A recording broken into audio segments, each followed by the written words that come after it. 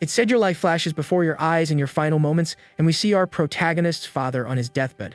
The man asks Shuichi to look after his mother and sister, then recalls his mom giving him a snack. She mentions getting a new job, telling him to just focus on his studies before we see his little sister with a lollipop. Advising her to always listen to their mother, the scene cuts to his school, where a bully stumps on his snack. The bully then questions why the young man dared to show up at school while his friends restrain a girl. Next, the aggressor screams at our protagonist, telling him he's far too weak to play the hero. The girl he tried to shield tells him he shouldn't have injured the bullies and to just watch out for himself. In that moment of distraction, a speeding truck barrels toward him, its horn blaring loudly. The young man is completely frozen, unable to process what's happening as the vehicle draws nearer. A moment later, his umbrella is swept away, and he wonders if this is truly how he's meant to go. Lying on the ground in a pool of red, the boy realizes his end has truly arrived. Before departing, he thinks of his mother and his sister Azusa, just as a strange light begins to envelop him. He laments his inability to protect them as the blue light links him to a couple on the street. With tears welling in his eyes, the boy is consumed by regret for having been so powerless in his life. He then swears that in another life, he will protect those he loves with his own two hands. His consciousness journeys to another world where he is reborn on the magical continent of Arcanus. There we find a crowd gathered for an event as a man announces the start of the annual divine blessing. He explains that children under the age of 6 must offer their most precious items to the gods. In return, a divine messenger will be sent to sense the child's hidden magical element and grant them an opportunity. A small boy then asks his mother if he can offer his candy, but she insists it must be something of value. To illustrate the point, we see a box holding 2 incredibly expensive and radiant blue jewels. A noblewoman named Lady Blank boasts that the more valuable the offering, the higher the chance of being blessed. Meanwhile, 2 men discuss the Ryan family, who apparently spent their entire fortune just for this blessing. At that moment, a noble family starts walking toward the altar with firm, confident strides. It's the Ryan family, and onlookers murmur that it would be tragic if they weren't blessed after everything. The head of the family, Holt Ryan, thinks to himself that he has placed a massive wager on his bloodline's future. He believes his children, Leica and Louise Ryan, are the brightest and will surely receive a high-level blessing. The priest leading the ceremony calls for the next on the list to present themselves before the crowd. Little Julia Ryan is called, and she walks timidly towards the altar to make her offering. With that, the little girl offers a small golden crown as her most precious possession to the deities. Immediately, a large blue magic circle flares to life on the floor, glowing with stunning intensity. Beams of energy start erupting from the circle, and everyone is astonished by the power being unleashed. Someone in the crowd wonders if this could be the legendary blessing of Kahai, the mighty god of thunder. To everyone's shock, the blessing is level 7, a feat unseen for at least 12 years. Her family erupts in celebration, feeling that with such incredible talent, they have truly been chosen by the gods. The magical energy then begins to slowly fade as the little girl remains in the center of the circle. After all the light vanishes, little Julia is left bewildered, not quite understanding what just transpired. People comment that her offering was the Crown of Thunder, but that item wouldn't cost an entire fortune. A man points out that there is still one child remaining, and the true legendary treasure will be offered by him. The father then turns to his son Lucas, telling him it's his turn, and the boy nods with a confident smile. A servant hands a box to Lucas, asking him to accept the offering held within. Upon opening the box, everyone recoils from the demonic energy radiating from the sword inside. As the boy holds the sword, the spirit of Volcano, the progenitor of magic and god of fire, materializes behind him. His little sister encourages him, telling him to give it his all and secure a powerful blessing. The priest watches the boy approach the altar, musing on his bravery for offering something so valuable. From this, he understands that the head of the Ryan family is truly betting everything on this boy. The boy places the sword upon the altar, and a fiery magic circle manifests with devastating force. Outside, the sky abruptly changes color, the clouds shifting to a menacing reddish tone. The boy's father is dumbfounded, wondering if this could possibly be the legendary level 9 blessing. Inside the hall, the torches illuminating the room begin to burn with an unnatural intensity. An instant later, a colossal wave of fire erupts from the altar, surging toward the terrified crowd. Amid all the heat, young Lucas appears drowsy, as if completely unaware of his surroundings. The demonic sword starts to float in the air, and the boy stares at it, utterly mesmerized. He then notices a small flame flickering in his hand and is confused, not understanding what it is. Suddenly, the flame erupts, engulfing his entire arm and sending the young man into a panic. The reflection of the inferno in his eyes reveals the intensity of the power about to be unleashed. In a flash, the boy's entire body is consumed by the flames, and he begins to scream in agony. He is completely swallowed by fire as the cursed sword floats serenely above him. From within the flames, strange orbs of fire begin to form and drip onto the floor. Following this bizarre event, the sky outside returns to normal, as if nothing had happened. The boy's father asks if the blessing is over and where the divine spirit is gone, his family looking on with concern. His little sister then points toward the altar, urging everyone to look in that direction. Suddenly, a body plummets from the sky, wreathed in blue flames and gray smoke. At that moment, the little girl's lollipop hits the ground and shatters into pieces. Lying on the floor, the boy appears confused and frightened, with no understanding of what happened to him. Seeing her brother in such a state, little Julia begins to sob desperately. Everyone rushes towards him, shouting his name and his family's name in utter despair. His parents kneel at his side, pleading for him to wake up while wondering how this could have occurred. The priest then declares with a sullen expression that the god of fire has utterly rejected the boy. He explains that Lucas Ryan has been abandoned by the progenitor of magic and will receive no blessing. At this moment, we witness the soul of our protagonist from another world entering young Lucas's body. Meanwhile, in the realm of the fire god, Volcano is seething over what just transpired. He rages that the Ryan family dared to offer the very power that nearly ended his existence. The fire god reveals that the blade still carries the scar from when it struck him, a transgression he will never forgive. A small fire spirit then appears, puffing out smoke as if to mock the situation. His servants praise him, remarking on his mercy for only having burned the child's soul. One of the spirits notices the soul from another world and asks if he should incinerate that one as well. Volcano dismisses the idea, stating he won't waste his time on an insect from an outer world. He then turns his attention to the offering, deciding to examine it more closely. Our protagonist's soul remains trapped in a blue sphere as Volcano observes it from a distance. Within that sphere, our protagonist's soul gazes at an intensely brilliant light shining before him. The scene then shifts to the heavenly spring realm of a martial god, where a powerful figure levitates. This is the martial god, his eyes glowing with a golden energy that signifies his immense power. With a grim expression, the man appears to be steeling himself for a great conflict. His feet radiate with the same energy as he begins to stride across an invisible surface in the air. With that, he surges forward and shatters a dimensional barrier, which splinters like glass. The martial god seems resolved to overcome any obstacle that stands in his way. Using only the force of his steps, he continues to break the barriers separating dimensions. Each stride he takes tears apart the space before him, forging a path into the unknown. Finally, he breaks through the last barrier, arriving in a place filled with stars. There, he confronts a colossal creature with multiple red eyes that governs this strange world. The martial god crosses his arms, questioning if the monster truly intends to block his path. The creature glares back with its terrifying eyes and opens a maw filled with razor-sharp teeth. Without warning, the entity lunges, launching a shadowy attack against the martial god. A blast of dark energy shoots towards him, but the man seems completely unfazed. The monster then opens its gigantic mouth, attempting to devour the martial god in a single bite. But the warrior is far too strong, holding the creature's jaws apart and preventing it from swallowing him. With a furious gaze, the god prepares a counter-attack to eliminate the threat once and for all. He channels all his energy into a single punch, striking the creature with his full might. The blow is so immense that a brilliant explosion of golden light completely obliterates the monster. After vanquishing the creature, the martial god allows himself a satisfied smile at the battle's outcome. At that moment, a massive wormhole tears open in space, forming a portal of blue light. The man stands before the portal, observing the vast power that emanates from within. A confident smirk plays on his face as he seems to prepare to step through the portal. He then remarks that this source of power is nothing particularly special after all. Suddenly, a small golden light appears in the void and rapidly speeds toward him. It's a muscular fairy flying towards him while crying and shouting for her master. The martial god catches her in his palm, asking why his attendant spirit is interrupting him. He then senses a strange disturbance and realizes his old partner Rec D has just been destroyed. The warrior wonders what in the world could be happening on the continent of Arcanus for this to occur. He recalls that 1,000 years ago, martial arts were superior to magic, yet now Volcano is worshipped. The fairy retorts that if he weren't so obsessed with martial arts, that pathetic god would never have risen to power. The man replies that regardless, spreading the way of martial arts is a heavy burden to bear. A small flame appears, and he admits he has no interest in developing it, but he has a duty. He feels compelled to pass on his knowledge so that the martial arts will not vanish. For that reason, he states that a small being like himself must remain ever devoted to training.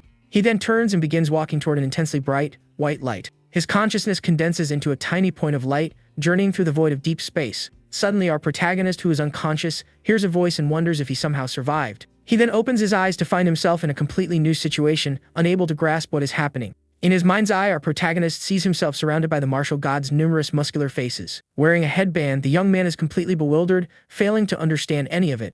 The entity introduces himself as Mars, the martial god, and declares he will grant him a divine blessing. Abruptly, Lucas awakens in a bed, questioning if the whole experience was just a bizarre dream. Just then, the muscular fairies materialize, flying about and excitedly chanting the martial god's name. The boy is stunned when the entity announces he will bestow upon him the blessing of the martial god. Immediately after, a beam of golden light strikes him, leaving the young man completely paralyzed. He receives the level 9 martial god's blessing, and the limits on his martial arts training are removed. Sitting up in bed, he wonders what that was all about, and what martial god level 9 even mean. Moreover, he is shocked by the memory of how incredibly muscular the god's spirits were.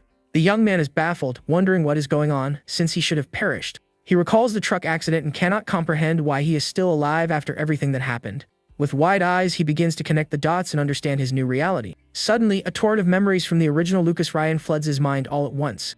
The young man breaks into a nervous laugh, wondering if the gods are merely playing a cruel joke on him. He realizes he has been reborn into a world of magic as a boy forsaken by the gods. He thinks about his mother and sister, realizing they will now live on his insurance payout. Looking down at his hands, he still doesn't grasp the meaning of the martial god's blessing or martial arts. In this moment of confusion, a pink and white lollipop mysteriously rolls into his room. The boy turns toward the door, curious about who might have left the candy there for him. At the doorway, a little blonde girl calls to him, her eyes filled with tears and her expression deeply sorrowful. We get a close-up of her face as tears stream down her cheeks while she sobs uncontrollably. She then dashes forward and leaps onto the protagonist, who embraces her. She cries out that he's finally awake. The little girl explains that she overheard people saying he would never wake up, which made her incredibly worried. With a comforting smile, the young man reassures her that everything is fine, thinking to himself this must be his new sister, Julia. He then remembers his former sister, Azusa, and imagines the depth of her sadness at his passing. Because of this, he vows to protect the precious people in this new life, counting on the martial god to help him.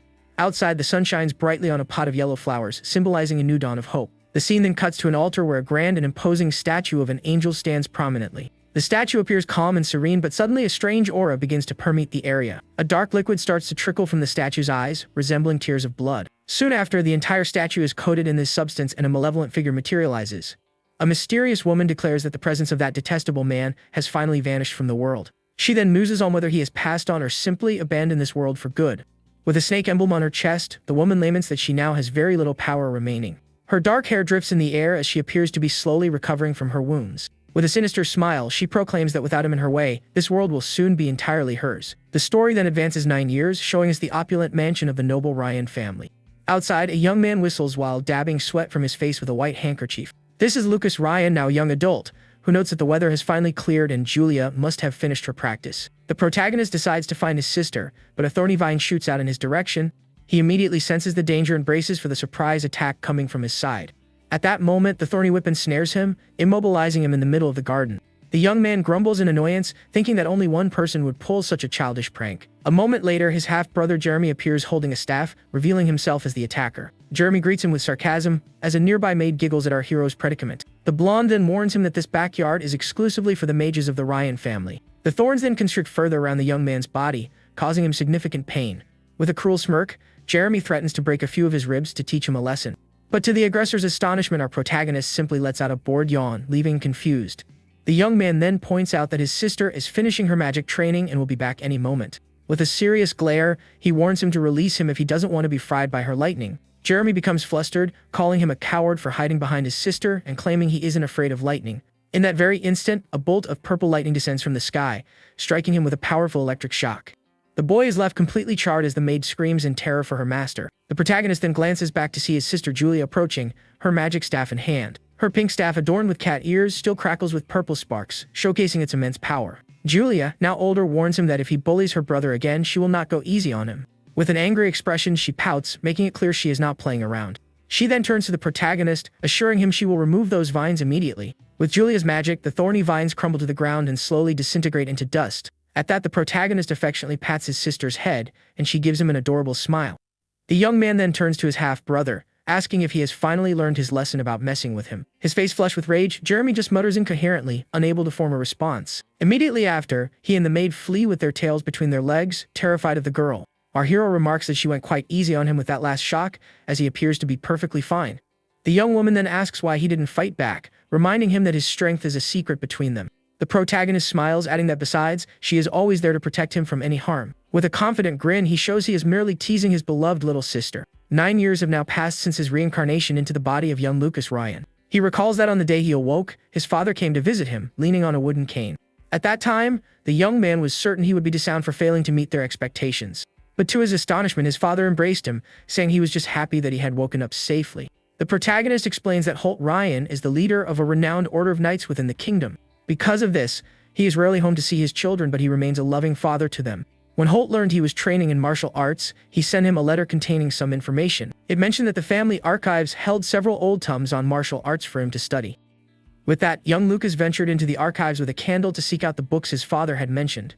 Thanks to that letter, the young man was able to set a bold and ambitious plan for his future in motion. Back in the present, someone outside the mansion is shouting, calling for young Master Lucas. Two maids complain that Lucas, despite his youth, runs off every day to some unknown location. One of them reassures the other not to worry, as he'll be expelled for his lack of magic, just before they feel a tremor. They wonder if someone is practicing earth magic, oblivious to its true source. The scene cuts to the protagonist, who is training by punching a solid stone wall with immense force.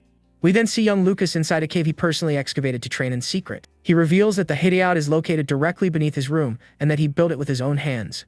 The young man explains that he spent 6 months digging out the space, dividing it into 4 distinct areas. A study area, a storage space, a training ground, and a makeshift bathroom with an inexpensive tub. Ever since completing the training area, he has practiced in secret every day to grow stronger. After another day of grueling training, the young man prepares to soak in his medicinal bath. The purple water splashes about with spectral forms rising from it, indicating its powerful properties. He relaxes in the tub, noting that the medicinal bath is the most effective method for martial arts training.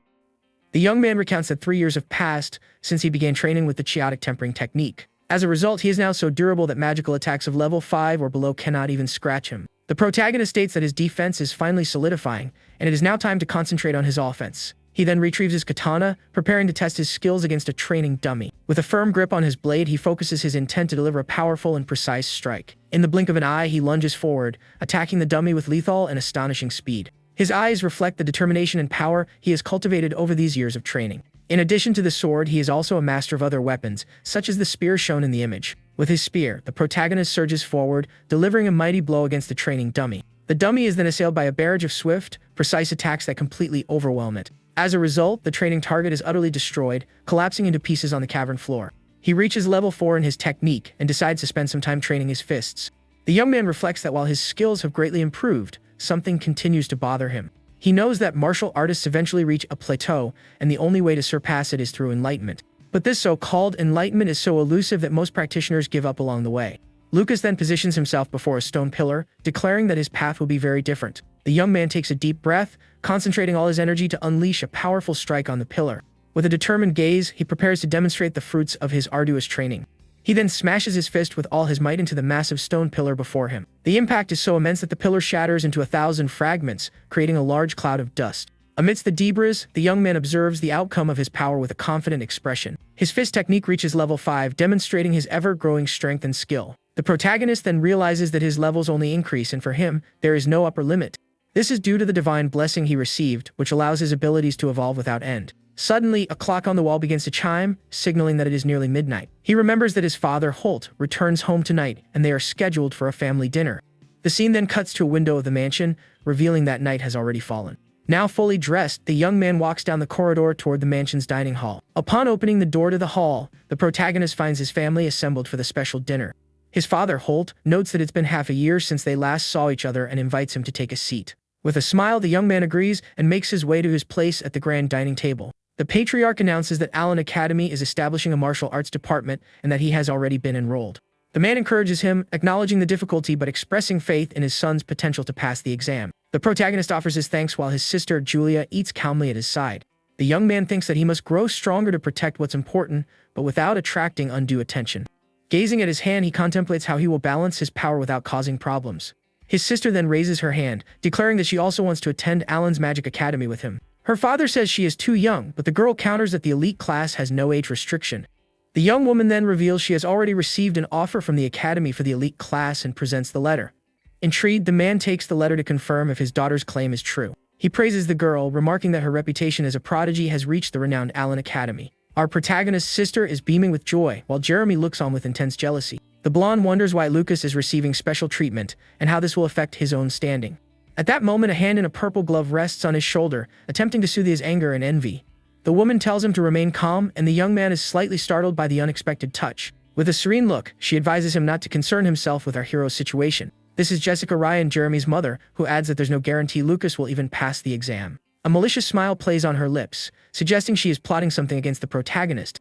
A week later, the day of their departure arrives, and the family gathers at the gate to say their goodbyes. The mother of Lucas and Julia tells them to take care of themselves, promising to visit with their favorite pudding.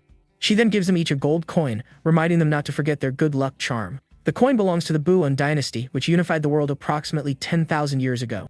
Their father explains that the coin features the first emperor, Mars, on the front and his weapon on the back. The protagonist immediately recognizes the face of Mars as the muscular spirit who had blessed him. His parents urge him to keep the coin on him at all times as a charm for good fortune. The young man feels incredibly fortunate to have had a wonderful family in both his past life and this one. With that, the two siblings bid farewell to their family and embark on their journey to the academy. A few hours later, the coachman announces that the sun is setting and they will make camp for the night. Night descends and a full moon illuminates the clearing where the group has decided to spend the night safely. The coachman, Forden, states that if they leave early, they will arrive in Daku, the academy's location, the following day. Julia grows excited at the news and asks if there is anything interesting to do in the city of Daku. Forden replies that the city is renowned for its annual magical dodgeball tournament held in the spring. He also mentions that the area is a foodie's paradise, boasting many delicious local cuisines. The girl's mouth begins to water, and her brother teases her, pointing out that she's even drooling.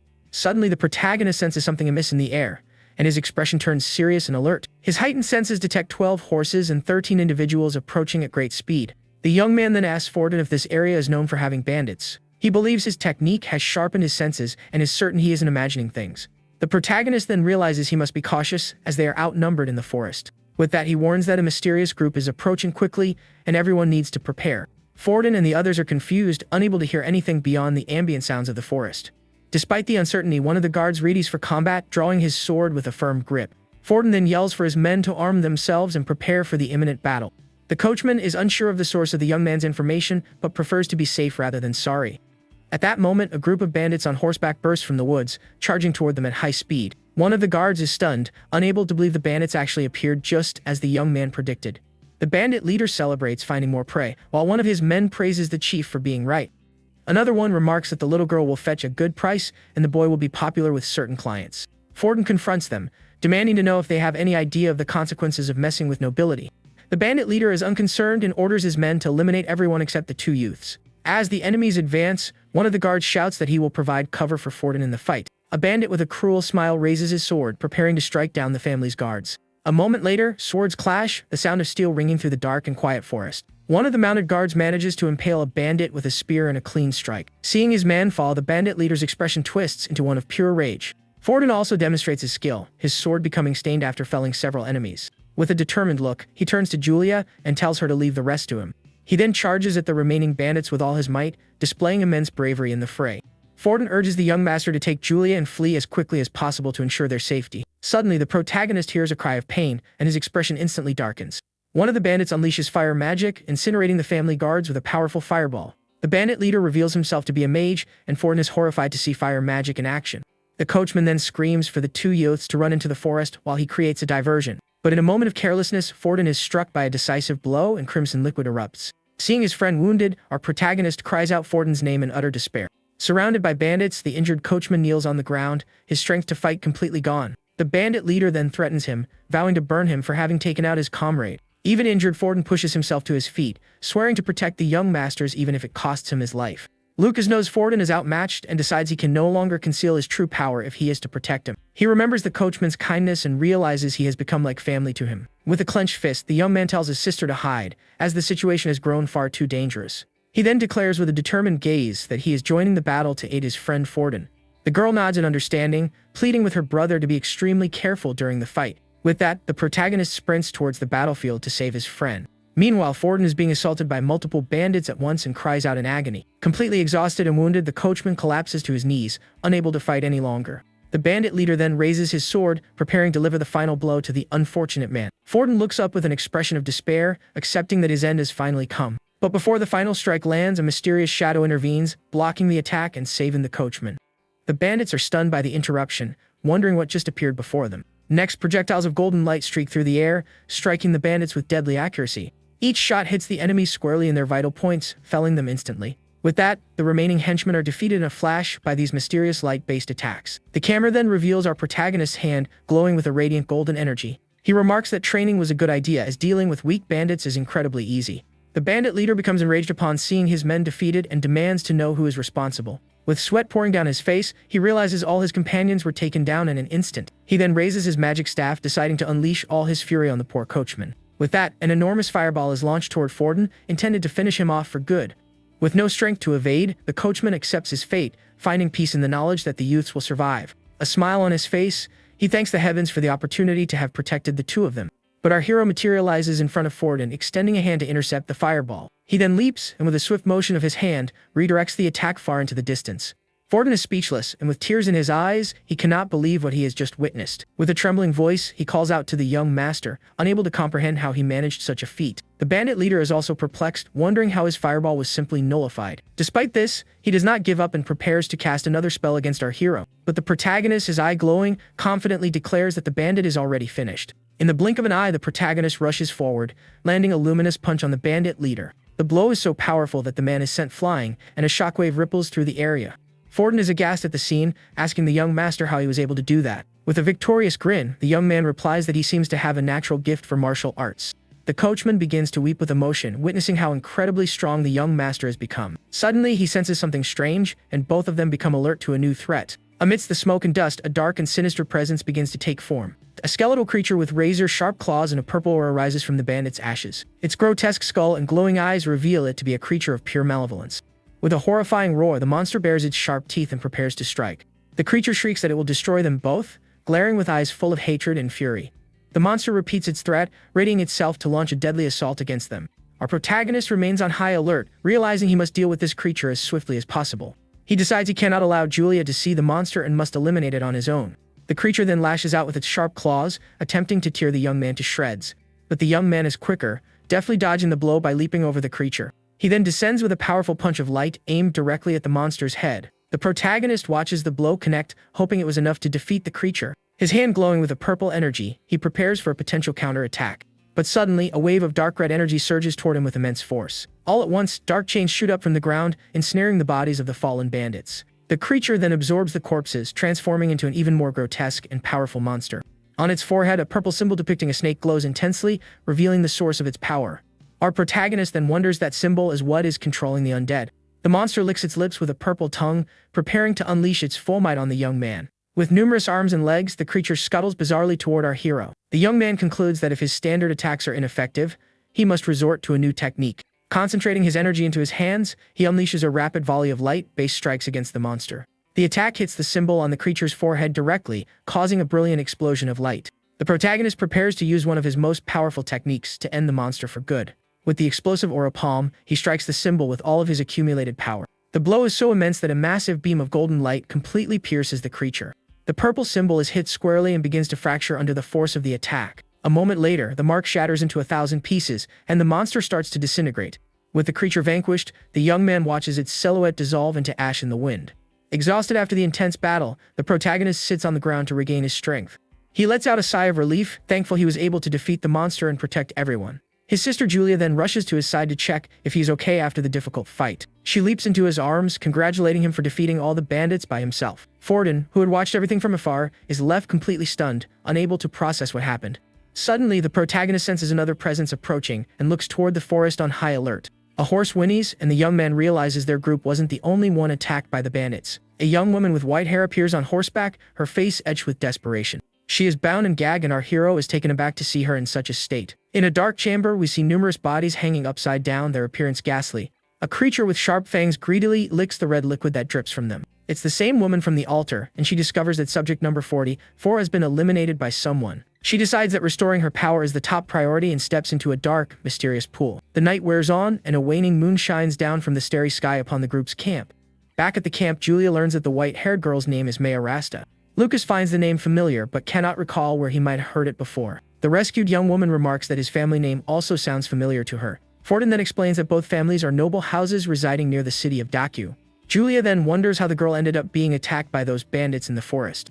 With tears in her eyes, the young woman begins to recount the tragic events that led her there. She remembers the bandit leader's laughter as he brutally assaulted her carriage. Her guards were overcome one by the bandit mage's flames, with no way to defend themselves. Her lady-in-waiting tried to protect her but was captured and carried off by the bandits on horseback. The white-haired girl recalls her friend's desperation amidst the inferno. She explains that revealing her noble status was futile, as the bandits were completely indifferent. She clarifies that the bandits' sole objective was to abduct children from the region's noble families. Our protagonist then comforts her, reassuring her that it's all over now, as they have been dealt with. He becomes lost in thought, trying to piece together what is truly happening in the area. Forden approaches, informing them that the two young ladies have retired to rest after the tumultuous night. The young man then asks the coachman for his thoughts on the rescued girl's story. Forden believes they are dealing with professionals who have been targeting noble children for some time. The young man muses that bandits wielding magic and the power to control the dead is highly unusual. The coachman's expression turns grave as he considers the implications of that night's events. He concludes that a terrifying demon must be orchestrating everything, controlling these puppets from the shadows. Forden states that he will report everything to the master, and that the Rasta family's cooperation will be invaluable. The protagonist then suggests they alter their plans to avoid any further trouble on their journey. The following day, the group arrives in the city of Daku, but their plan to stay is immediately cancelled. The young man explains that some bandits could still be in the city, making it safer to proceed directly to the academy. He asks his sister and their new friend to understand that this precaution is for everyone's safety. The white-haired young woman agrees with our hero's decision to avoid additional risks. With the change in plans, the protagonist's sister wears an expression of pure disappointment. With a gentle smile, he promises that on their return trip, he will treat her to anything she wants to eat. The girl's spirits lift at the promise, and the rescued young woman smiles, observing the siblings' close bond. Forden announces their entry into the city and asks if they'd like to look out the window. The two siblings then poke their heads out of the carriage to get a view of Daku. Both siblings are captivated by the beauty and scale of the city of Daku. The city is bustling with life, as people throng the streets and merchants peddle their wares. We see a father carrying his son on his shoulders as they wander through the lively city. The white-haired young woman smiles, commenting on how vibrant and energetic the place is. Lucas and Julia use the opportunity to chat and enjoy the moment with their new friend. The protagonist reflects that the city's atmosphere strongly reminds him of his past life. The wooden architecture and cobblestone streets lend the city a unique and special charm. Suddenly, a bizarre clown doll startles the two girls, who let out a scream of fear. But our hero quickly buys an assortment of sweets and pastries to soothe their nerves and lift everyone's spirits. The white-haired young woman offers a donut to Julia, who eats it with great delight. With a satisfied smile, the young man watches the two girls happily enjoy their treats. The carriage then continues its journey through the city streets, heading toward the Magic Academy. Forden stops in front of a massive gate, informing them that this is as far as he can take them. The protagonist reassures him, promising to protect his sister Julia from any harm. The girl then embraces him, declaring that she will also protect him with all her strength and magic. With a smile, the young man pats his sister's head, saying he's counting on her. Forden is moved by the scene, realizing the depth of the siblings' love and devotion to each other. The rescued young woman finds it curious that he would allow his younger sister to protect him in such a way. The coachman then bids them farewell, watching as the three youths walk off toward the academy. The white-haired girl thinks about how kind they are and points toward the academy just ahead. The protagonist smiles, reflecting on his good fortune in meeting these two on his journey. The white-haired girl is also happy, blushing as she thinks about how much they've helped her. Suddenly, the young man remembers something, and Forden materializes beside him to clarify the situation. The coachman reveals that the young woman, Maya, was once our protagonist's fiancée when they were children. However, after the divine ritual, the engagement was dissolved because he lacked any magical talent. Allen Magic Academy is one of the three most prestigious schools in the Carmine Empire, located in Daku. Freshmen undergo an examination 1 year after enrolling to be sorted into various departments. There are also exceptions for extraordinary students who may graduate earlier than their peers. Any student who passes the certification exam can graduate without completing the full 6 years. The two siblings then observe the other students preparing for the admission exam. Julia feels a pang of sadness, wishing she could take the exam alongside her newly made friend. The young man explains that she has already completed her exam and is now safely with her family. He encourages her to focus on their own exam, promising they can see each other every day if they all pass. Julia's beauty draws attention, and people wonder aloud if she is also there for the exam. They comment that she looks no older than 12 and that her brother is also quite handsome.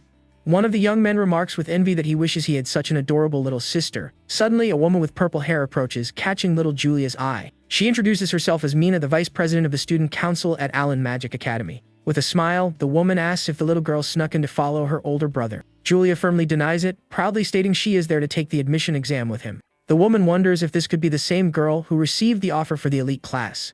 With a knowing smile, she realizes the young girl is indeed a prodigy and will make an excellent student. She then kneels down, asking if she is Julia from the esteemed noble Ryan family of the region. Surprised, the girl asks how she so easily knew her name and that of her family. Mina invites her to the registration area, completely overlooking our protagonist. Little Julia then speaks up, pointing out that her brother also needs to register for the admission exam. Mina is embarrassed, realizing she had completely forgotten about our hero standing right there. The young man then begins to mock mages, remarking that coming to a magic academy is utterly ridiculous. He thinks to himself that mages believe they are superior, but to him, they are nothing more than insignificant bugs. Losers like Jeremy and that bizarre monster are no match for his overwhelming power. The young man grumbles that he is only wasting his time here because of his parents' good intentions. The student council member realizes he was speaking aloud and becomes flustered by the situation. Mina apologizes for the oversight and calls him by name to confirm his identity. Lucas then realizes he has become the center of attention and tries to mask his irritation.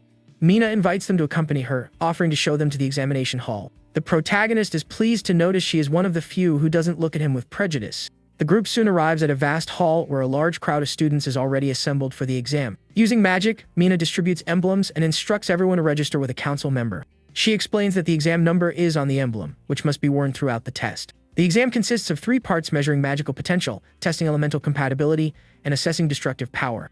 Our protagonist inquires if the process is identical for the martial arts department. The young man mutters to himself, thinking they were too lazy to design a specialized test. With that, he cracks his knuckles, preparing to show everyone the true power of a martial artist. He resolves to demonstrate the might of martial arts and shatter their preconceived notions. An instructor announces the start of the test, directing students to place their hands on the magical orb. When it's our hero's turn, the instructor eyes him with a look of pure disdain and contempt. The man is stunned by the result, declaring it a once-in-a-millennium phenomenon. The young man's magical potential is 0, and the hall erupts in ridicule. He lets out a weary sigh, thinking he is reliving the same ordeal from his childhood. Next, a girl with purple hair places her hand on the sphere of light to measure her potential. The other students gasp as a purple light emanates from the magical sphere. The color purple signifies a potential of 7 out of 10, marking her as a first-class student. Our protagonist doesn't understand the excitement. To him, it's nothing particularly special. He then shouts to his sister, encouraging her not to hold back and to show everyone her true power. The girl grips the sphere with both hands, concentrating to unleash her energy. The sphere begins to glow with an intensely brilliant golden light, blinding everyone present. A beam of golden light shoots up to the ceiling of the hall, leaving everyone awestruck by the display of power. The other students are in disbelief, unable to accept what they are witnessing. A number 10 materializes in the light, indicating the girl possesses the absolute maximum magical potential. Everyone is mesmerized by the young girl's talent, hailing her as a prodigy among prodigies. After the test, the girl smiles, pleased with her result, and looks at her brother with pride. She bounds over to him, asking if she was incredible during the potential test. The young man praises her, saying that one day, with her talent, she will become a great archmage. 2 envious students begin to mock our protagonist, but are quickly shushed by a friend. The protagonist thinks to himself that everything is proceeding as planned, and it isn't worth starting a fight. He realizes that as long as Julia's talent shines brightly, he can enjoy a peaceful school life. All his hard work to enhance his sister's talent is finally bearing fruit. He had used the mage's consecration, ability to amplify the girl's magical potential. The instructor announces the second test, and the students all make their way to the spirit cabin. They enter a grand hall with a glass ceiling that bathes the entire space in light. Hand in hand, the 2 siblings walk toward the location for the next phase of the exam. The compatibility testing area is a large hall featuring several blue pillars in its center. Numerous elemental spirits flit about the hall, showcasing a wide diversity of magical powers. The other students are amazed by the variety of spirits present in the room. The moment little Julia enters the hall, all the spirits begin to flock and circle around her. With a smile, the girl interacts with the spirits, who seem to genuinely enjoy her presence. One of the students complains that he was unable to attract a single wind spirit. Our protagonist smiles, knowing his sister possesses maximum compatibility with all the elements. He thinks to himself that his special ability is safely and effectively boosting the girl's potential. The instructor announces Julia's score as 9.6, the highest among all the students. With this result, the girl finds herself surrounded by gazes of both admiration and envy. Other students praise her and ask to be her friend, but she becomes overwhelmed by the sudden attention. She then runs and clings to her brother, seeking comfort and protection in his embrace. The protagonist comforts her, asking what happened to make her so frightened all of a sudden. The girl explains that everyone's stares are making her scared, and she hides behind him. The young man explains that as a genius, she will have to get used to receiving such attention from now on. He advises her not to worry about others and to gradually accustom herself to the spotlight. The young girl then smiles, declaring she needs to become stronger so she can protect her older brother. The protagonist realizes he needs to work on strengthening his sister's mental fortitude for the future. Meanwhile, 2 students discuss little Julia's astounding performance on the exam. One of them remarks that her brother is useless, noting his compatibility score was 0. They recall how, when our hero entered the hall, all the spirits had fled from him. The spirits had appeared to feel a deep sense of disgust and repulsion in the young man's presence for some unknown reason. One of the students also mentions a strange incident that occurred after the second test.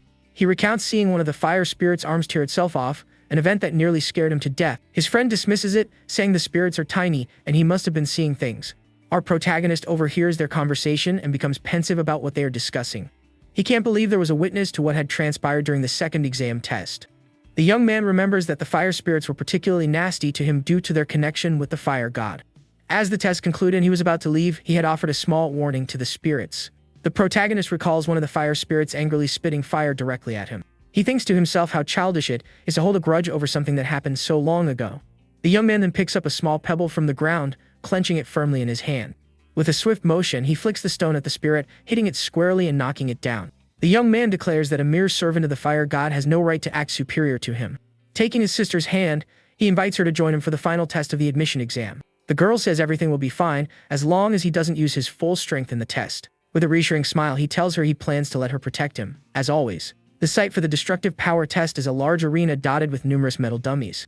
The dummies are crafted from a special, gleaming metal designed to withstand the students' attacks. The two siblings then walk toward the arena for the final stage of the admission exam. A group of envious students complains that the genius girl has stolen the top spot from them. One of them shouts that there's no way a child could possibly break one of the metal dummies. They explain that the dummies are forged from a special metal and reinforced with a defense enchantment. The protagonist studies the dummies, noting they appear quite durable and difficult to break. He thinks this is a perfect opportunity to test his level 6 abilities on the targets. The young man is excited by the chance to use such expensive, high-quality equipment. Suddenly, a student shoves him aside, attempting to cut in line for the exam. A girl with short hair then yells at the student, ordering him back to the end of the line. She points to another girl, stating that the rule is clear: the talentless must go to the back. Her eyes glow with an intense red light, showcasing the power she holds within. The other girl is intimidated by her gaze and the menacing aura she exudes. With her heart glowing, the dark-haired young woman prepares to demonstrate her strength. She positions herself before our protagonist and his sister with a serious, challenging expression. With a disdainful sigh, she glares at the girl who had tried to cut the admission exam line. Julia and her brother watch the scene unfold, unsure of what to expect from this mysterious girl. The dark-haired young woman asks if she is Julia, the girl who scored a 9.6 on the test. Her eyes blaze with a frightening intensity as she stares down little Julia with contempt. Frightened, the little girl hides behind her brother, calling his name in a trembling, scared voice. She tells the protagonist that the girl in front of them is extremely scary and intimidating. The young man then turns to the dark-haired girl, asking who she is and what she wants with them. She introduces herself as Awa Miranda, granddaughter of the powerful and influential Duke Miranda. The protagonist recognizes the Miranda family crest, marking them as one of the Empire's 3 great families. Our hero's mother, Catherine, also hailed from the Miranda family, a lineage of legendary mages.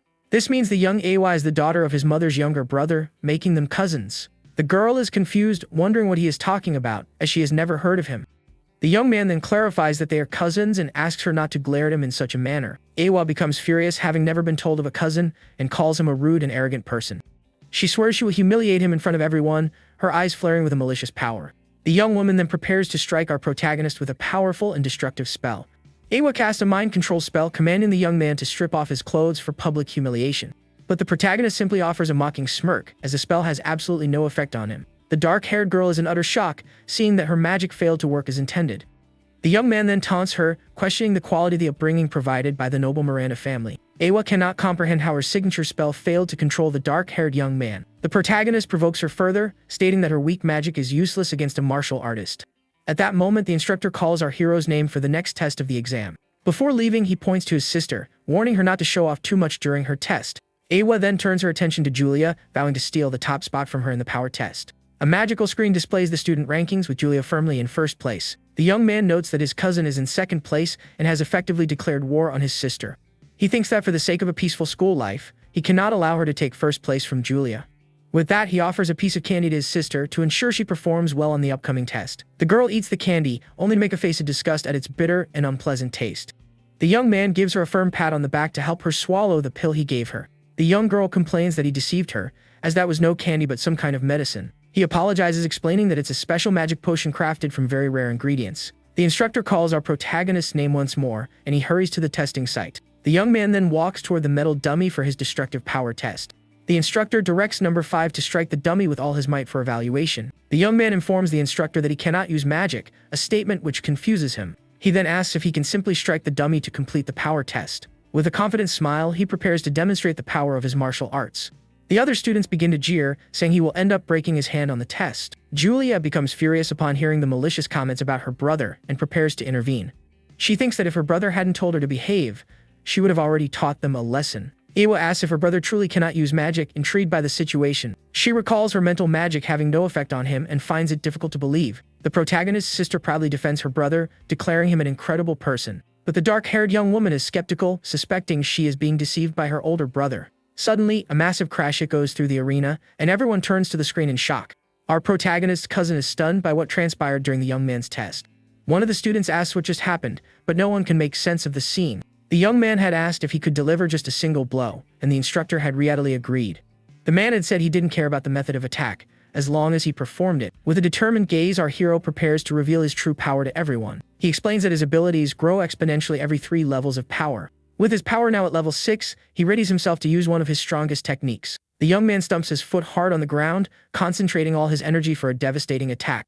His eyes glowing, he rushes at blinding speed toward the metal dummy. With a punch wreathed in golden flames, he squarely strikes the metal dummy before him. The dummy beeps a red circle indicating the blow was successfully registered. The impact is so immense that the dummy is sent flying, crashing into the arena wall. A large cloud of dust billows up, and the entire arena trembles from the force of the attack. As the dust settles, the metal dummy is revealed to be completely destroyed, a gaping hole in its chest. Our protagonist then turns to face the crowd with an expression of pure confidence. A was shocked, realizing his attack was as swift as high-level wind magic. She also notes that the dummy had glowed gold, a sign of devastating attack power. The dark-haired young woman realizes she is the only one who grasped the young man's true strength. The instructor congratulates him, noting it's the first time in a decade a dummy has been broken. The young man smiles and offers his thanks as his sister celebrates his success in the power test. With a victorious smile, the girl flashes her brother a peace sign, celebrating his triumph. The protagonist thinks he managed to avoid a zero and conceal his true strength, thanks to those who underestimated him. As time passed, the students ceased to pay attention to the young man's destructive power. Everyone was far more captivated by the rare and astonishing talent of the small yet powerful Julia. The girl then focuses, beginning to gather a massive amount of magical energy around herself. Purple lightning arcs from her hands, and her staff glows with a frightening intensity. A purple magic circle forms on the ground as she prepares to unleash her most powerful attack. Her hair whipping around her, she shouts the spell's name and unleashes a barrage of red lightning. The red bolts rain down from the sky with devastating force, striking the metal dummy. The dummy beeps red, indicating the attack was red lightning, the second most powerful type. The other students are in awe of the girl's power, praising her as an honor roll student. But after the attack, Julia slumps to the ground, and others wonder if she was shocked by her own spell. The girl is confused, not understanding how she suddenly managed to wield such immense power. The instructor announces a score of 9.5, and the dummy crackles with a few red sparks. The young girl tells her brother she was startled when the red lightning appeared out of nowhere. She explains that previously, she could only produce purple lightning, even at full power. The young man scratches his nose, feigning ignorance about her sudden power boost. He thinks to himself that the potion he gave her is temporarily amplifying her magical power. In this world, both mages and martial artists have their own techniques for crafting special potions. While mages brew potions, martial artists use their powers to refine elixirs. Elixirs can be directly absorbed by the body, whereas potions require a medium for consumption. Few martial artists can create the elixir of the mage's essence, which is what enhanced Julia's power. This is because the elixir refining technique must be at level 6 to be effective. Currently, only our protagonist and the Minister of Martial Arts are capable of creating this elixir. The young man thinks that if his ability were discovered, he would have a major problem on his hands. The sun shines brightly over the academy as the students await the final exam results. Two small birds chirp on a tree branch, highlighting the tranquility of the moment. Julia complains about the wait, and her brother tells her to be patient, as they will be able to rest soon. Suddenly, a voice calls out to the two siblings, and they turn to see who is speaking. It's Mina from the student council, waving to the two siblings with a smile. The young man asks what she's doing there, and the woman approaches them calmly. She explains she is there to post the class assignments and congratulates them on their performance. Julia is overjoyed to learn she placed first in the academy's elite class. Our protagonist praises her, saying he's counting on her for their future at the school. Mina asks if the girl has already chosen a department to join for the upcoming school year. She explains the academy has 5 special departments: earth, fire, wind, water, and a special division. Julia considers her attributes and the blessing of the wind god, deciding to join that department. The student council member becomes excited, saying she will look forward to seeing her in the wind department. The young man thinks she is already working hard to recruit new talent for her department. Mina then offers to escort the young girl to the female dormitory, and she bids her brother farewell. Our hero says goodbye to her and decides to head to his own department of martial arts. The other students remark that Julia, as expected, took first place. The magic screen displays the final results, making all the other freshmen seem like mere background characters. Awa is furious at her loss and vows that one day, she will be first in the class no matter what. Our protagonist is unsurprised by the low priority given to his martial arts department. He arrives at the dormitory to find a decrepit building that looks like it's falling apart. With a smile, he thinks that at least the place will be quiet, allowing him the peaceful school life he desires. Suddenly, a young man with white hair appears, greeting him with an enthusiastic smile. He introduces himself as Kai Taroy, expressing his happiness at meeting his new department mate. Kai compliments his strength in the test, but Lucas, while filling out a form, dismisses it as mere luck. A dormitory staff member then hands him a room key, informing him it's on the building's second floor. The white-haired young man is thrilled they will be sharing a room, and our hero agrees. With that, the two walk down a filthy, neglected hallway in search of room 205. Upon reaching the door, they realize someone else is inside and open it to investigate. They find 2 other young men in the room, which surprises the protagonist's new companion. One introduces himself as Collins and the other as Sharp, stating they will be their new roommates. The white-haired young man is in complete shock at the situation and begins to break out in a cold sweat. The camera then reveals the room's deplorable condition, with old furniture and heavily molded walls. Kai is disgusted by the filth, demanding to know what kind of infernal, grimy room this is. With revulsion, he covers his face, declaring the room is worse than a pigsty. Suddenly, he is startled by a spider and asks if Lucas seriously intends to stay in such a dirty place. The other roommates assume he is a rich, spoiled boy with a fear of germs. At that, Kai pulls a gleaming gold coin from his pocket, holding it firmly in his hand. The other two young men eye the coin with expressions of pure greed and determination. Kai offers the coin to whoever cleans the room, and Lucas is shocked to see him casually toss away a month's salary. While the others clean, the protagonist reflects that he was never warned he would be living in a garbage dump. His roommate tries to cheer him up, insisting things will get better, but our hero remains highly skeptical. The white-haired young man continues his complaints, comparing the room to a prison cell. Lucas warns him to be careful, as the student council might take action if they overhear his complaints. After a great deal of work, the dormitory building finally appears somewhat more respectable from the outside. The room is now sparkling clean, leaving the two young men very pleased with the result. With a smile, Kai hands over the reward, declaring that as a roommate he will protect them all. The other two are amazed by the reward, and our protagonist also holds his coin. The young man thinks that while his roommate may be arrogant, his generosity makes it hard to dislike him. Just then, the dormitory staff member knocks on the door, announcing he is there to deliver their academy uniforms.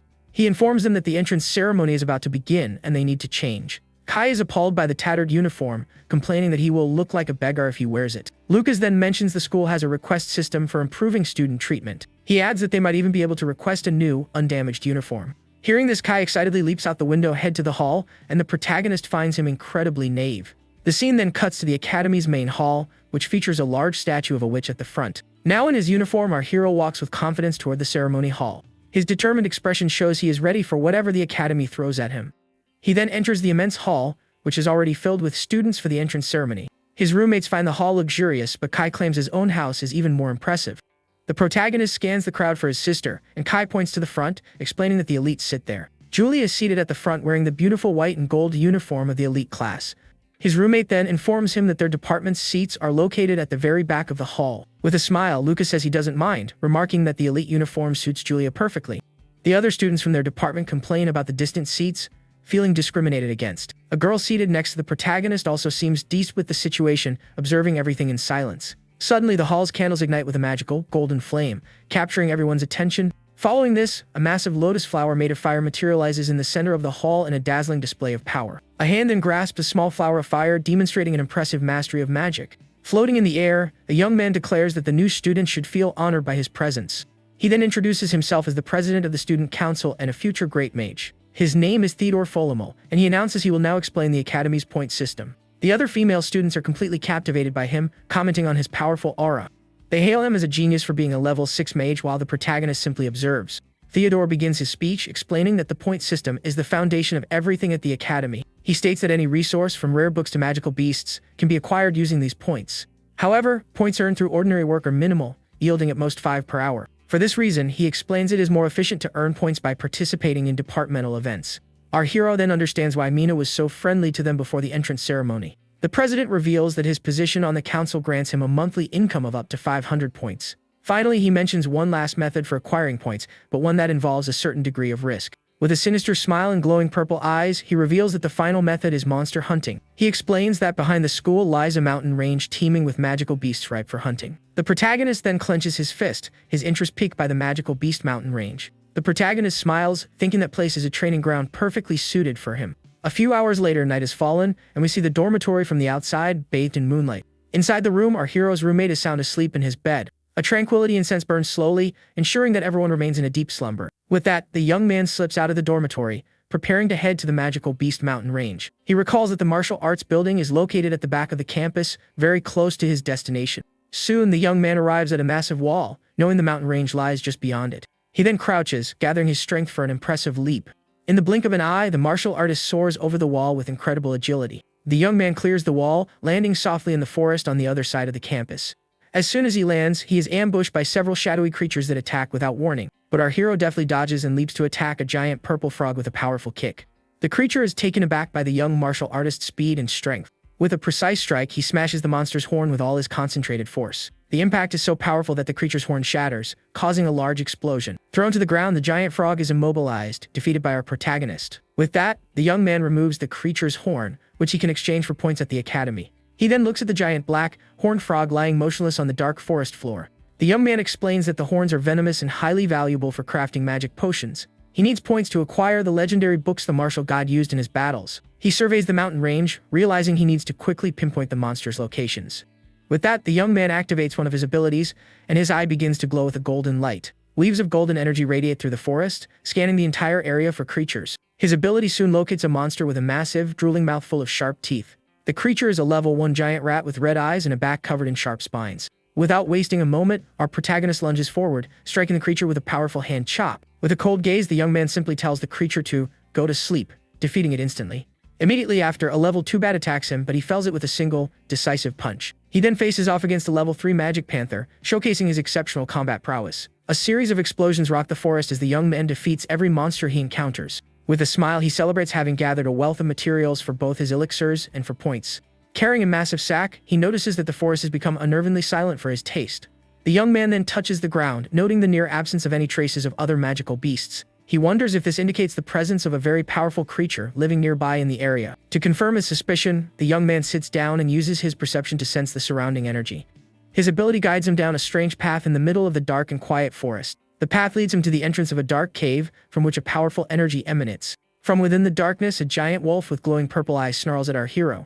But the protagonist is unfazed. With a confident smile, he declares he has finally found his target. The creature attacks him from a distance, but he dodges, realizing it sensed him from a kilometer away. From the cave's entrance, a bluish smoke begins to seep out, signaling the creature's presence. A giant wolf with white fur and red paws emerges from the cave, confronting our protagonist. It is a level 6 fire and ice wolf, and it snarls at the young man with its glowing purple eyes. The young man now understands why the creature is so territorial and smiles, preparing for the fight. Fearlessly, our hero advances toward the giant wolf to begin the battle at once. With an excited grin, he invites the creature to dance and readies for the first strike. He then lands a powerful punch on the wolf's paw, but the creature seems to feel nothing at all. The wolf counter-attacks with a blast of ice from its mouth, aimed directly at our protagonist. But the young man forms an ice shield with his hand, successfully protecting himself from the creature's attack. The creature is astonished to see its own ability turned against it by the young man. Seizing the opportunity, the young man lands an ice-infused punch on the giant wolf's eye. He then uses his other hand to pummel the creature's head with a series of icy blows. The wolf then strikes with its tail, but our hero manages to block the attack with his arms. The young man laments not having trained harder, as he could have torn off the creature's leg with that blow. He then challenges the wolf to get up, asking if it has already grown tired of the battle. Wounded, the giant wolf rises to its feet, preparing to use its other element in the fight. It then opens its mouth and unleashes a powerful fireball toward our protagonist. The young man dodges the attack, and the fireball slams into the cave entrance, causing an explosion. Next, the creature launches a continuous stream of fire at the young martial artist. The fiery assault illuminates the entire forest, forcing our protagonist to dodge swiftly. The wolf becomes completely wreathed in flames, preparing for a devastating attack. With a howl, the creature unleashes the full force of its firepower upon our protagonist. But the young man manages to close the distance and grapple with the wolf, enduring the searing flames. The creature is surprised by the young man's courage, unable to understand how he can withstand the intense heat. His fist glowing with golden energy, the martial artist prepares a counterattack. He then lands a mighty punch on the wolf's chin with all his concentrated force. The blow is so powerful that the creature's jaw is damaged by the sheer impact. Following up, the protagonist launches a blast of golden energy to conclude the battle. The wolf is hit squarely and sent flying into the cave wall by the force of the attack. Lying on the ground, the young man is impressed by the creature's mastery over both fire and ice. The creature appears defeated, whimpering in pain on the ground with no strength left to stand. In its eye, a yin-yang symbol materializes, reflecting its dual nature of fire and ice. His eyes glowing, the young man remarks that this is an incredibly rare magical beast. He then seizes the wolf by the neck, demonstrating that he is now in complete control of the situation. The creature seems to submit, yet still exhales a faint aura of fire and ice from its mouth. Our protagonist then reveals that he, too, can control the two opposing elements. With that, they both unleash a simultaneous blast of fire and ice at each other. The clash of elements creates a massive cloud of steam, and the young man wonders what is happening. From the midst of the smoke, a blade of golden energy shoots toward the giant wolf. The creature manages to evade the attack, scrambling up the cave wall to escape the blow. Wounded, the giant wolf flees desperately through the cave, trying to escape the battle. But the protagonist gives chase, declaring that he will not allow it to escape under any circumstances. He then reaches out to grab the wolf's tail, preventing its flight. With that, the young man catches the creature and slams it forcefully against the cave wall. The wolf hits the ground with a heavy thud, and our hero prepares for his next move. The young man thinks that fighting a giant magical beast is highly entertaining, and it is surely worth a lot of points. Suddenly, he notices the creature has risen again and prepares for another confrontation. The wolf then curls into a ball of fur and hurtles toward the young man with full force. But our hero manages to dodge the attack, and the wolf crashes into the cave wall. The creature then turns and unleashes a massive blast of fire in an attempt to hit the young man. Our protagonist leaps to evade the attack, realizing the wolf is now using shadow fire. The creature then attacks him with shadow fire from one side and ice from the other in a combined assault. but the young man dodges and descends with a powerful punch, intending to end the battle once and for all. He then channels all his energy into a single punch, preparing for the final blow. With that, a massive explosion of golden light occurs, and the cave floor begins to tremble violently. The creature then bites down hard, and the young man wonders if this is truly his end. He decides he has no choice but to use his last resort to survive. Suddenly, the wolf attacks with its giant red paws, attempting to crush him in one fell swoop. Our protagonist's expression turns serious as he prepares to unleash one of his most powerful techniques. With that, the giant wolf charges toward him for the final clash between the two. The wolf then reveals two magic cores, one of fire and one of ice, to our protagonist. The young man wonders if that is a beast core and is awestruck by the sight. He recalls that some beasts are born with a core that houses all their magical power. The young man then realizes that if his blood touches the core, the creature will become his loyal servant. With a confident smile, the martial artist accepts the creature's offer, making it his subordinate. He thinks this is an unexpected windfall, noting that not even mages possess a level 6 beast. However, he remains suspicious of the wolf's behavior, as powerful beasts would never willingly submit to a human. With that, the young man cuts his finger, allowing his blood to drip onto the two magic cores. The blood then spreads across the cores, and intense light begins to illuminate the cave. The wolf then swallows both cores and kneels before its new master in a display of respect. Next, the cores fuse with the creature's body, and it begins to transform. The protagonist then hears a voice in his mind, realizing it's the wolf addressing him as master. The young man is confused, unable to understand how he can hear the creature's thoughts. He realizes he can now comprehend what the creature is saying, and is taken aback. The martial artist then names it Ol, and the wolf joyfully accepts its new name. The young man wonders if the wolf's territory now belongs to him, and if there might be any hidden treasures. With an intelligent look, the creature seems to perceive its new master's thoughts. The wolf then nudges him with its snout, as if in agreement with his idea. It then beckons him to follow, indicating it will show him where its treasures are hidden. Ol then leads him through the dark cave toward its secret treasure stash. As Ol guides him through the cave, the young man notices a strange odor emanating from some bats on the ceiling. The protagonist then covers his nose to block out the full smell permeating the cave's air. They arrive at Ol's treasure hoard, which contains monkey bones and even some rare precious gems. At the sight of such a vast collection of treasures, the young man's jaw drops, thinking he's found paradise. But Ol informs him that this is not its true treasure and beckons him to see what truly matters. The wolf then reveals a collection of level 3 beast cores and even 2 level 6 ones. The creature explains that it consumed all the water and fire cores it could find to become stronger. The young man realizes that Ol has defeated 2 opponents as powerful as itself and is deeply impressed. To reward it, the martial artist offers it an elixir, which the wolf consumes with great delight. After eating the elixir, the creature is suffused with a golden energy and appears to feel much better. The young man explains that it is a healing potion and instructs Ol to recover and guard the treasure for him. With that, the creature accepts its first mission, proudly declaring to leave everything to it. The protagonist then prepares for his next move, with his new and powerful ally at his side. A confident smile on his face, the young man appears to be plotting something for his future at the academy. The scene then cuts to the academy's classroom building on the morning of the following day. The young man enters the classroom and takes his seat for the first lesson of the day. He yawns, mentioning he was up all night but isn't tired thanks to the sleep incense. The young man complains that Ol kept pestering him while he was trying to count his newfound treasures. A clock on the wall then begins to chime, signaling that the class is about to start. The classroom's blackboard is shown as the students await the professor's arrival. The students wonder where the professor is as he should have been waiting for them in the room. Kai grows anxious, thinking the administration forgot to assign a professor to their class. Suddenly, they hear footsteps and a man stumbles in the room, swaying from side to side. The man then kicks a liquor bottle, complaining that he drank too much the previous night. He then slams his book onto the desk with force, startling all the students in the classroom. Our protagonist and his roommate are shocked by the new professor's dramatic entrance. The man introduces himself as Shugart, stating he's responsible for the martial arts department. The young man observes the professor intently, sensing he is no ordinary man. Shugart then writes his name on the blackboard with a piece of white chalk, his hand steady. With a yawn, he picks up his book, preparing to begin the first class of the day. Our hero's roommate is appalled by the professor's appearance and begins to sweat nervously. He cannot believe that this disheveled man is their martial arts professor. Suddenly, the professor shouts, and the sheer force of his voice sends the two young men flying backward. Kai rubs his head, wondering why the professor suddenly screamed, and our hero is just as clueless.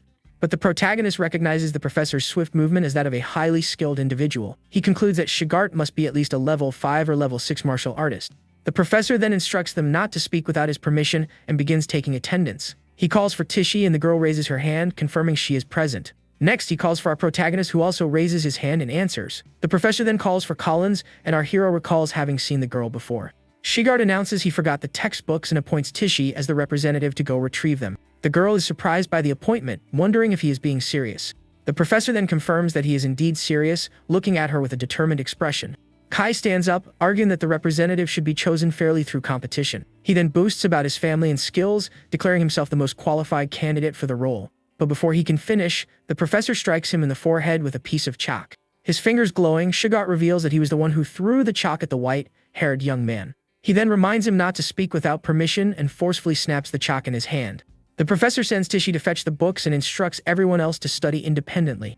The girl is pleased with the opportunity, thinking she must seize this chance to change her destiny. Kai complains about the pain, calling the professor a jerk, while our protagonist observes him. Our hero suspects the professor has suffered a severe injury, based on the way he moves.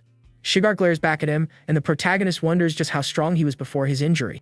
The young man then states that he didn't complain about anything, and Kai calls him a coward for not speaking up. The scene cuts to a few hours later, in front of the Magic Academy's dining hall. The two friends walk together, with Kai complaining that they only had self-study because of their professor. Suddenly, the protagonist's sister appears, calling out to him with an excited smile. The young man then affectionately pats his sister's head, asking how her first class went. She tells him her teacher, Linda, is incredibly nice and even encouraged her to become class representative. The girl then asks if her brother was chosen as the representative for his department. With a smile, our protagonist informs his sister that he was not the one chosen this time. The young man then invites everyone to lunch, and Julia gets very excited at the prospect of eating. At the academy, meals are purchased with points, and the exchange rate varies for each department.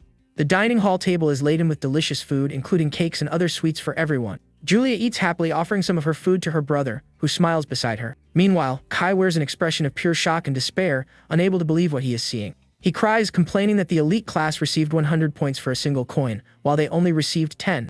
A staff member then yells at a student, telling him to leave if he has a problem with the rules.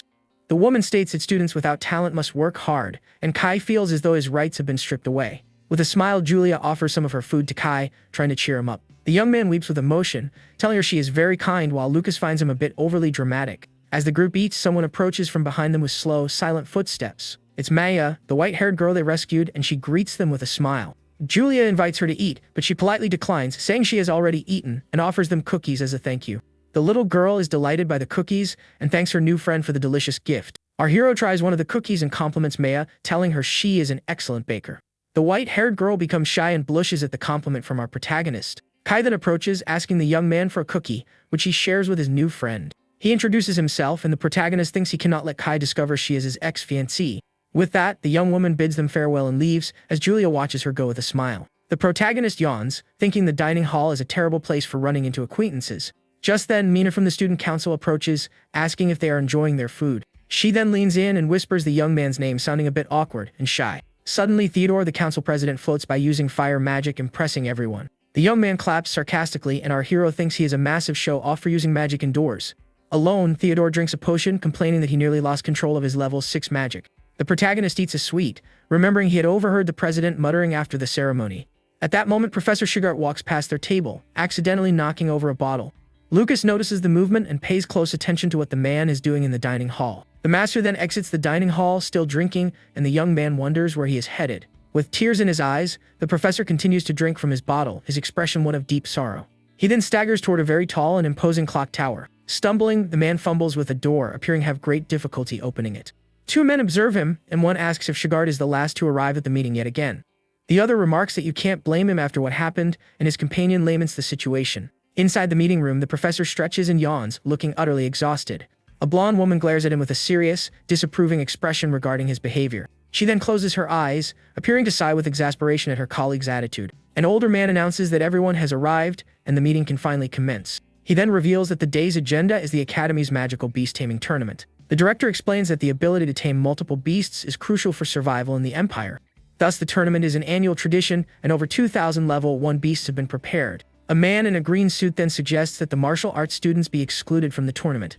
Shigart slams his hand on the table, infuriated by the other professor's prejudiced suggestion. With a furious glare, the master of martial arts vehemently opposes the idea, defending his students. The blonde woman then agrees with Shigart, stating that all students must participate in the event. Other professors concur, asserting that all students should be treated with equality. The man in the green suit doesn't understand why everyone is siding with Shigart and Linda.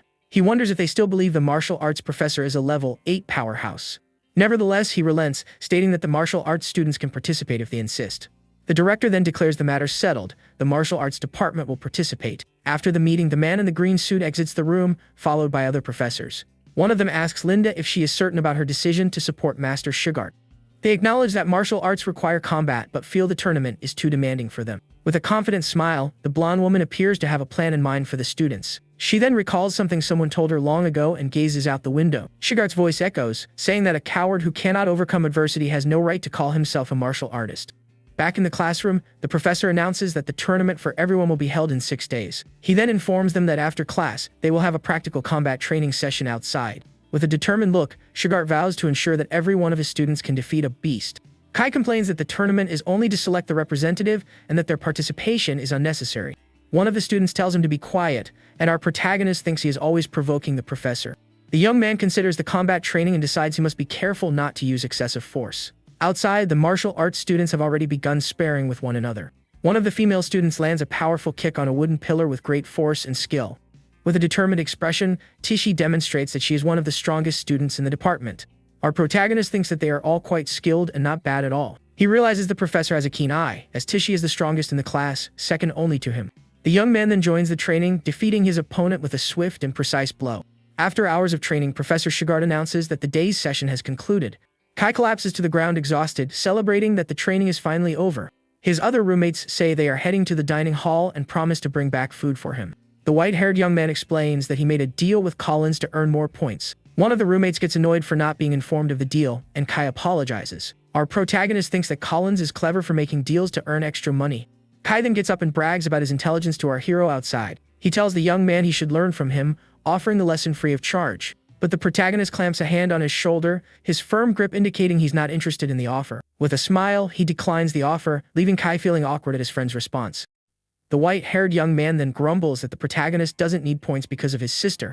Night falls and a crescent moon shines in the sky over the magical Beast Mountain range. The protagonist thinks that Kai is mistaken, as he doesn't need his sister to provide for him. He then wipes the corner of his mouth, stating he has all the bounty of nature at his disposal. With his new ally Ol by his side, he prepares for another night of hunting and training.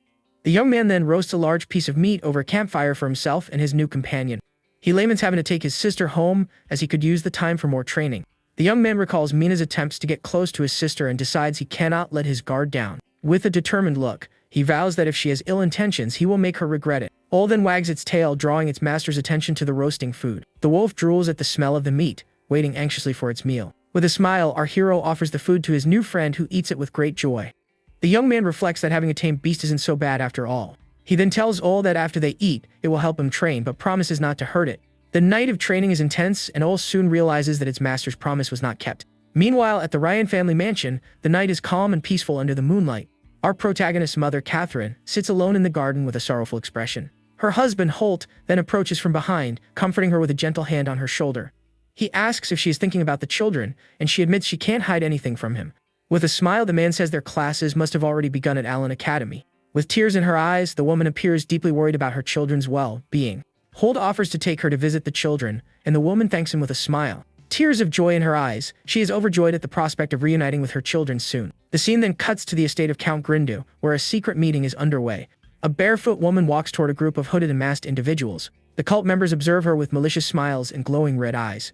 The green-haired woman then greets Jessica, expressing her pleasure that she could attend. She then invites her to take a seat and join the secret gathering of the mysterious cult. Cloaked and masked, Jessica, Jeremy's mother, appears to be involved with the malevolent group. The cult leader presents her latest creation, the Jade Dream, a highly potent potion. Jessica then takes a goblet of the beverage, preparing to sample the cult's new concoction. The leader then slices her own arm, allowing her red blood to drip into the goblets. The crimson liquid mixes with the drink, and the woman seems to derive pleasure from the pain. For the final touch, one of the cult members adds a mysterious ingredient to the drink. The woman then instructs everyone to enjoy the beverage, and the cult members begin to drink. The leader's bare feet touch the floor as she prepares to commence the day's game. She declares that the Jade Dream is a miracle of alchemy, and the game will now begin. Jessica then holds her goblet, observing the red liquid with a pensive expression. The liquid in the goblet shifts on its own, as if alive, and the woman prepares to drink. In the darkness, one of the women wonders how an 11-year-old girl managed to defeat the Black Wind group. The leader explains that Julia inherited the combined talents of the Catherine and Miranda families, hence her power. With a sinister smile, the cult leader remarks that a mere level 7 should not have been able to defeat them. She then bites Jessica's lip, questioning if her son's efforts will ultimately bear fruit.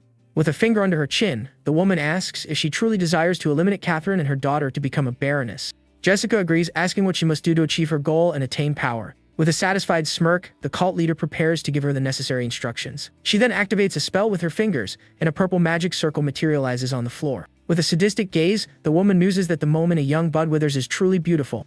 Back at the academy, Tishi comments that they have another combat training session that morning. Other students complain that their bodies are aching, calling Professor Shigart a monster. But Tishi encourages them, stating the pain is necessary to become stronger and they must persevere. Kai and our protagonist claim they feel no pain, as their bodies are more resilient. The white-haired young man then boasts that he is the strongest in the martial arts class. But our hero knows this is merely the effect of the sleep incense he used the previous night. Tishi observes the four of them, thinking they possess impressive stamina to endure the intense training. With that, Kai steps forward for combat training, preparing to spar against our protagonist. He attacks with a punch, but our hero easily evades it, blocking the blow with his hand. The white-haired young man is surprised by his friend's defense and readies his next attack. Our protagonist then counterattacks with an open hand strike, showcasing his skill. With a clenched fist, he prepares to show Kai the true strength of a martial artist. He then unleashes a flurry of swift and precise punches that land squarely on Kai. With a grin, Kai compliments him, admitting he's not bad at all in close-quarters combat. Our protagonist replies that he's not so bad himself, returning the compliment. From a distance, someone is watching the martial arts students training with rapt attention. The young man then turns, sensing he is being observed by someone from across the courtyard. He feels a fixed gaze on him and wonders who is watching him so intently. Underneath a tree, an old man with long white hair meditates in silence. Our hero then wonders if it is the old man who is observing him during training. Kai seizes the moment of distraction, landing a solid punch on our protagonist's face. The young man then knocks him down with a kick, and our hero falls to the ground with a thud. Wounded, Kai gets back up, telling our protagonist not to look away, as the fight is not over. The young man then rises, agreeing to continue the fight until one of them emerges victorious. The old man chuckles and gets up to leave after observing the students' training. A woman addresses him as Director Otani, asking if he is heading to the academy's library. With a smile, the director says he is just going for a walk, remarking that the young man he saw is fascinating. He perceives that our protagonist is concealing his true strength from everyone at the academy. The director then states that he will remember the name Lucas, deeming him a promising young man. Hours later, the class finally concludes, and our protagonist walks through the academy's hallway. He recalls that during the afternoon session, Professor Shigart taught them massage techniques. The other students enjoyed the lesson, and its effects were so profound that everyone's muscle fatigue vanished. With that, the young man prepares to head to his secret training ground to continue his journey. Our protagonist decides to purchase the materials he needs for his training ground. He heads to the academy's magic materials shop, which sells rare and exclusive items. The young man is impressed by the shop's size, comparing it to a shopping mall. In the shop, everything is paid for with points, and a high-quality training dummy costs 30 points. The young man thinks the selection is excellent, but the prices are exorbitant, and he will spend a great deal. He is unwilling to depend on his sister, as he would feel guilty if she lost her snack money. Therefore, he decides to buy only the magic potion and exchange his materials for points later.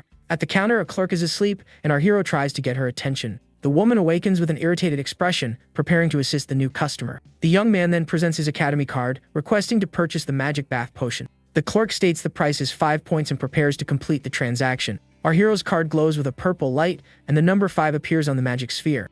The woman then realizes he is a martial arts student and judges him for spending his points. With a smile, the young man thanks her for the purchase, and the clerk hands him a bag of potions. She advises him not to waste his points, but he replies that this won't be enough. The clerk becomes annoyed, thinking he is a spoiled noble who doesn't understand the value of money. She then grumbles that she hates nobles, and our protagonist leaves the shop unfazed. Back in his hideout, the young man prepares to take his medicinal bath in the cave. He then steps into the tub of purple water, relaxing after a long day of training and classes. With a sigh of relief, the young man appears to be savoring this moment of rest.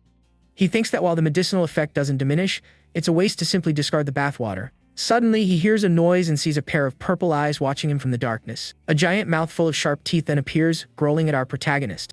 After his bath, the young man decides to gather some materials to exchange for points at the academy. To avoid attracting attention, he decides to sell only common level 2 materials. Suddenly, he hears a noise and turns to see what is happening in the cave. He finds all eagerly lapping up the water from his medicinal bath. The young man is shocked, demanding to know what his servant is doing with his bath water. Our hero and his servant stare at each other in silence for a moment, neither knowing what to say. The young man then says it's alright, concluding that the water will also strengthen the wolf's body. With that, the problem of waste is solved, and our hero prepares for his mission. He decides to exchange the materials gradually to avoid drawing the attention of others. At the materials shop, the clerk offers to carry his items with magic, but he declines. The protagonist thinks it's beneficial that the clerk assumes his family provided him with the materials. The following day, Professor Shigart becomes irritated with the students' lack of seriousness regarding the tournament. He yells that if they don't want to train, they can give up and go home immediately. The professor then begins correcting the students' posture with his usual strictness. He criticizes Kai's weak punch, and the young man defends himself, stating he has already defeated his classmates. With a simple flick, the professor knocks Kai to the ground, and our protagonist notes that he always aims for the eyes. The professor then asks the other three if they truly lost to someone so weak. With a sigh, the professor complains that spoiled nobles are always a headache. He then orders Tishi to fight Kai to teach the white-haired young man a lesson. The two take their positions on the training field, preparing for the impending confrontation. With an arrogant smirk, Kai declares he will prove who is superior through his skills. Tishi simply invites him to begin the fight, her expression calm and confident. The girl then lunges forward with a powerful kick that kicks up dust, demonstrating her strength. In the blink of an eye, she assails him with a sequence of swift and precise kicks. With a wicked smile, Kai prepares to counterattack and assert his superiority. But Tishi is faster, striking him on the chin with a powerful punch that throws him off balance. She follows up with an elbow to the face, showcasing her combat technique. The girl then utilizes a water ability, hitting him with a blast of pressurized water. Kai is stunned by the girl's ability, unable to believe she can use magic. Tishi seizes the opportunity, landing a powerful kick to his face with all her strength. The white-haired young man is dazed by the blow and lets out a nervous laugh.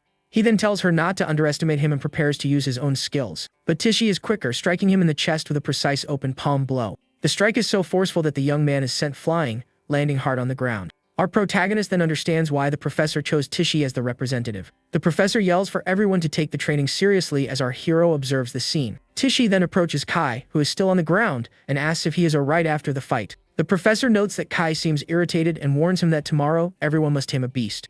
He threatens to expel anyone who fails, and Kai is shocked by the sudden announcement. The next day, the professor instructs them to fight with all their might until nightfall as a final training exercise. Lying on the ground, Kai calls out to our protagonist with an expression of pure exhaustion and defeat. The young man advises him to correct his bad habits and focus on his opponent's weaknesses. But Kai says that's not it. He thinks he has fallen in love with Tishi after their fight. He reveals he's already thinking about names for their children, and our hero thinks he's a masochist. The following day, the tournament begins in a grand arena, and the students are called to enter. Kai is filled with dread at the thought of the monsters, and our protagonist sits beside him. Two students from the magic class mock them for being in the same tournament venue, but the professor orders them to be quiet and memorize the tournament rules immediately. Our hero is surprised to see the professor defending the martial arts students. With a thoughtful look, he realizes his master isn't as bad as he initially seemed. The young man then tells Kai to imagine the beasts are their professor to calm his nerves.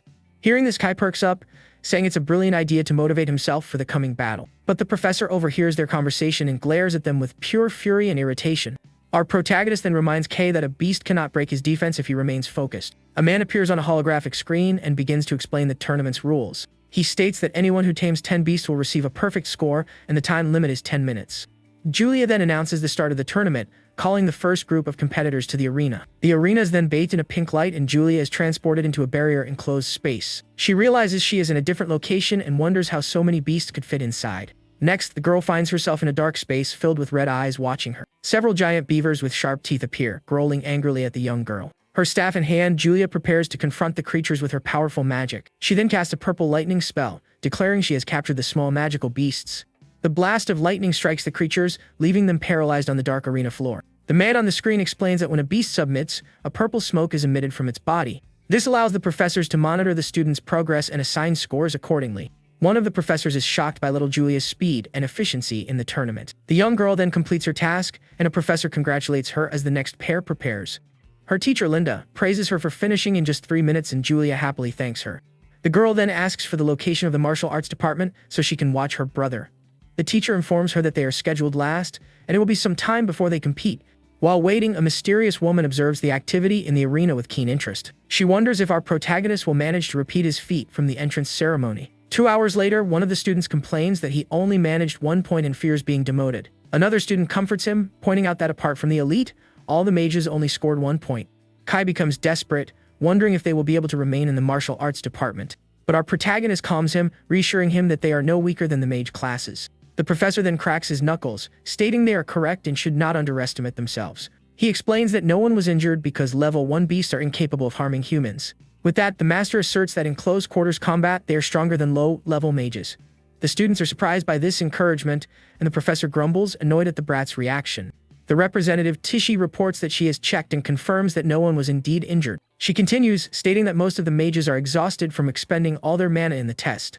Tishi also reveals that the arena is equipped with barriers to prevent students from being surrounded. She then advises them to flee if they cannot win and to manage their stamina wisely. The students express their gratitude and celebrate the tip, and the master thinks he made the right choice for representative. Suddenly, a man with a mocking smile says he overheard someone spying on his class. The newcomer takes a seat, remarking that without talent, they can only resort to cowardly tricks. Shigart addresses him as Greg, and the man states he came to inform them that their department is next. With a sinister smile, the man threatens to shut down the martial arts department for good. The martial arts professor remains silent, appearing deeply shaken by the threat. Greg continues, asserting that the department should never have been established in the first place. With that, he turns and leaves, laughing as Master Shigart watches him depart. Lucas is reminded of the bullies from his past life and glares at the man with hatred. The protagonist stands up, declaring that as the top student in his class, he will go first.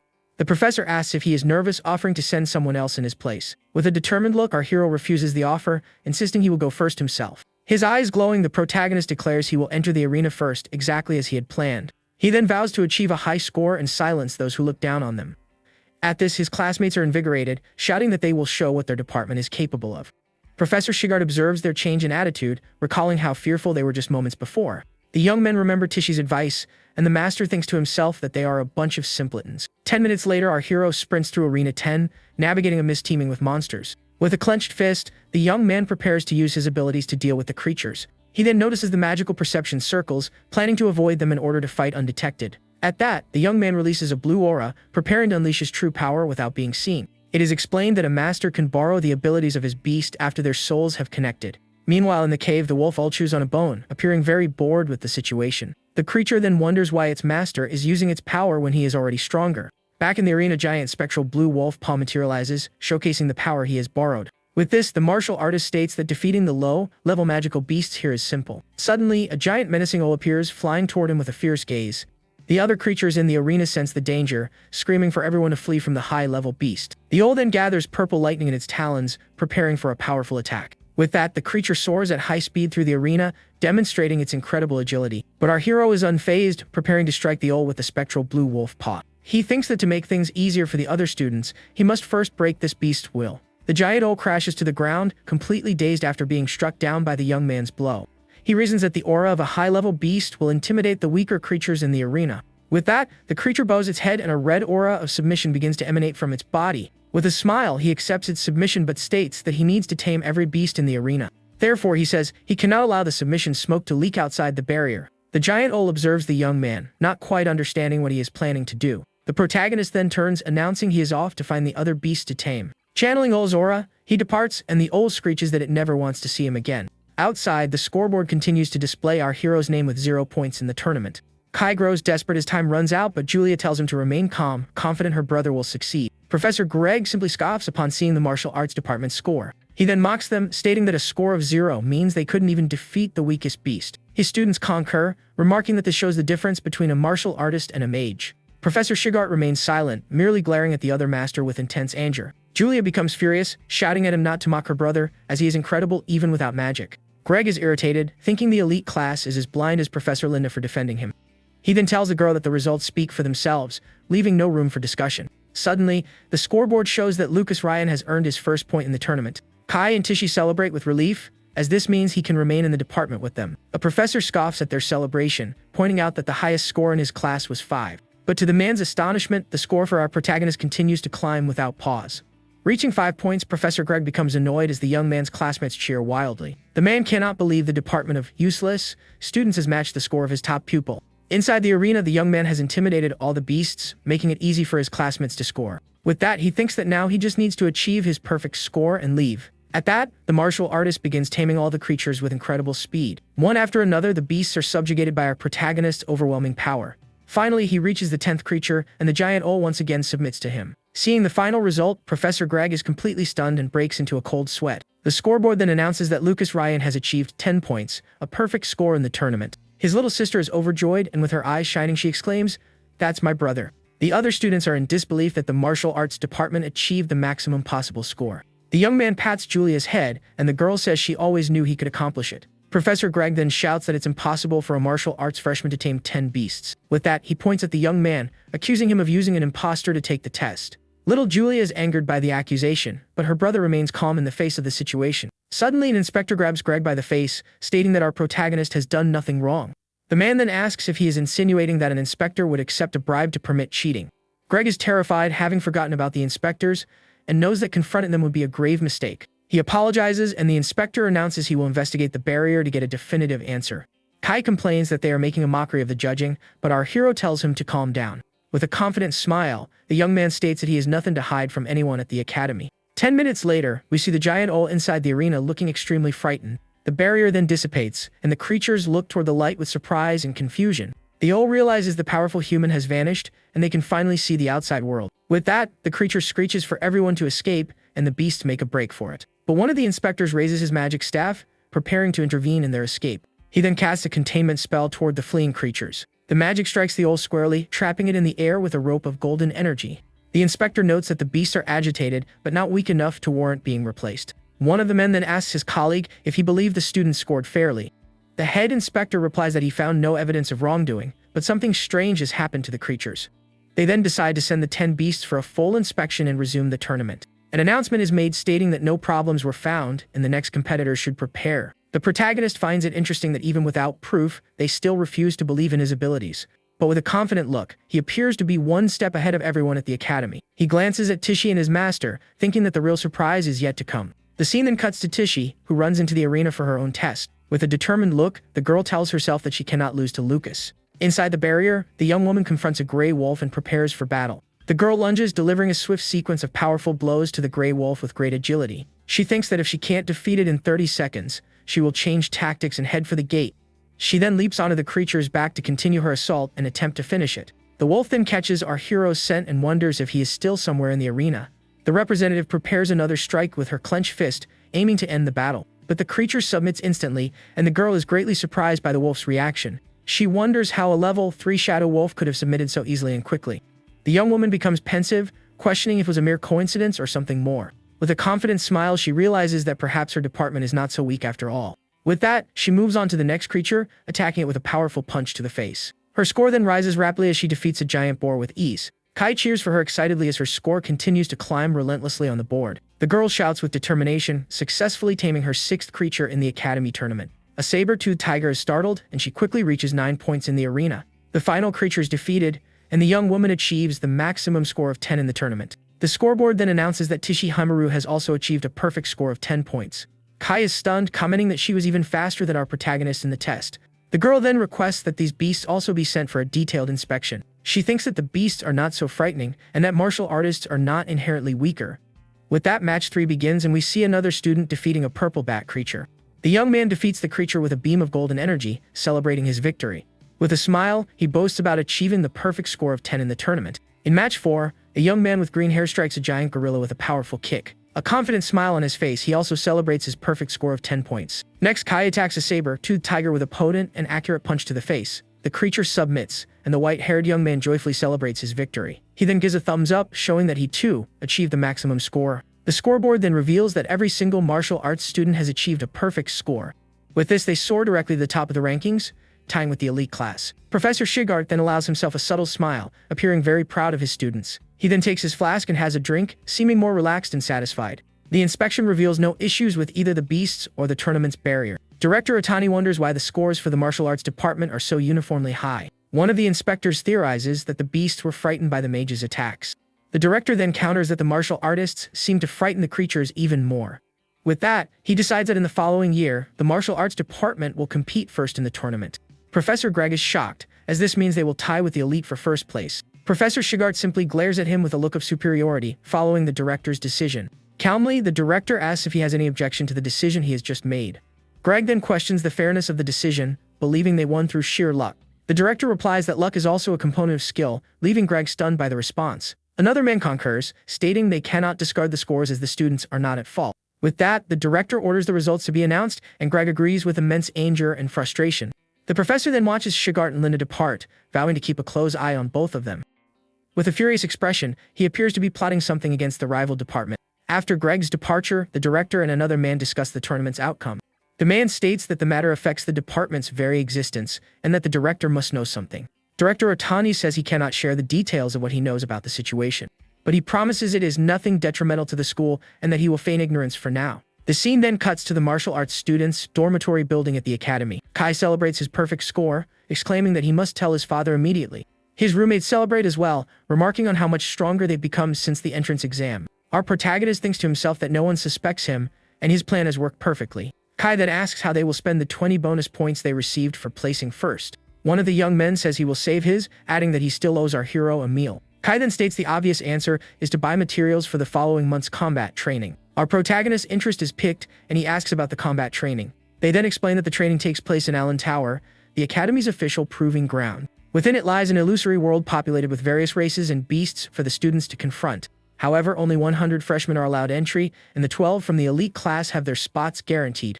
Kai becomes excited, stating that since they all scored a 10, they are certain to get into the tower training. At that, his other classmates ask where he's going, and the young man says he is off to buy equipment. With that, the two of them dash off, and our hero muses that every martial artist yearns to become stronger. Sipping his tea, the young man reflects that ensuring everyone scored in the tournament was the right decision. Kai then invites him to the materials shop, but our protagonist declines the offer. Suddenly, his roommate becomes hypnotized by a strange pendant dangling before him. Our hero reveals that Professor Shigart gave him the pendant, and that he wishes to examine it. Looking at the pendant he won, the protagonist wonders if it's the prize for a perfect score. Kai grows annoyed as the prize was meant for Tishi, but Shuichi just claims his only strength is luck. Hearing this, his white-haired friend sighs in defeat, seeming to accept the situation reluctantly. He then says his goodbyes, mentioning he's off to the supply store to find the others before leaving. Moments later, a large screen announces that everyone from the martial arts department achieved perfect scores. This news shocks the crowd, as the martial arts department has just secured the tournament's maximum score. Seeing this unexpected outcome, students from the other classes are left completely stunned and speechless. At that instant, a girl stomps her foot hard on the ground, showing all her pent-up anger and frustration. This is Leela, and she furiously complains that they were supposed to be the top class after the elites. With a furious glare, she speaks of the effort her father invested for over 10 years. Filled with rage, the young woman hurls a dagger of magical energy toward the results board. She complains that because of this, the martial arts group claimed 20 spots for Allen Tower. One of her companions agrees, stating angrily that those spots should have gone to the mages. However, another student recalls the base's teachers confirming they hadn't cheated on the test. Unexpectedly, a pink magic dagger flies at high speed right for the tournament scoreboard. A young man catches it mid-air, accusing the martial arts department of bribing the masters. Another young man suggests that the son of the wealthy Toroi family could have easily paid the bribe. The same young man with glasses adds that he saw two of the Toroi here's lackeys earlier. Andrew, one of Greg's students, reveals the pair bought all the remaining training equipment in the store. He warns that with the bonus, their precious materials will all be taken by the other department. Leela grips her staff, remarking that a martial artist's meridians are as fragile as glass. A wicked smile crosses her face as she suggests they correct the other student's growth rate. Suddenly, a dagger is thrown forcefully through the air, heading towards some trees. It strikes the ground near 3 students, one of whom questions the reason for the sudden attack. Then, one of the blonde young men collapses injured with a strange red symbol on his back. His friend realizes it's poison and insists they need treatment immediately. The green-haired boy kneels down, sarcastically offering his points to the injured students. Seeing this mockery, Leela mercilessly unleashes a powerful green magic spell on the two. The attack strikes one of the youths head-on, who screams in pain as the magic pierces him. The other young man also agonizes with a purple mark on his face as ice spikes run him through. As she and her group approach, she says with contempt that she has no need for their points. Badly injured, the blonde student asks why she attacked if she didn't want his points. Stepping on the young man with her heel, she says her demand to spare them is actually quite simple. Holding up a potion, she demands they crawl back to the martial arts department. With a sadistic look, she tells them to inform everyone their lives are worth less than insects. As the sun sets, a scream of pure despair echoes through the forest, startling everyone nearby. Hours later, the protagonist and Kai are searching for their roommates, calling out their names. His white-haired friend asks why he's so panicked, since they're always late anyway. With a serious expression, the hero replies that today's situation is entirely different. He stops before a tree stained with red, saying he's never smelled something so strong there. As the scent of blood hangs in the air, the protagonist's expression turns grim, and a red aura surrounds him. Completely confused, Kai asks what's happening as he watches his friend dash into the forest. The white-haired young man sprints after him, demanding to know why he took off like that. They soon find their roommates collapsed on the ground, covered in red stains. The two young men lie completely motionless and gravely injured, appearing to be on the brink. Seeing the horrific scene, Kai grows furious, wondering who in the world could have done this. The protagonist kneels beside one of them to check for vital signs. With his last ounce of strength, the young man reveals it was Leela from Professor Greg's class. He manages to explain that she and her group severed their meridians before leaving. Hearing this, the hero's face darkens and a sinister blue aura begins to emanate from his body. In despair, the white-haired friend shouts his colleague Dizio's name, fearing the worst. But after checking his pulse, he realizes the young man is still alive, merely unconscious from the attack. Shuichi tells Kai to find medicine, while he tries to stop the bleeding for both of them. The young man agrees instantly and dashes off at high speed to get help for his friends. Analyzing the wounds, the hero realizes they were cursed to have every bone in their bodies broken. He recognizes the cruel technique of assassins and vows to destroy whoever is responsible. With his face shadowed, he concludes this wasn't just bullying, but a clear attempt to end them. One of the injured young men begins to hallucinate, calling for his parents and crying out in pain. The protagonist grits his teeth in rage, appearing to make a very serious decision. Kneeling beside his friend, he promises with a cold gaze that he will certainly avenge him. At that moment, Kai and Tishi arrive at a run, calling out to the protagonist as he tends to the injured. Shocked, they ask if their friends were attacked, and Kai explains he ran into Tishi on the way. Shuichi stands, explaining they aren't in mortal danger but will need to rest for several days. Relieved but still furious, his white-haired friend vows he will never forgive those responsible. Kai announces he's going to the student council, but Tishi warns they won't be taken seriously there. With a cold smile, the hero states that he couldn't care less about the student council's opinion. The class representative is taken aback by her classmate's dark and unfamiliar expression. Enveloped in a blue aura, he looks like a completely different person from his usual gentle self. With eyes full of hatred, the young martial artist vows to see this vengeance through himself. The next day, the group makes its way to the student council room to file a formal complaint. Council President Theodore listens intently to their story and says he understands. Seated at his desk, he asks if they truly wish to duel Professor Greg's students. Shuichi confirms, adding that if they lose, they will forfeit their S-rank bonus to the other class. The president scoffs, remarking there's no proof and asking if the bonus is the pendant in his hand. He then dangles the wolf's fang pendant before them all with an air of superiority. The tournament prize swings back and forth in front of the protagonist and his friend. Suddenly, the president drops the pendant, claiming his hand slipped by accident.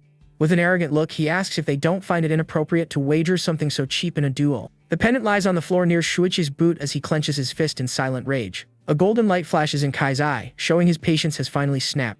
Furious with the president, Kai moves to act, but the protagonist stops him from doing anything rash. Shuichi then calmly asks what would be considered an appropriate wager for their duel. The council president considers this for a moment, casually running a hand through his hair. The protagonist suggests that something unique to the school would be a fitting bet for the showdown. At this, an idea seems to strike Theodore and a malicious smile forms as he begins to speak. His eyes gleam as he suggests betting their entry qualifications for the Allen Tower. The proposal is that the losing side will permanently forfeit their right to enter the tower. Without a moment's hesitation, the protagonist accepts the wager with a serious, determined look. The duel is scheduled for 2 days later, and many disgruntled students cheer for Greg's class. Professor Greg, without any remorse, even praises the 3 students who attacked Shuichi's classmates. Meanwhile, Master Shigart quietly intensifies their combat training sessions.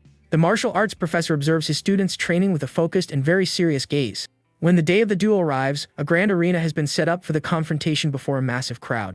Some students murmur that it will be interesting and that they plan to support the martial arts department. Leela then taunts Shuichi, offering that if he apologizes now, she might just forgive him. But the hero calmly retorts that none of them know how this match will end yet. Kai brandishes his dagger, declaring he wants to get this over with as quickly as possible. Across the arena, Andrew adjusts his glasses and staff in hand invites them to begin. As the starting signal sounds, the white-haired friend rushes swiftly toward his opponent. Andrew immediately casts a spell and several blue magic circles materialize, creating spikes of ice. Skillfully spinning his dagger, Kai manages to evade every single one of the opponent's ice spikes. Andrew is completely stunned to see Shuichi's friend successfully defend against his attack. With a confident smirk, the white-haired young man taunts the mage, asking, "Is that all you've got?" He then hurls his dagger toward the ice spikes that now cover the arena floor. The martial artist points his weapon at his adversary, challenging him to make the next move. Andrew adjusts his glasses, his thoughtful expression suggesting he's analyzing the duel. He then smirks, thinking to himself that his opponent has no idea he's walked right into a well-laid trap. A serious expression comes over Kai as he notices a blue aura forming around his body. Suddenly, the ground beneath him freezes solid, trapping him in a prison of magical ice. The ice crystals creep up his legs, leaving him completely immobilized in the center of the arena. With a triumphant grin, Andrew declares that his opponent now has no way to escape. Surrounded by a blue aura, he prepares for the final blow, bidding farewell to the spoiled noble. Even trapped, the protagonist's friend refuses to give up, bracing for his opponent's attack. The mage slams his staff into the ground, unleashing a massive wave of ice across the arena. After the attack, a single drop of red liquid falls onto the frozen ground, signaling an injury. Andrew smiles with satisfaction, asking if the young martial artist finally understands his place. We next see Kai struck by the ice as his opponent says this is for provoking a mage. The young man hangs his head, covered in ice, looking utterly defeated. His opponent approaches and mocks him, telling him to speak up if he's surrendering. Lila smirks with disdain, remarking that as expected, trash will always be trash. With a derisive smile, Lila offers to spare his life if he admits defeat right now. A flash of anger in Tishi's eyes shows her fury at the blue-haired mage's taunt.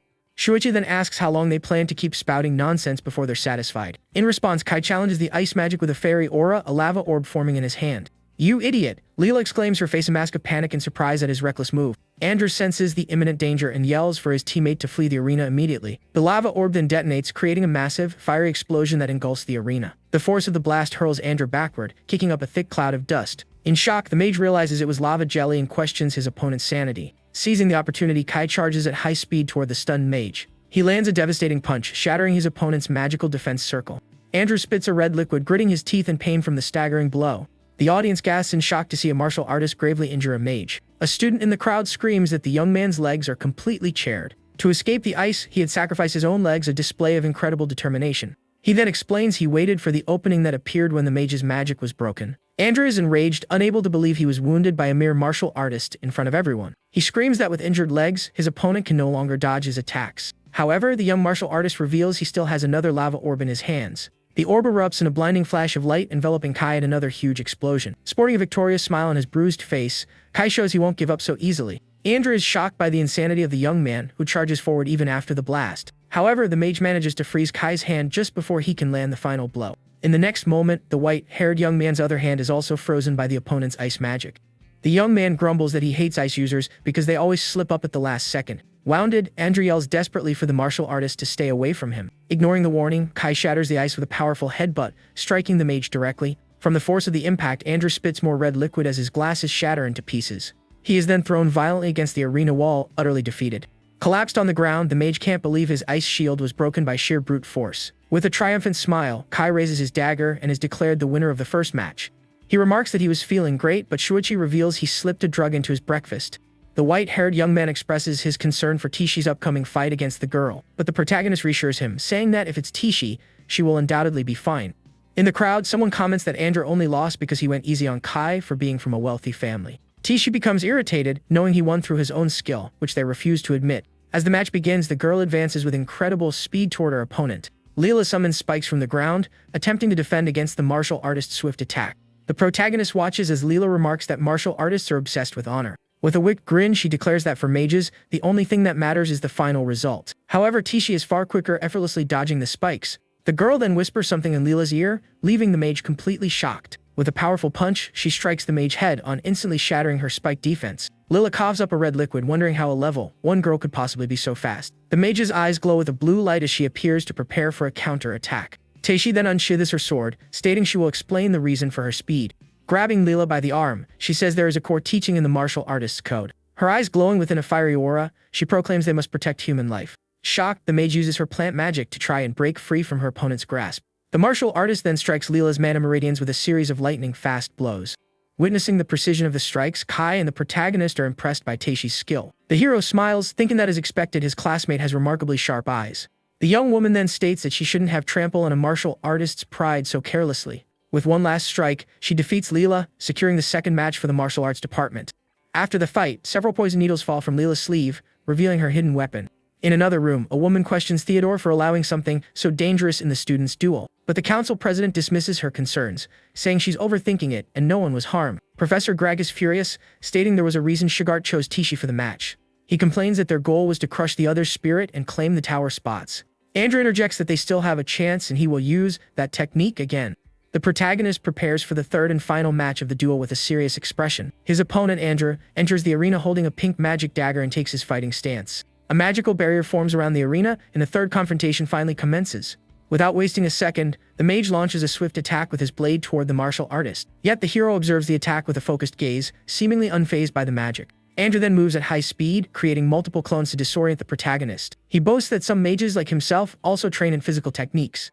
Taishi notes that he's defending from a distance and wonders how Shuichi will respond. The protagonist thinks to himself that he doesn't need to reveal his full strength, but decides to test his opponent. With that, he lunges forward and hits one of the clones with a potent punch to gauge its abilities. Andrew is shocked, not having expected the young man to locate him so easily among the clones. The hero continues his assault with astonishing speed, completely surprising the mage. Andrew wonders if his eyes deceived him, questioning if he imagined the hit. The mage then counter-attacks with his magic sword, attempting to strike the martial artist. He then realizes that for a fleeting moment, the young man exuded a completely terrifying presence. With a smirk, he says what a shame and prepares a spell with his magic staff. Shuichi sees the attack coming, his eyes narrowing in pure concentration for what's to come. The magic sword strikes him in the shoulder, and a red liquid begins to flow from the wound. Even injured, the hero faces his opponent with a calm expression, betraying no pain. Andrew prepares to use his bone-shattering art, declaring that his opponent won't withstand this blow. "I will crush every bone in your body," Andrew screams, channeling his special technique. With a look full of hatred, he seems certain his technique will work perfectly. But to his utter astonishment, the bone-shattering art has no effect on the martial artist at all. Kai is dumbfounded, wondering what his friend did to completely negate the mage's attack. The mage accuses the hero of bluffing, claiming he has no secret move. The protagonist then seizes Andrew's arm with a powerful grip, preparing for the final blow. Andrew struggles to break free, but the hero holds him fast, stating, "That's enough." With a calm gaze, the martial artist announces that it is now his turn to attack. He stomps forcefully on the arena floor, preparing one of his most powerful moves. The stomp creates an immense shockwave, kicking up a thick cloud of dust and debris. The mage is shocked that a level 1 martial artist could create such a wave with a single leg. The hero states that now no one can see them and asks if his opponent is ready for the end. Andrew screams in terror as the protagonist attacks with a sword of purple magical energy. With a swift and precise blow, the hero strikes the mage, sending him crashing to the arena floor. The energy sword hits him squarely and a red liquid begins to stream from the wound. Lying on the ground with no strength left to fight, the mage finally admits defeat. The protagonist observes his defeated opponent with a serious expression, not uttering a word.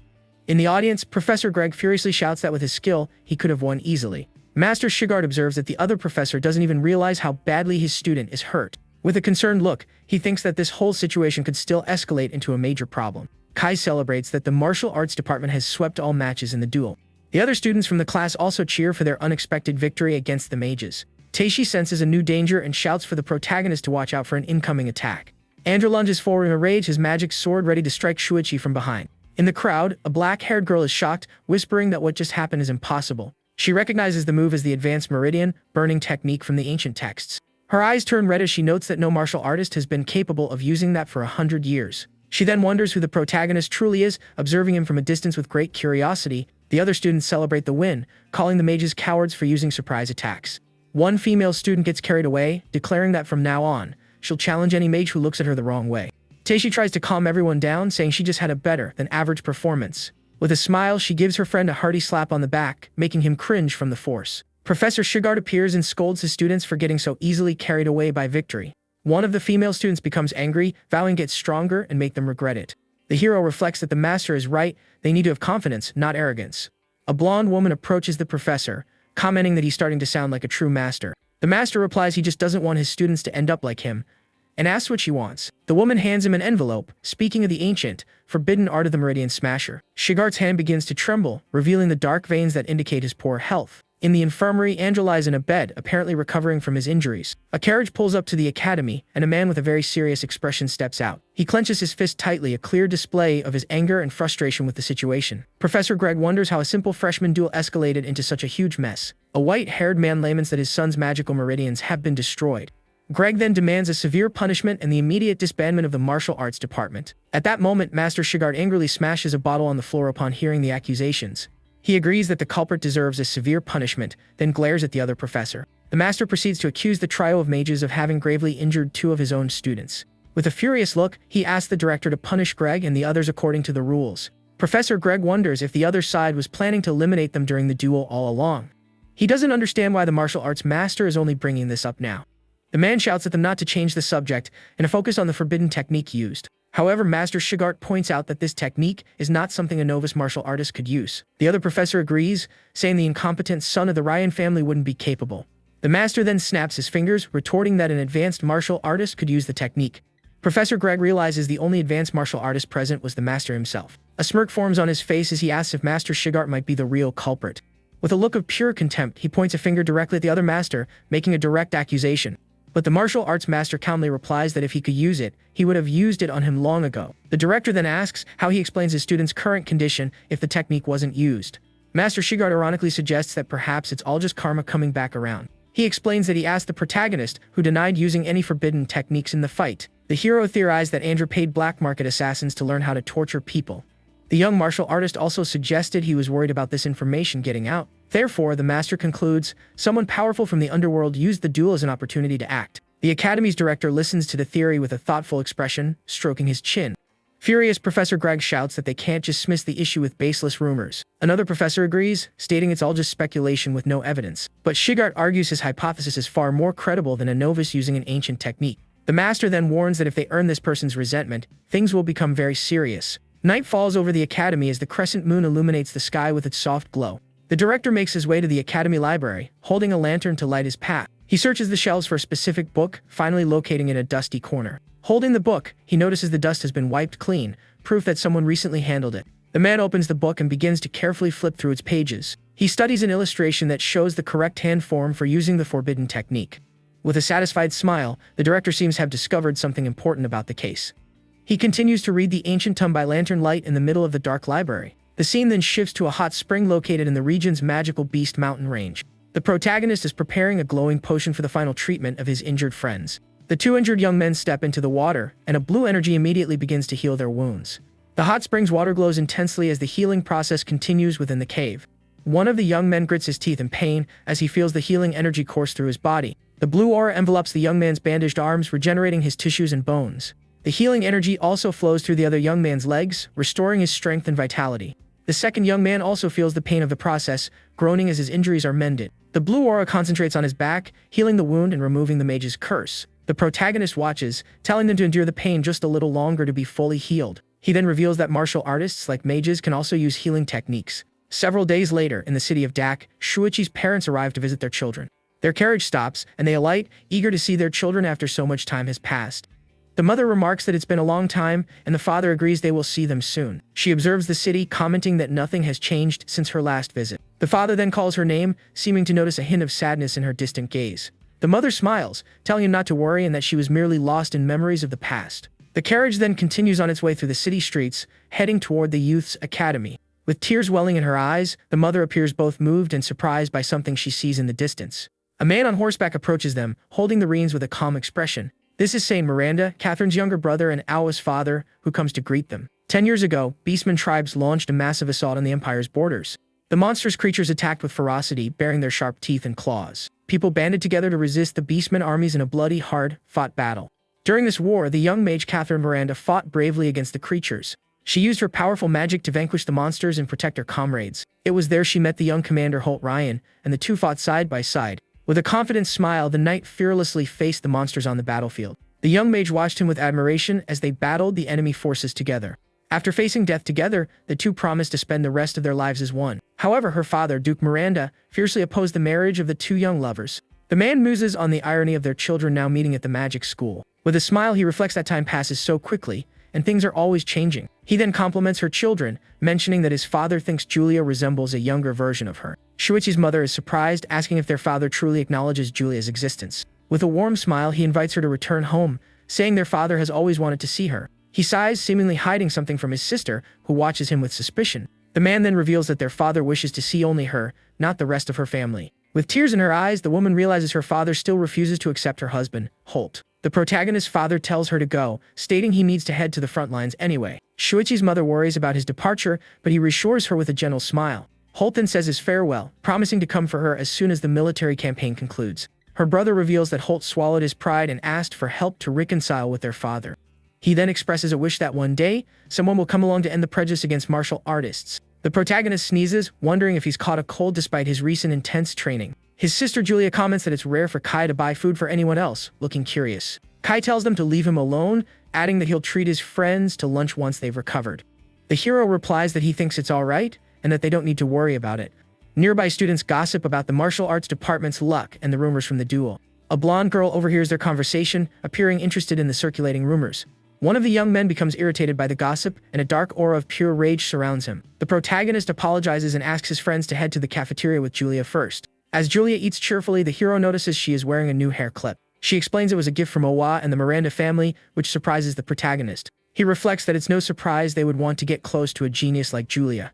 The young martial artist then asks his sister to get along with Owa for their mother's sake. The girl agrees, adding she needs to write a letter to their mother about becoming a representative.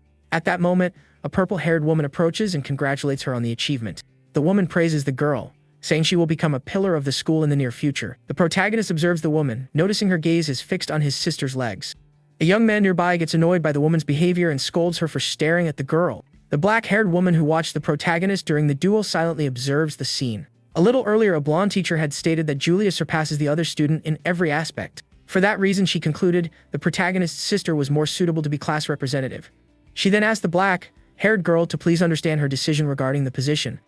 But the young woman declared she would prove with her skills that the teacher was only showing favoritism to Julia. Shuichi's sister sees the girl leaving the room, confused and unsure of what just transpired. She comments that the other student seemed very upset and really stormed out of there. Worried, she decides to buy lunch and take it to Owa, since she hasn't seemed to be eating. The purple-haired woman then asks if Julia is close with the other girl in their class. The protagonist's sister confirms this and praises Iwa's mental magic, calling it incredible. The woman agrees that mental magic is rare, but seems to be withholding some information. She touches the table, and a blue magic circle forms around the group of students. The magical barrier prevents any sound from leaking out, ensuring no one can overhear them. The hero wonders if it's a silencing magic circle designed to contain sound. With a finger to her lips, the woman remarks that when people are too intelligent, they can be difficult to handle. She then offers the rest of her food to the girl, who thanks the woman for the kind gesture. The woman introduces herself as Mina, and the protagonist wonders what they could be talking about. Shuichi takes a piece of her food, then asks what she truly wants from them. The woman notes that the brother is on guard but seems unconcerned by his interference. Getting straight to the point, she commends the young martial artist's perceptiveness at the academy. Mina asks if they know of the dangerous place behind the school, mentioning an anomaly there. Mina reveals that the number of lower-level beasts in the region has decreased drastically. The hero recalls his wolf Roo scaring away the leopard cubs and understands the situation. The woman continues, stating that 3 days ago, an investigation team discovered a lair. Hearing this, Julia's spoon clatters to the floor as she turns pale with worry and fear. She wonders if the discovered lair could be the one belonging to her wolf friend, Roo, in the forest. The protagonist coughs to cover his nervousness and quickly tries to change the subject. Shuichi's sister brings a hand to her mouth, shocked and worried about what might have happened. The young martial artist then asks if they are being asked to undertake a field mission there. Mina confirms this, adding that the reward for the mission will be 100 points for each of them. Both siblings are shocked by the high reward and appear interested in the mission. The hero thinks that with his and his sister's strength, they can handle the mission with ease. At the Miranda family estate, a butler serves glasses of wine to the assembled guests. Duke Miranda, the head of the family, dines calmly at his luxurious table. The family is gathered for dinner, but the atmosphere is tense and eerily silent. Shuichi's mother's brother complains that their father made his sister stay in the guest quarters. He glances at his sister with a worried expression, seemingly lost in serious thought. The young man notices his sister hasn't touched her food and that the mood feels like a funeral. Duke Miranda then calls his daughter's name, Catherine, who looks at him with a sorrowful expression. He announces his willingness to acknowledge Julia as his granddaughter, given her archmage qualities. Shuichi's mother expresses her gratitude, adding that he is also an excellent martial artist who earned a perfect score. A wave of sadness washes over Shuichi's mother as she thinks that what the Miranda family seeks is talent. Duke Miranda then states that they only accept those with a talent to become archmages. The woman thinks that her father's prejudice against martial artists is not likely to change. A man then arrives, delivering an envelope with new information from the investigation team. Surprised, Shuichi's mother asks the reason for the sudden investigation on the mountain. The Duke reads the report, which states a new area has been discovered with an unknown danger level. Her brother expresses concern about a potential danger to the children at the Allen Magic School. But the Duke reassures him there's no danger, as the school has teachers and his own subordinates on site. He then asks his daughter to wait until the matter is resolved before going to see the children. The woman agrees with her father, thinking that her children will just have to wait a little longer. Mina reveals that to accept the mission, they need 5 people, including 1 member of the council. One of the students is shocked, exclaiming that there was no member limit when he last checked. Mina explains the president changed the rules due to the anomaly discovered in the cave. She realizes he deliberately changed the conditions, betting she couldn't assemble the required group. The hero then concludes that this is why she has been getting close to Julia since the entrance exam. Mina apologizes, saying it seems they will have to abandon the mission for now. But the protagonist and his sister offer to help recruit the necessary people for the mission. With tears in her eyes, Mina thanks them for their help, privately feeling guilty for using them as pawns. A determined look on her face suggests she is formulating a plan to get what she wants. Suddenly, a knight in shining armor appears, sword in hand, and calls out to her. The knight announces that since his best friend is going on a field mission, he will lend his aid. With a confident smile, Kai says he will use the advanced equipment his parents bought for him. A white-haired girl joins them, introducing herself as a specialist in healing magic. Mina then thinks to herself that she takes back what she said.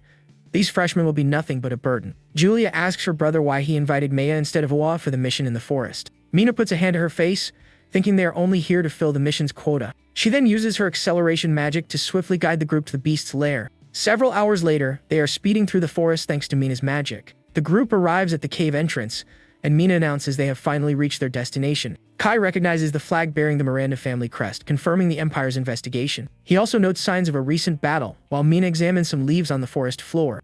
The hero and his sister are relieved to see that their wolf's den has not been discovered. Suddenly, the protagonist senses imminent danger, and his eyes widen in alarm. A winged creature dives from above, and the young man shouts for his friends to prepare for a fight. Mina casts a wind spell, crying out, "Storm, become a blade." The attack strikes the creature head-on, causing it to spit a red liquid as it crashes to the forest floor. The hero easily dodges as several creatures swarm him with their sharp claws. He then notices another creature about to ambush Mina from behind, unseen by her. With a focused expression, the woman appears unfazed by the approaching danger. Kai quickly deploys his magic shield, protecting Mina from the wind creature's attack. With a confident grin, Kai tells them to leave the close quarters combat to them. He uses his shield to fend off the sharp claws of another one of the wind creatures. The hero takes down a monster with a powerful punch, earning an impressed call from his friend. Kai playfully challenges him to keep up with his speed during the battle. Mia creates a barrier of water spirit, telling the group to leave the support to her. The creatures continue their assault from above, attacking with sharp and dangerous claws and beaks. Mina thinks to herself that it's been a while since she felt everyone coordinating so perfectly together. She explains that the beast dislikes wind and lightning magic, then instructs Julia to attack. A glint in Mina's eyes suggests she is plotting something for the battle's outcome. Shuichi's sister then unleashes a powerful spell from her bright pink magic staff. Her eyes glowing with power, she uses her barrier magic to ensnare the creatures. A dome of purple energy materializes, trapping the monsters and leaving them vulnerable. The barrier electrocutes the creatures with powerful lightning, leaving them completely paralyzed. The girl's staff continues to crackle with purple energy, a testament to her immense magical power. The protagonist comments that his sister's lightning magic possesses incredible power. Julia calls out to Mina, but the woman seems distracted and doesn't respond. The girl then asks if she said something, but Mina pretends she didn't hear anything. She says it was nothing, and the two continue walking through the forest after the battle. Mina thinks to herself that she underestimated the capabilities of these pawns, and smiles at the thought. The white-haired girl uses her healing magic to treat one of Mina's minor injuries. Kai praises the girl's instant healing, saying she's like a goddess with her magic. Shyly, the girl dismisses it as an exaggeration, but then imagines the protagonist calling her a goddess. At the thought, a pink explosion goes off in her head, leaving her completely embarrassed. The hero watches her confused as she wonders why she is thinking such things. The group then proceeds into the cave, with Mina remarking on how enormous it is inside. Her magic staff illuminates the path, revealing the vastness of the dark cavern. Julia is impressed, noting that there is an even larger chamber deeper inside. The two girls lead the way, Mina's light guiding the group through the oppressive darkness. Kai is also surprised, pointing out another passage wide enough for an entire army. The protagonist concludes that the cave has been artificially excavated and may hide underground monsters. He warns the group to stay alert, as the deeper they venture, the more dangerous it will become. Without warning, several goblins leap from the shadows, attacking the group with sharp axes. Julia immediately launches a sphere of purple energy, electrocuting the creatures with powerful lightning. The goblins shriek in pain as they are struck by the girl's magic and collapse to the ground. Mina explains they are blind and rely on hearing, but the attack has secured their safety for now. However, she warns if they fight every monster they encounter, their journey will be endless. With a confident smile, Kai declares that he has an excellent plan to deal with them. A short while later, the creatures' bodies lie strewn across the dark cave floor. Kai is seen running ahead, drawing the attention of every goblin in the cavern. Julia readies her cat-eared staff, preparing to unleash a powerful spell. Mina also prepares her staff, creating a circle of blue energy on the ground. Kai is horrified to realize the two girls plan to attack while he's in the middle of the monster horde. The two then launch their combined spells toward the swarm of creatures in the cave. Their magic strikes the goblin's head on, creating a powerful explosion of light and purple energy. The girls' combined explosion generates an immense shockwave that devastates everything in its path. The protagonist and Maya observe the scene, with him commenting on the plan's efficiency. Kai then boasts about his brilliant strategy of luring the enemies into a single location. He claims that only someone with his top-of-the-line equipment could pull off such a feat. Thanks to Kai's idea, the group successfully eliminates the monsters in a quick and efficient manner. The white-haired girl then uses her magic to heal Kai's injuries sustained during the battle. Pressing forward, they discover a vast treasure trove of gold coins, swords, and vases. The protagonist sighs, noticing the girl's fatigue, and suggests they need a break. However, Kai challenges more monsters, and the hero wonders if he's pretending not to hear. He stumps his foot on the cave floor, attracting the attention of more creatures from the darkness. With a grin, he announces that he's brought the monsters and the fight is now up to them. Turning around, he realizes the rest of the group has vanished, leaving him alone with the creatures. The protagonist says he dislikes the idea of sacrificing a teammate, but they have no other choice. Maya then promises that if he survives, she will certainly return to save him from the monster horde. Suddenly, the cave trembles and the white-haired girl looks up, startled by the noise. She asks if the sound came from Kai, but the hero clarifies that it came from the center of the monster nest. Mina asks if they should investigate the area, and the group seems to agree. The hero comments that the smell of blood is overwhelmingly strong, and a red aura emanates from the location. The woman then offers Julia a healing potion to drink before they proceed. She states they probably won't need to intervene, but it's better to check as a precaution. Upon reaching the site, they discover the bodies of several knights scattered across the cave floor. The girls are horrified, and Mina wonders if the entire investigation team has been wiped out. The protagonist senses something is terribly wrong as a tremor begins to shake the entire cavern. The cave walls start to crumble, and rocks rain down violently from the ceiling. Suddenly, the body of one of the knights is hurled forcefully in the group's direction. Mina watches the scene in horror, realizing they are in grave danger. A giant Midor emerges from the shadows, wielding an enormous axe, its eyes glowing menacingly. The creature bares its sharp teeth and lets out a ferocious roar at the group of students. Mina wonders why a Calamity-class monster would be found in a place like this.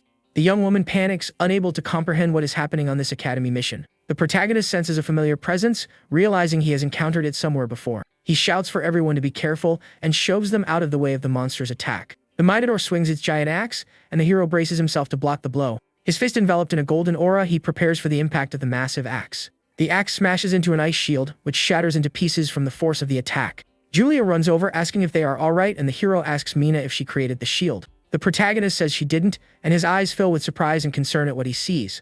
He explains that the person in the Minotaur's grasp was the one who created the ice shield for them. The monster then crushes the man in its hand, questioning him for interfering in its fight. The hero remembers that the knight had helped them, despite being gravely injured himself. The man screams for them to contact the Imperial Army and call for reinforcements. He yells that the ancient seal has been broken as the creature glares down at him with its glowing eyes. The Minotaur then strikes the knight with a powerful punch, shattering his armor.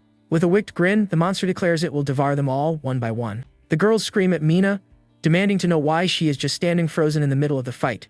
Mina drops her healing potion, appearing to be in shock from the monster's sudden appearance. Julia realizes something is wrong and looks at Mina with an expression of pure confusion. The Minotaur then turns, fixing its furious gaze upon the white-haired girl. She launches an ice spell at the monster, retorting that it's the one talking nonsense. A massive explosion of ice engulfs the Minotaur, creating a thick cloud of steam. The white-haired girl urges them to go quickly and report what is happening here. Mina and Julia agree, preparing to flee the cave and seek help for the battle. The protagonist apologizes for being unable to save him and promises to return for vengeance. The man screams at them to escape the cave as fast as they can to save themselves. With a sad smile, he freezes himself along with the Minotaur to buy them time to escape. He thinks to himself that he has done all he can, sacrificing himself to save the students. The knight encases both the Minotaur and himself in ice in a final act of sacrifice. But the monster shatters the ice with ease, roaring furiously at the man's treacherous attack. The Minotaur opens its giant maw, preparing to devour the sacrificed knight. Suddenly, purple lightning strikes the creature, stopping it from consuming the man. The monster screams in agony from the lightning attack, and the knight falls from its mouth to the ground. Julia shouts that he is not an insect, but a great warrior who fought bravely. Manga casts a water spell to cushion the knight's fall, saving him from certain doom. Mina then conjures a powerful wind bomb and hurls it at the giant monster. She yells at the protagonist, demanding to know why he is running toward the fight. With a determined look, the hero declares he will hold the creature off and tells Mina to run. The woman scolds him, insisting he can't possibly stop a Calamity-class monster alone. But the protagonist meets her gaze, saying he knows it won't be easy, but he has to try. The Minotaur then attacks, hurling a giant boulder toward the group of students. With a hateful glare, the creature bellows that they will all perish in this dark cave. The hero tells her to leave with the others and to leave the monster to him. Mina then declares that as vice president, it is her responsibility to protect everyone here. The protagonist thinks to himself that she has more courage than he expected, surprised by her resolve. The woman reveals she used magic to contact Kai and request rescue at the cave's entrance. The Minotaur lets out a ferocious roar, preparing to attack the group with its full strength. The group braces for a combined attack but realizes they cannot win against such a monster. The protagonist tells Mina to believe in everyone as he prepares for battle with the Minotaur. He then unleashes a beam of golden energy from his fist toward the giant monster. With a determined shout, he declares that they will not lose to a monster like this. The Minotaur's axe is stained with red liquid, a testament to its ferocity in battle. The creature then attacks with its spinning axe, creating a powerful shockwave. The monster's eye glows with an intense blue light as it readies its attack. The hero stands before the creature, his fist glowing with a golden aura. He then delivers a powerful punch to the monster, concentrating all his strength into the blow. The Minotaur glares at him with its glowing eyes, seemingly unfazed by the young man's attack. Mina tells the protagonist to maintain the suppression while she prepares her next attack. The monster calls him a useless insect and strikes with a powerful punch, using all its might. The hero braces for the impact as the Minotaur glares at him with a look of pure hatred. The young martial artist smirks, remarking that it seems his sister is finally ready to attack. Julia shouts for the monster not to bully her brother and unleashes her most powerful spell. A shower of purple lightning rains down on the Minotaur, electrocuting it with great intensity. The protagonist seizes the opportunity, attacking the monster with a series of rapid blows. He strikes the creature's pressure points with precision, leaving it momentarily paralyzed. The Minotaur screams in pain from the group's combined attacks, now vulnerable in the battle. The hero then shouts for his sister to attack now that he has managed to halt the monster's movements. Julia unleashes a powerful thunder arrow at the paralyzed Minotaur. Mina then casts a wind-cutter spell, a sphere of blue energy forming in her hands. The two girls shout in unison as they launch their combined attacks at the Minotaur. The lightning and wind spells merge, create an even more powerful and devastating attack. The attack strikes the monster head-on, but it manages to block with its giant axe. The creature curses its luck and spits a red liquid, appearing heavily wounded. With a hateful glare, it swears to finish them all as soon as its legs have healed. But Mia declares she won't let that happen and prepares for another magic attack. She creates a giant sphere of water and hurls it at the injured Minotaur. A cascade of water crashes down on the creature, drenching it completely. The white-haired girl pants, having used a great deal of energy for the spell. The Minotaur rises, announcing that its legs have already healed thanks to the magic water. It snarls that a little water won't hurt it, gritting its teeth in pure rage. The creature then charges, screaming that it will devour them all alive in this dark cave. Julia then asks what happens when someone soaked in water is electrocuted. With a cry of rage, she declares it will pay with its life for what it did to the soldiers. A massive explosion of purple lightning and water engulfs the Minotaur. The monster shrieks in agony as it is electrocuted by the combination of the two girls' magic. The protagonist observes, understanding that the water was used to amplify the lightning's power. The Minotaur continues to be electrocuted as smoke begins to pour from its body.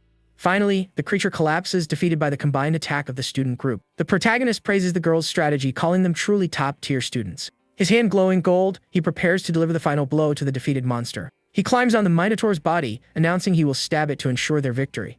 Mina is confused, not understanding what he means after the long battle. Suddenly, a dark and ominous red aura erupts from the Minotaur's body with great intensity. The hero is shocked, wondering what is happening to the defeated creature.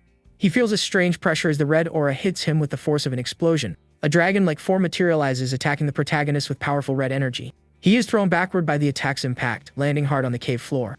A shadowy creature with glowing red eyes emerges from the body of the defeated Minotaur. Kai, waiting outside the cave, feels the tremor and becomes frightened by the situation. He wonders if it's an earthquake, realizing something incredibly dangerous must be happening. The young man decides to call for reinforcements immediately, telling everyone to hang in there. The shadowy creature roars furiously as an evil red aura emanates from its body. With that, the protagonist is thrown backward by the wave of energy released by the monster. The impact is so strong that it creates a massive shockwave in the cave. The creature then rises menacingly over the group of students lying on the ground. The young man realizes he was hurt just by the sound waves of the monster's voice. Then he turns around, concerned, and asks if all his companions are okay. Mina tries to fight back and creates a magic circle of silence to cancel out the creature's power. But she is quickly defeated, and her staff falls limply from her hand. Right after, we see that Mei is also on the ground, completely unconscious. Even the powerful Julia is down and injured, unable to move. With a look full of anger, the protagonist reveals himself as the only one still standing. He then releases a powerful golden energy, getting ready for combat. The creature roars back at the martial artist, ready for the upcoming clash. At that moment, a beam of golden energy is fired toward the monster. The attack hits the creature right in the face, but it doesn't seem to cause much damage. Without stopping, the hero charges forward with a powerful punch wrapped in his golden aura. His eyes glow brightly as he vows to take that creature down. The monster looks even more furious at the young martial artist's attack. The protagonist then launches a massive energy beam that pierces through the beast's body. Wasting no time, he prepares another golden energy punch to keep up the attack. The punch lands squarely on the creature's face with a devastating impact. A close-up of the hero's determined face shows all his conviction in the battle. The monster is then struck by another powerful blow from the martial artist. He wonders how the creature seems to feel no pain at all from his strikes. With a serious look, our hero gets ready to continue the intense fight. Parts of the monster begin to regenerate with a dark and frightening energy. Shuichi is shocked to see the creature's arm completely regenerate. The creature then swings its newly formed arm with incredible force. It attacks with its axe, now covered in a sinister red aura. The strike creates a huge explosion, and our hero tries to dodge the fatal attack. The young man caws from the heavy impact and realizes he underestimated the damage from the previous roar. With that, the creature says that the power of the strong makes its heart race. Right after, it attacks with full force, creating a massive explosion on the ground. The collision between the two is so intense that it cracks the entire cave's walls. Next, the monster lunges forward with its glowing red eyes. The creature's arm then turns into a blade covered in dark energy. The beast takes on an even more shadowy form, unleashing overwhelming power. With its new strength, the cave floor begins to shake and crack everywhere. It smashes the ground with a punch, causing rocks to fall from the ceiling. Shuichi realizes the debris is heading straight for his fallen friends. Without thinking twice, the hero runs to try and protect his companions. A giant rock is about to hit one of the unconscious girls, but the rock is completely shattered by a golden energy attack. The protagonist then uses his fist to destroy the rest of the rocks. After saving everyone, he turns around to check if his friends are safe. In the background, the shadowy monster just watches with its evil aura. Then the creature opens its mouth and gathers a massive amount of energy. It unleashes a powerful roar that creates rings of sonic energy in the air. The martial artist takes the powerful shockwave head-on. He realizes that the roar echoes off the cave walls, becoming even stronger. With great difficulty, the young man tries to protect his friends from the sonic attack. The pressure is so intense that he sustains heavy damage all over his body. The beast seizes the chance and lunges for a final strike, yelling, "Pirage!" Suddenly, the creature stops its attack with a look of pure surprise. A blonde warrior with a golden aura appears and blocks the monster's blow. He seems to be wondering why he is helping those people. The scene focuses on the creature's mouth, which appears to have been hit by something. The blonde warrior is then surrounded by his golden energy, resisting the power. With great ease, he manages to defend against the shadowy creature's attacks. Shuichi stands up and tells the monster to say that only after beating him. The hero then lands a powerful punch right in the shadowy creature's face. Next, he grabs the monster's axe and uses it to counterattack. With a determined look, he vows not to let the beast touch Julia. The creature gets even more furious at the young martial artist's boldness. Without hesitating, the protagonist swings the heavy weapon and attacks his enemy again. The strike hits cleanly, and the creature stumbles back a few steps from the impact. But the beast recovers and grabs the hero's arm with its dark hand. Shuichi then unleashes a burst of golden energy to break free. With that, the monster lets out a grunt of pain as it's hit by the aura. Right after, a dark hook-shaped weapon appears in the creature's hand. The protagonist's eyes glowing agilely dodges the beast's attack. His eye shines with an intense golden light as he gets ready to fight. A rapid exchange of blows begins between the two opponents in the cave. The creature seems surprised by the young fighter's skill and strength. With a swift move, he creates an energy stake and pierces the monster. The beast roars in fury and prepares a devastating counterattack with its aura. It punches the ground with all its might, creating an energy shockwave. The red energy wave rushes forward, hitting the hero squarely in the process. At this, the monster gives an evil smile, thinking it has finally won. But Shuichi stands up shirtless, with red marks showing all over his body. The creature is unfazed and creates a giant hand of dark energy to attack. With its eyes glowing red, the beast prepares to crush the hero. The dark hand descends at full speed toward the protagonist on the ground. However, the young man manages to stop the massive strike with just one arm. A huge clash of power occurs, and he begins to push the hand back. The creature is shocked and doesn't understand where all this new strength came from. The monster then furiously shouts that it will end the opponent's journey. The dark hand opens up, revealing a mouth full of teeth to consume him. Next, the beast fires a powerful red energy beam from its mouth. But the creature is left in utter disbelief at what happens next. The hero fires a massive red energy beam from his mouth at his enemy. As he does, his face twists in fury while the dark energy takes over him. The blast of power cuts right through the monster's attack and hits it directly. Then, the explosion is so powerful that the beam blasts through the cave ceiling. Rain begins to fall, and a drop of water wakes Julia, who had passed out. She then asks if everyone is alright and where her brother is at that moment. Looking ahead, her eye widens in pure shock at the scene. She sees the protagonist from behind, covered in a dark red energy. Half of his face is covered in shadows and his eyes glow red. Worried, the girl calls out for her brother with a voice full of fear. At that moment, an evil aura manifests even stronger around his body.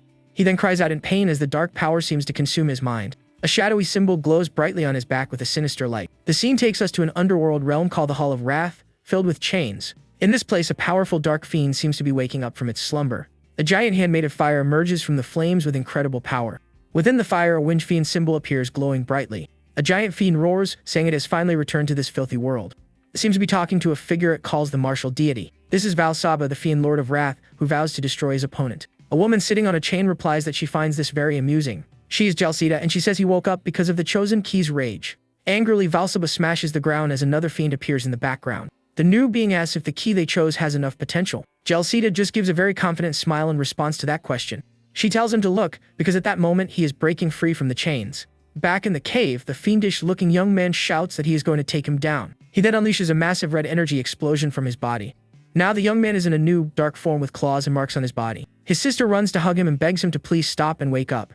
Mina then uses a calming spell while a spiritual version of the hero appears. She seems to be sweating and struggling a lot to keep the spell active. But the possessed protagonist readies a punch, and Mina yells for Julia to get out of there. With his eyes glowing red, he is about to attack with full force. His sister then hugs him tightly and begins to cry, calling out for him. With that, a tear falls from the young man's eye, reflecting his sister's face. In his mind, he sees Julia crying and manages to remember her again.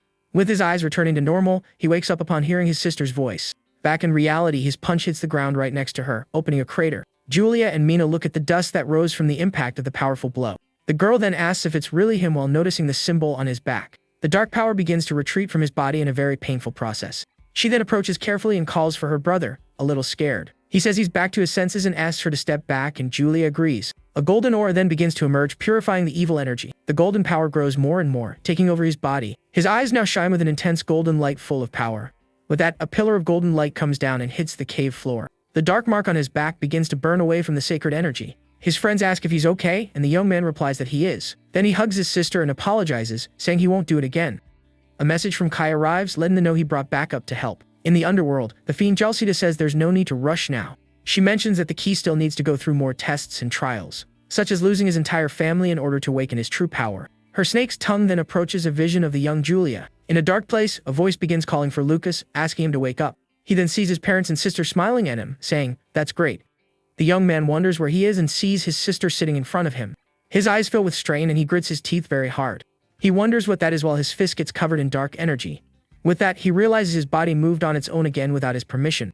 In this state, he can only call out for his family amidst the darkness. Then, the young man wakes up in the infirmary, throwing a punch in the air and startling his friend. In the academy's infirmary, Kai is holding his nose, which got hit. Kai complains that he would hit him back if he weren't injured, and the young man apologizes. The friend then steps back, grumbling in pain from the unexpected punch. Shuichi wonders why he had that dream, and if it's the cave's power acting up.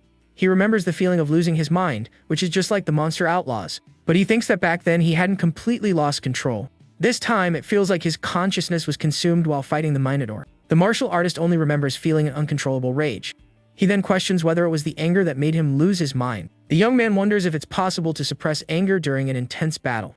Then he wonders if he should have someone nearby to stop him in fights. The young man gets thoughtful, trying to find a solution to this problem. But he soon grows desperate, thinking about the consequences of his idea. It's too dangerous to ask other students to stop him in his berserker mode.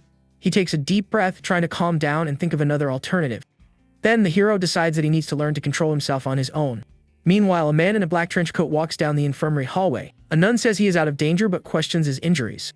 The mysterious man then takes a sip from a bottle he carries with him. Another nun comments that she heard he protected the younger students.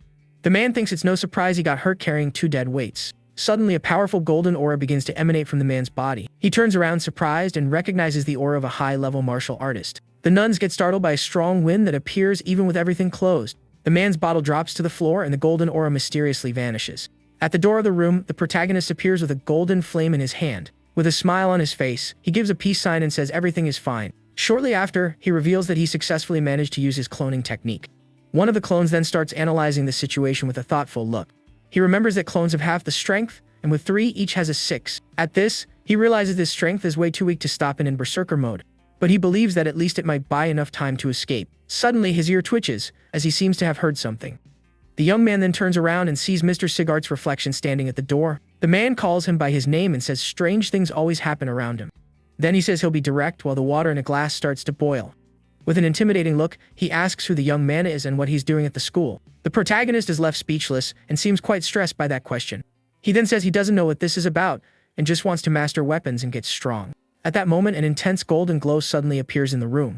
The teacher grabs the student's shoulder and presses down with all his strength. He then asks the young man to show his true skill before anything else. Right after, he covers the young man's mouth, who wonders what he means.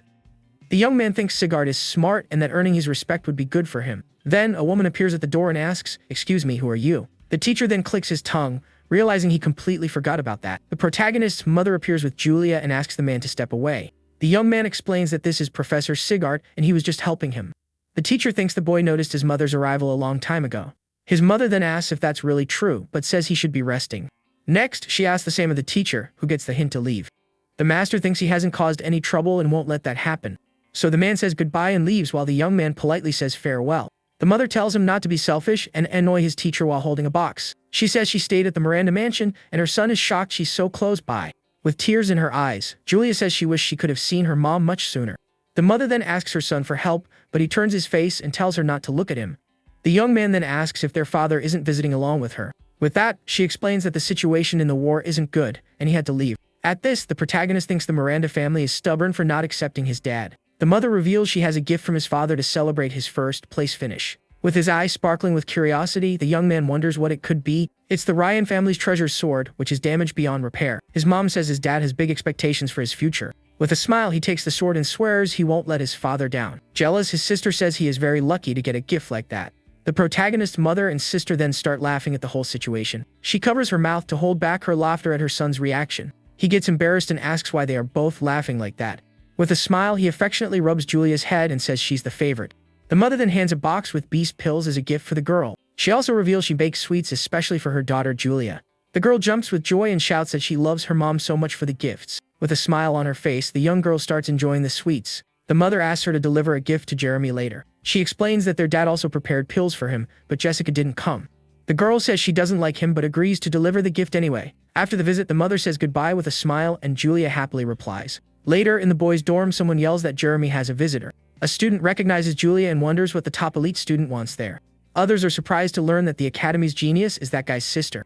A classmate then tells Jeremy to call his sister on their next mission. Angrily, Jeremy turns his nails into claws and prepares to attack. But suddenly, he is restrained by green vines springing from the floor. His classmate is startled and wonders what got into him to react like that. Alone, Jeremy laments that his parents didn't even visit him once. With the gift in his hand, he gets angry that they gave the family sword to Lucas. He then calls his brother trash and swears he will steal everything back. After that, their mother returns to the Miranda mansion, and they say their goodbyes. but they are happy because she'll be staying in the city nearby for a while. To help Mina, who got hurt, the hero decides to make a new elixir. Julia delivers the potion, and her friend is amazed by the power of the magic. 1.5 months pass, and we see Alan's tower with fireworks. Kai and his friends are impressed, and he says the tower shines just like him. The protagonist finds it amusing, and their classmates laugh at their friend's attitude. Suddenly, a girl from their class clenches her fist tightly and nervously. She and the others are startled to see Professor Sigurd approaching. The master then tells everyone to quiet down as the field trip is part of the class. He orders everyone to sit in their seats, and the students obey. 2 students from another class complain about the martial arts department's arrival. Another boy says they dream too big and few there actually have skill. Kai gets annoyed and says they are looking down on their class again. Lucas then puts a hand on his shoulder and asks him to calm down a bit. As expected, the magic teachers complained about the 20 spots reserved for them. They even demanded that the martial artist spots be given to them. With a serious look, the protagonist thinks they are truly shameless. But he finds it strange that Professor Sigurd didn't seem worried at all. The master explains that the third-year students go in first to set an example. The seniors then get ready to enter Alan's tower in front of everyone. One of them holds his sword and reflects on his 3 years at the magic school. With an evil smile, Jeremy says he'll finally be able to enter the tower. He laughs strangely, and his classmates mention he never made the top 100. Suddenly, a familiar voice calls Jeremy's name from the crowd. He turns around, and his friend points out that the genius's sister is right there. Julia then waves with a smile and yells for him to do his best in there. His friend says his little sister is cheering for him, so he shouldn't let her down. She thinks he didn't react and that she's only cheering because their mom asked her to. Anyway, she says she did what she was told while a classmate watches him. With a furious look, the young man swears he will surpass the protagonist in the tower. Then, the 3 third-year students enter the tower's glowing portal. A mysterious voice tells everyone to hold their staffs forward and close their eyes. The young man turns around and tries to remember where he's heard that voice before. In a room, an old man with white hair watches everything through a magic screen. With a smile on his face, the man says the event is finally about to start. He then uses his power on a golden object floating in front of him. His eye glows with an intense golden energy as he activates the tower. With that, a massive wave of golden power spreads throughout the room. The energy concentrates into a sphere of light that shines brightly. Rings of golden power expand and spread outward from the sphere of light. Outside, Alan's tower is covered by a powerful golden aura. Lucas feels the fighting spirit and wonders if there's anyone stronger than Sigurd. He then realizes that this was why the professor was so confident. The person opening the tower doors is the strongest martial artist of all. A scene from the past shows the old man and a woman talking in a garden. She says more people are demanding they take away the martial artist's spots. The man replies that there's been no anomaly causing losses for the school. He then states that if everything continues as it is, the tower will be opened. The woman understands that if they don't give anyone a chance, the tower won't open. With a teacup in her hand, she thinks Otani gave her a very difficult problem. Inside the tower, we see a landscape of mountains and dense forests. Jeremy realizes that only his consciousness entered, but the place feels very real. A classmate explains that the amazing thing about the tower is its realism and tells him to walk. The young man gets annoyed with his teammate's bossy attitude. Observing from the outside, the protagonist finds it interesting to be able to feel the mental waves. He smiles and thinks it's a shame Jeremy has been hated from the start. Professor Sigurd says that anyone with skill can feel the energy. The teacher explains that in the test, everyone will be teleported to a random place. He goes on to say that teams can have a maximum of 3 people, and that it's better to work in a group. At this, a very excited Kai invites Lucas to form a team, but he declines. A classmate explains that based on the rankings, they should be in different groups, and Kai complains. The professor notices Lucas' expression and remembers something Linda said. Sigurd looks serious and suspicious as he watches the protagonist. Suddenly, Kai points in shock and says someone is already coming out of the tower. 3 third-year students come out, and the hero's friend thinks that was really fast. Lucas explains that the enemies adapt, and that he's going to see how Jeremy does. The scene then shows us the towering central structure amidst the landscape. Inside, Jeremy finds his classmates, and they head to the 2nd floor. Watching everything from outside, the protagonist thinks his rival is a lucky guy. On the 2nd floor of the tower, the group comes across a crystal cave. Shortly after, 2 dark monsters with red eyes appear to attack. Without hesitating, Jeremy uses his plant magic against the blue creatures. The green vines then trap the monsters while another mage prepares his attack. The teammate launches a powerful earth wave toward the enemies. The combined earth and plant attack hits the monsters squarely. With that, they defeat 2 elite skeleton warriors and earn points. The group comments that it was a close call and decides to move forward while they still have magic. In the central area of the 2nd floor, a student fights with an energy slash. Jeremy easily defeats a beast man scout and earns 5 points. Meanwhile, another teammate defeats several skeletons with his magic. A giant skeleton then appears and attacks one of the students with its club. But the strike is blocked by an energy barrier from another teammate. A message says they reach the 3rd floor, and they defeat the final monster. Outside, Kai celebrates that at least they won't be the last ones out. A student notes that Jeremy has been quiet the whole time, just observing everything. He then turns and asks his rival if he isn't happy with the result. With a confident smile, Jeremy replies that of course he's very happy. He thinks his father fights enemies like these and feels closer to him. Several hours pass and Alan's tower continues to shine in the sky. The hero manages to grasp the situation up to the third floor using his energy. He realizes that the enemies change and get stronger on each floor. If they are based on real beings, he wonders what the martial artist's experiences are like. The young man believes that powerful man also noticed his skills. He wonders if the silence from the others is a sign of goodwill. A voice then announces for the final group to gather at the tower entrance. A man celebrates that they finally arrived for the tower test. The leading group is already on the fourth floor, and Mina will definitely catch up to them. Julia shows up cheering from afar and yells for her friend to do her best. Mina then turns around with a smile and thanks Julia for the support. A student approaches and asks if she is fully healed, and she confirms. Other students comment on how amazing it is that she's friends with the class genius. Mina thinks they are badmouthing her again and swears she'll make it to the 6th floor. On the 3rd floor, Mina's group faces an environment of fire and lava. Shortly after, pink-skinned monsters with clubs appear to attack the group. The girl with glasses then uses her magic to fight the creatures. She says to avoid fights and use acceleration magic to reach the 4th floor. The group then quickly ascends the tower using their wind magic. Outside, Kai is impressed with the 3rd-year group's speed. Mina turns around and starts getting ready for the battle ahead. On the 4th floor, they encounter 3 massive, very strong ogres. A girl in the group gets scared and says she now understands why everyone loses there. One of the guys uses his wind magic and attacks one of the ogres with force. With that, the monster is defeated, and the team earns 80 points for the victory. The teammate praises her speed, and Mina says her skills have improved. She thinks that to save time, she needs to take them down with a single strike. Mina then says she'll look for the passage, and the others can handle the cleanup. Using her magic, she easily defeats 2 beast man scouts and earns more points. His attack squarely hits another beast man scout, and the team gains more points. One of the girls on the team also easily defeats an elite beast man.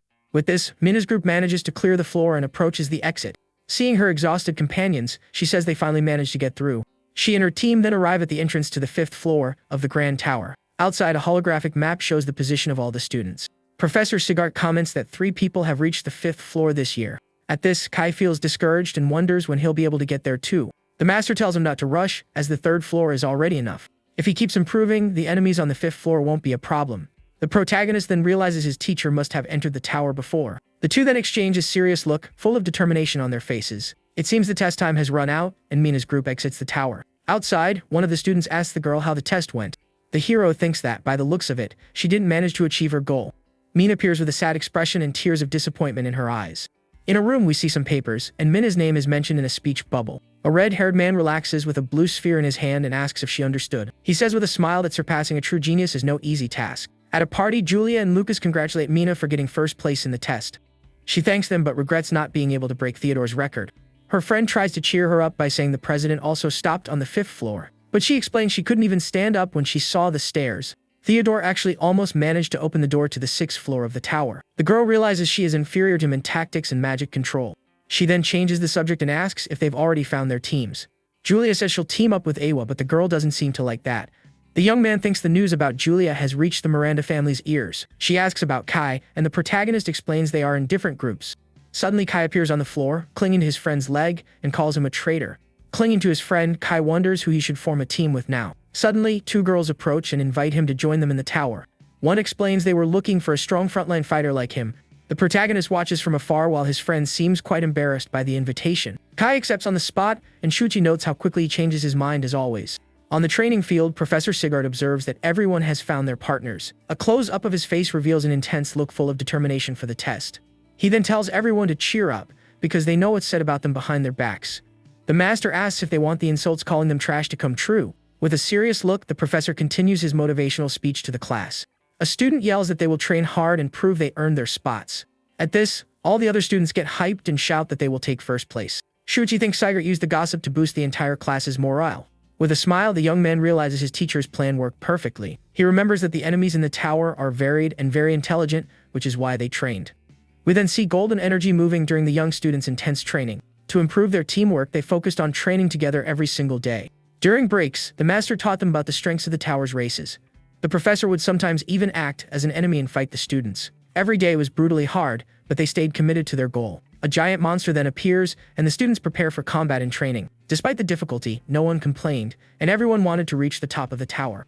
Then, the day of the freshman's trial finally arrives for all of them. A step forward is taken, showing the students are ready for the challenge. The martial arts group then faces off against the other students at the academy. They all walk together toward Alan's imposing and glowing tower. Sigard says if they can't run away, they must fight and take an enemy down with them. Two students from another class mock that not even their teacher trusts the team's strength.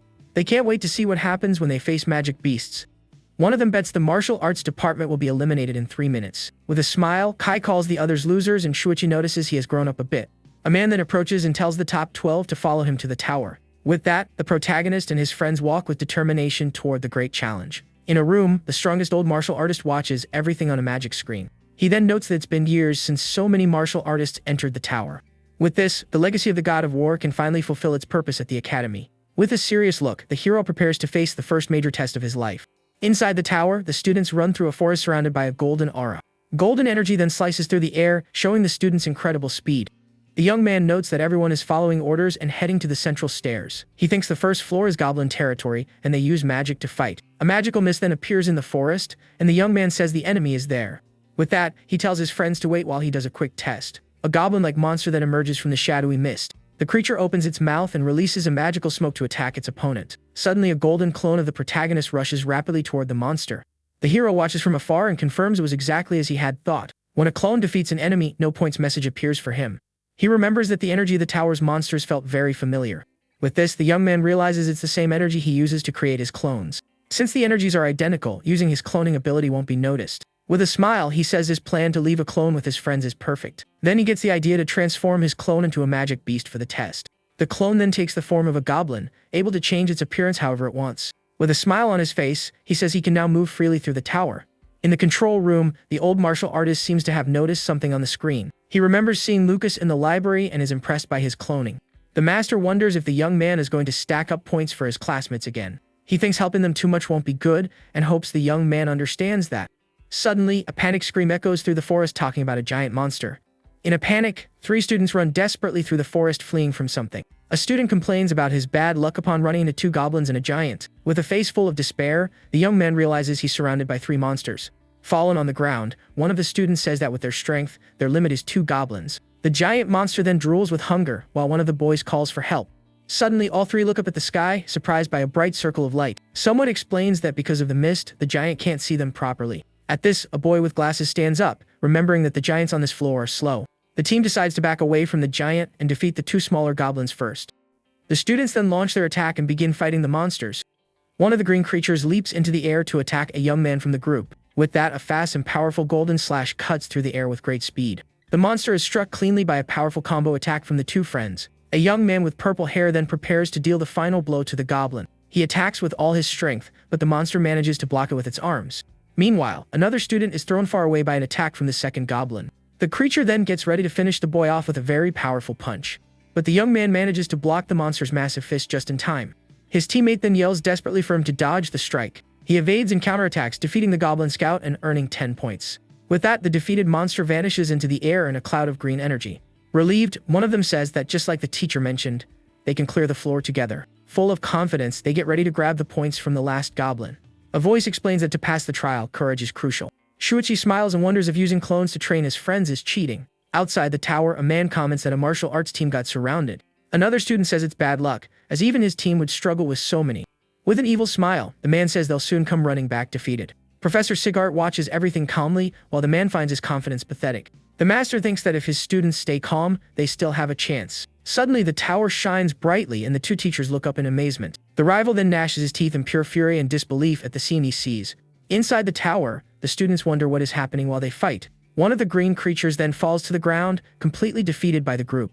With red eyes, the students say the tables have turned on the last goblin. The monster releases a smoke screen, and the teammate is surprised by the tactic. He realizes the goblin created a thick mist to try and escape the fight. But one of the young men lunges with his dagger, preparing to use a skill. He uses a piercing thrust and hits the monster directly with a powerful strike. The martial artist's dagger then manages to pierce the green creature's hand. Wasting no time, another student leaps and attacks the goblin with his sword mid-air. Next, the young man with purple hair gets ready to use his own skill. He uses a spiral slash, hitting the monster multiple times with his golden blade. The goblin then steps back with an expression of pain from the combined attack. The last team member gets ready to deliver the final blow with his long weapon. With his lightning step, he strikes the monster squarely with a devastating attack. A message then confirms the goblin's defeat and the team earns 10 points. The rival teacher yells that it's impossible for them to beat 2 goblins so fast. At this, Master Sigart just gives a small smirk. With a look full of pride, he congratulates his students on the great victory. He says if they fight as he taught them, the tower's enemies aren't so scary. The other students cheer up, but the rival says they just got lucky this time. A colleague reminds him that he was the one who said it was bad luck, leaving the rival speechless. Sigart senses a strange energy and suspects Lucas is up to something again. In the middle of the forest on a branch, the protagonist suddenly lets out a sneeze. He jumps to the ground and wonders if his sister Julia is talking about him again. The young man then remembers his sister supporting him and calling him amazing. Suddenly, a familiar voice calls his name, and he sees his teammates approaching. Kai and his friend are happy to see him and mention they were very worried. He explains he was teleported far away and finds out one team hasn't arrived yet. A masked girl congratulates him and says everyone is already at the meeting point. The hero is relieved to see everyone is tired, but no one is seriously hurt. With a thoughtful look, he remembers that Slight's group hasn't shown up yet.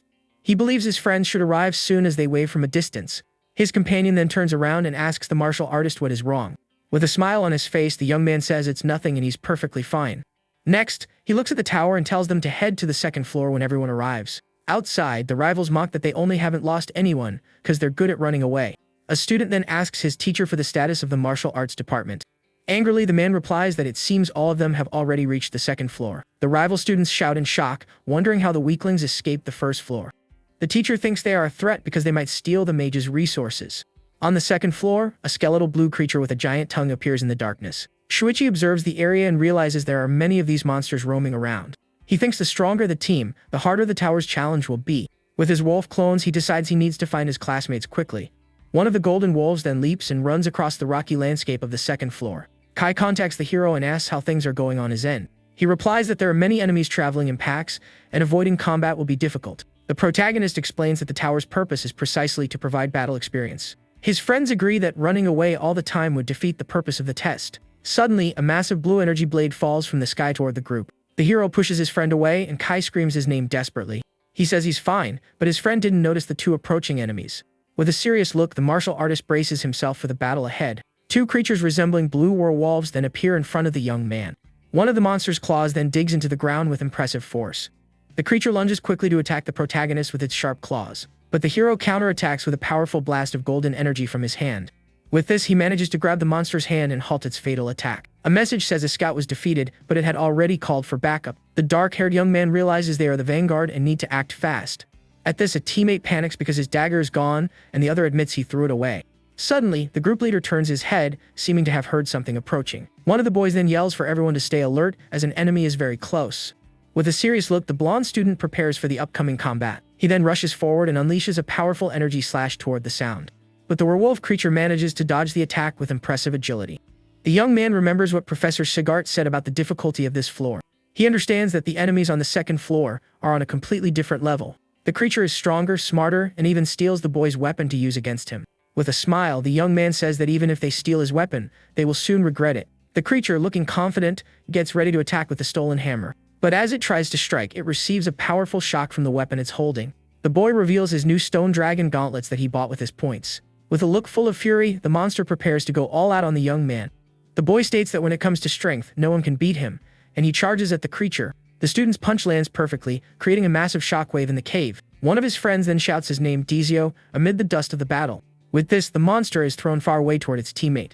The green-haired friend says he's there and prepares for a surprise counterattack. With a smile, he says it's finally his turn to fight and rushes the monster. He shouts no bow, and the other martial artist gets ready to launch his final attack. With a golden punch, the young man fires a powerful blast of energy at the creature. He then yells, "Take a chess," as his attack homes in on the monster in mid-air. The stone dragon attack strikes the creature squarely with devastating force. A message then confirms the monster's defeat, and the team gains another 10 points. The leader praises their teamwork, and his friends let out an awkward laugh. With a smile, he tells them to keep pushing forward for the martial arts department. Outside, the rival teacher can't believe no one from the class has given up yet. One teacher wonders if the tower lowered the difficulty for the martial artists. Hearing this, the rival bites his finger in anger, unable to accept the situation. Back on the second floor, a massive energy explosion occurs inside the cave. A giant blue monster charges forward with a furious look, ready for combat. Suddenly, the creature looks down at its chest with an expression of pure surprise. The protagonist lands a powerful golden energy-coated kick right on the monster. Elsewhere, a teammate faces off against a skeleton wielding a giant sword. With a serious look, the young man manages to block the skeletal creature's strike. The monster then attacks with a powerful wave of blue energy from its sword, but the young man manages to dodge and counterattack the skeleton with his blade. The skeletal creature with glowing red eyes seems even more furious. The martial artist is then covered in a golden aura and prepares to fight. With a swift strike, the skeleton is completely shattered into several pieces. His teammate watches over his shoulder as the creature is defeated by the attack. Next, the other student finishes off a monster with a powerful overhead blow. The two friends reunite, and one of them complains about feeling very tired. A skill called Hero's Battle Cry is then activated by someone. The hero uses a support technique, and everyone manages to proceed to the second floor. An illustration shows the group's attack plan to advance through the tower. Suddenly, a goblin riding a wolf appears with its pack to attack. In another area, two students run into a giant, very powerful wolf. With a determined look, the two get ready to fight the monster together. They then face a huge crystal creature that appears right in front of them. A pink-haired archer aims with her bow, preparing to shoot an arrow. The arrow hits dead on, defeating a swift wolf and earning them 10 points. In another area, a group manages to take down a giant cyclops, earning 25 points. Over in Area D, a team defeats a goblin scout and vanguard, gaining more points. A student celebrates, saying at this pace they might actually reach the third floor. Several scouts are defeated while a golden wolf clone watches everything. In the reflection of the wolf's eye, we see the students fighting safely within the tower. The rival teacher is shocked and says all 12 students reached the third floor. The others wonder what Sigart taught them and if everyone will pass at this rate. But the master gives a confident smile and says that won't happen at all. He explains that some of the martial arts students are already at their physical limit. With an evil look, the man says they will be forcefully kicked out very soon.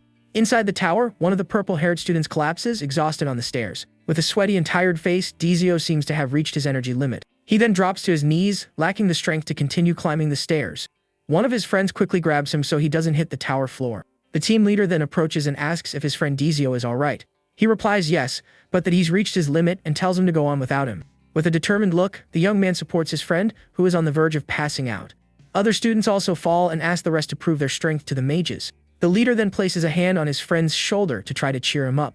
The blonde boy says they've come this far and should try to make it together. With a smile, he says they are a team and will work together to pass the floor. Everyone groups up, and a message announces that 12 students have reached the third floor. They are then met with a scene of fire and destruction on the tower's new floor. One of the students is amazed and points out that this is Alan's tower's third floor. With a focused look, the team leader braces himself for the new challenges ahead. Suddenly, purple creatures resembling panthers emerge from the fire to attack. One of the beasts then opens its mouth and roars, its eyes glowing brightly. One of the young men tries to defend himself against the attack but seems to be struggling. A blue energy hand then appears and blocks the fire creature's strike. The student then finds himself surrounded by 3 of the magic beasts with no way out. Outside, students comment that the third floor was brutal and they were surrounded. One concludes that the third floor is the absolute limit for the martial arts department. The protagonist thinks he had his real body exit to avoid making others suspicious. But using his clone, he can guide everyone up to the third floor with the hero's cry. This way everyone gets a good score, and he doesn't draw attention with his powers. With a smile, the hero thinks that to be exact, he won't be the one standing out, but rather the entire martial arts department with their incredible performance. A rival student can't believe all of them made it to the third floor. One classmate then points out that the situation looks very bad for their side. Another swears they need to win in points and floors so they don't lose. Inside the tower, one of the mages is attacked by a green energy monster. Elsewhere, a student is fighting against a massive fire creature. In the control room, the old martial artist observes everything, his hands glowing. He wonders why it's so terrible to lose to them and criticizes the mages. A scoreboard shows that several mage groups have been eliminated across the floors. The rival teacher despairs because no one below the top 40 made it through. He mentions that some teams were even eliminated on the very first floor. Angrily, the man claims it's a trap and that the enemies have gotten stronger. The teacher then asks him not to deny reality right in front of the students. She asks if he doesn't know that the tower is operating normally, leaving him speechless. The teacher then gives a serious, intimidating look to her colleague. She then walks over to Professor Sigart, who is calmly watching everything. The rival gets furious, muttering that Sigart and that brat are a nuisance. The woman praises Sigart and says outperforming the mages is incredible, just as she predicted. He replies that it was all thanks to the students' hard work and reminds her of the elite test. She then looks at her students and says that on top of everything, there's a reason. The teacher states that her class representative is there to take care of everything. Julia says her brother is amazing and could go way past the 4th floor. A voice then calls Julia's group to enter Alan's tower. A friend cheers for her to do her best and reminds her not to forget to eat her candy. The man accompanying Julia wonders why she said that about the candy. He suddenly realizes that it's a magic power pill that restores mana. Julia eats the pill, and he thinks how extravagant it is to use such an expensive item. The girl gets annoyed, realizing she's been tricked by her brother once again. The protagonist thinks she already has a lot of power, but it was good for her to take it anyway. He believes that with this, Julia's excellent performance in the tower is guaranteed. Inside the tower, the girl uses her falling thunder magic with immense power. As a result, several blue monsters are struck by the purple lightning of her magic. She then uses her staff to fire a massive blast of energy at the enemies. One of the monsters takes a direct hit and falls defeated on the cave floor. Her teammate is amazed by her precise control over her magic. Julia then asks her friend Awa to stay very close to her during the battle. Next, she summons several energy birds that fly through the fiery environment. One of the birds then attacks a lizard creature that had been hiding. The reflection of the electric bird appears in the monster's eye just before the attack. With that, the creature is completely electrocuted by the girl's powerful magic. She then comes face to face with a giant monster that looks like a purple dragon. One of the energy birds then lands on her staff, getting ready to attack. The girl then activates her skill, summoning the 1,000 thunder birds. With a smile, she says she took care of all of them and tells her friends to move forward. Her teammate says it's a good thing she's there, as his fire power wouldn't be enough. Her friend complains that if they were in the real world, she would control their minds. Julia cheers her up, saying she would be amazing on a real battlefield. But Awa explains that ghosts have no consciousness, rendering her magic useless. She says that all she can do there is simply scout out where the enemies are. Angrily, the girl laments that this makes her complete dead weight for the team. Julia then notices her friend's frustration and acknowledges her skills. Embarrassed, Awa says she'll let her take the spotlight and walks on ahead. The teammate then yells, asking the two of them not to just run off like that. Suddenly, the fiery ground begins to crack and shake with a mysterious force. Awa stops abruptly and looks back with an expression of surprise on her face. Without noticing, Julia ends up bumping hard into her teammate's back.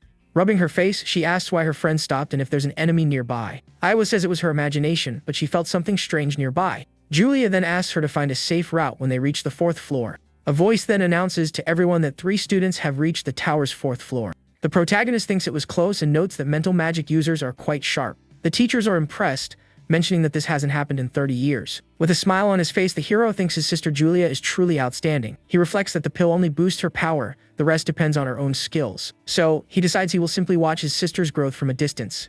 With a determined look and a smile, the young mage gets ready for battle. Suddenly, her friend Awa runs over and yells for the girl to be very careful. She warns that there are 4 enemies hiding right behind them to the right. A beastly archer then prepares to shoot a thunder arrow at the group. Julia turns her head with a look of disdain as the attack approaches. But the arrow is completely destroyed by a massive explosion of fire. The teammate then steps up with his flaming staff, shouting, "F-Limo." He says Julia must be exhausted and that he will handle the enemies himself. With a serious and focused look, the fire mage prepares for the big battle. He then uses his magic to defend against the attacks of the beastly archers. Very agilely, the young man manages to dodge the monsters and their attacks. He then uses his blazing fire skill to counterattack the enemies. A massive ring of fire appears and completely burns one of the creatures. The monster is then disintegrated by the student's powerful fire magic. He brags about his magic but is ignored because many enemies are approaching. Awa warns that about a dozen monsters are coming in at high speed. The group then starts running while the defeated monsters burn in the background. With a serious expression, the dark-haired mage prepares for what's to come. She then creates a pink energy blade on her staff and charges into the fight. Suddenly, an iron gate drops down, trapping Julia, who yells, "Oh no!" On the other side, her friends are confronted by multiple monsters and a giant beast man. The creatures, with glowing red eyes, look completely ready to attack. One of the students realizes that only a metal mage could break that grate. With that, someone prepares to deliver a powerful punch to the iron gate. With a serious look, the mage says no and that there is another way through. Julia then uses her magic to create a thunder barrier to protect the group. As a result, the wolf monster is thrown back by the barrier's electric discharge. The team then decides to fight while the other tries to melt the grate down. The giant beast man then roars furiously, getting ready to attack the group. One of the wolf creatures lunges forward, slashing the electric barrier with its claws. Several monsters then gather and begin attacking the barrier all at once. A giant monster's hand comes down fast to crush the girls. With a frightened face, Julia struggles to keep the magic barrier active. Awa then shouts, warning that the enemy on the left is the fastest and weakest. Julia turns around, surprised by her friend's quick analysis during the battle. She follows the tip and defeats the monsters with her purple energy beams. The young mage looks at her friend and asks, confused, how she knew that. A red symbol glows on Awa's forehead, and she says there's no time to explain. She then yells out the location of all the other enemies to the team. With a confident smile on her face, Julia replies that she understands the plan. She then uses her magic, striking several monsters with her lightning all at once. The creatures fall to the ground, completely defeated by the electric attack. A close-up of Awa's eye shows the red symbol glowing intensely. Using her magic, she analyzes and defeats a monster with energy slashes. One of the girls thinks the enemies on the 4th floor are on a whole other level. Awa then yells for the team to hit the right side first with all their might. With that, another monster is struck and taken down by Julia's thunder magic. The girl says she's out of power and can only seal the giant's movements now. Awa looks sad and starts sweating from the exhaustion of the situation. She then tells Julia to look for an opening and defeat the giant wolf. Julia tells her she is doing more than enough to help the team. With a determined look, the young mage prepares to launch her final attack. The wolf monster is then hit directly by a powerful electrical discharge. The creature roars in pain as it is completely electrocuted by the mage's spell. The mage's electric barrier is hit hard by the monster and begins to crack. Awa then asks if they are safe since the giant can no longer move. Julia smiles and asks if she can brag about acting like a good representative. Awa scolds her for being conceited, and the young mage just giggles. But suddenly, Iwa's eye widens with an expression of pure shock. The mage pushes her friend away, and Julia screams desperately for Iwa. She then regrets not noticing a new group of enemies approaching. A huge monster grabs the girl's spiritual form, and she tells them to run away quickly. The young mage watches in despair as the creature attacks her friend mercilessly. With a face full of despair, the girl screams that this absolutely cannot be happening. Her teammate opens a path and tells Julia to go, but she wants to fight by his side. But he tells her she absolutely cannot drain her magic power in that place. A powerful fire energy then gathers in the student's fist right in front of her. With it, he lands a solid punch on the creature, which was completely distracted. The fire attack creates a massive explosion as the mage screams with all his might. With a determined look, he yells that at least Julia has to keep moving forward. A massive explosion of flames then erupts, pushing everyone far away. In the control room, it's reported that 2 gave up, and only 1 person is on the 4th floor. The young man says he protected Julia because she was the only one who could advance in the tower. Awa says she was just returning the favor and wouldn't have lost if it weren't for the disadvantage. The dark-haired girl then turns and walks away while the young mage looks sad. With a serious and determined look, the mage seems to be contemplating something. The old master praises the group's decisions and how well they understood their roles. He then says the same goes for the other 2 still inside the tower. Back in the tower, we see a room resembling a library with fire everywhere. A creature resembling a boar beast man then emerges from the flames. The martial artist then attacks with a powerful kick covered in golden energy. He notices some footprints on the ground and realizes his sister Julia has already passed through. In a vision of the past, we see Julia's powerful thunder magic in a castle. She says she needs to reach the safe zone before her magic power runs out. With that, the girl fights several monsters at once using her thunder magic. With a determined look, she thinks of everyone who sacrificed themselves for her in the trial. The mage then screams for the creatures to get out of her way with all her might. Her powerful electrical attack directly hits one of the monsters in front of her. The young mage stands still, exhausted after using so much magic power at once. With determination, she swears she won't let her friend's efforts be in vain. Suddenly, a golden glow appears on her face and surrounds her completely. She wonders what came over her as her fatigue vanished all of a sudden. The hero uses his battle cry to help her clear the 4th floor. He thinks the tower is about to close, and now is his chance to explore the floors. With a serious look, the martial artist gets ready to ascend the tower's floors. On the 5th floor, he notices the entire place is completely underwater. The young man then looks around, observing the dangerous new aquatic environment. A creature with a purple light emerges in the darkness to attract its victims. The monster reveals itself to be massive, with several smaller ones around it in the area. The young man decides to avoid fights to prepare himself for the tower's 6th floor. Suddenly, a monster resembling a fish man appears right in front of him. Several other sea creatures show up with weapons to attack the intruder. The fishmen seem confused and don't quite understand the situation. His clone transforms and thinks they aren't smart enough to notice him. 5 minutes later, the transformed clone quickly jumps out of the water. Elsewhere, the protagonist fights a giant red-colored serpent. His sister also fights a serpent monster using her thunder magic. All alone, the girl gets ready to face the tower with her purple energy. 10 minutes pass and the hero faces a creature that looks like a worm. Julia then has to fight a massive wolf with purple fur and red eyes. With a sweaty face, the young mage seems to be reaching the limit of her strength. She then screams and unleashes a powerful lightning attack toward the creature. 20 minutes later, the protagonist finally arrives and finds her exhausted. Out of strength, the young mage collapses, completely unconscious on the ground. With a smile, the young mage celebrates reaching the safe zone, and the hero feels glad. The protagonist then turns around and faces a dark, red portal right in front of him. With a serious look full of determination, he reaches his hand out to the portal. A strange symbol appears, and he wonders what that thing is in front of him. Suddenly, he is transported to space and discovers this is the 6th floor. With a surprised expression, he observes the entirely new and different environment. The young man realizes there are no monsters, not even the concept of space in that place. The only thing he can see is a massive stone monument glowing in the void. One of his hands then starts being covered by a powerful golden fighting energy. As he approaches, he notices the monument is absorbing his fighting energy.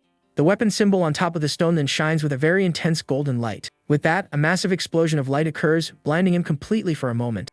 In the control room, the master confirms the young man really reached the 6th floor. He believes that is the legacy of the martial god, but says it's a shame. The old man explains that the young man's sister is reaching her limit right now.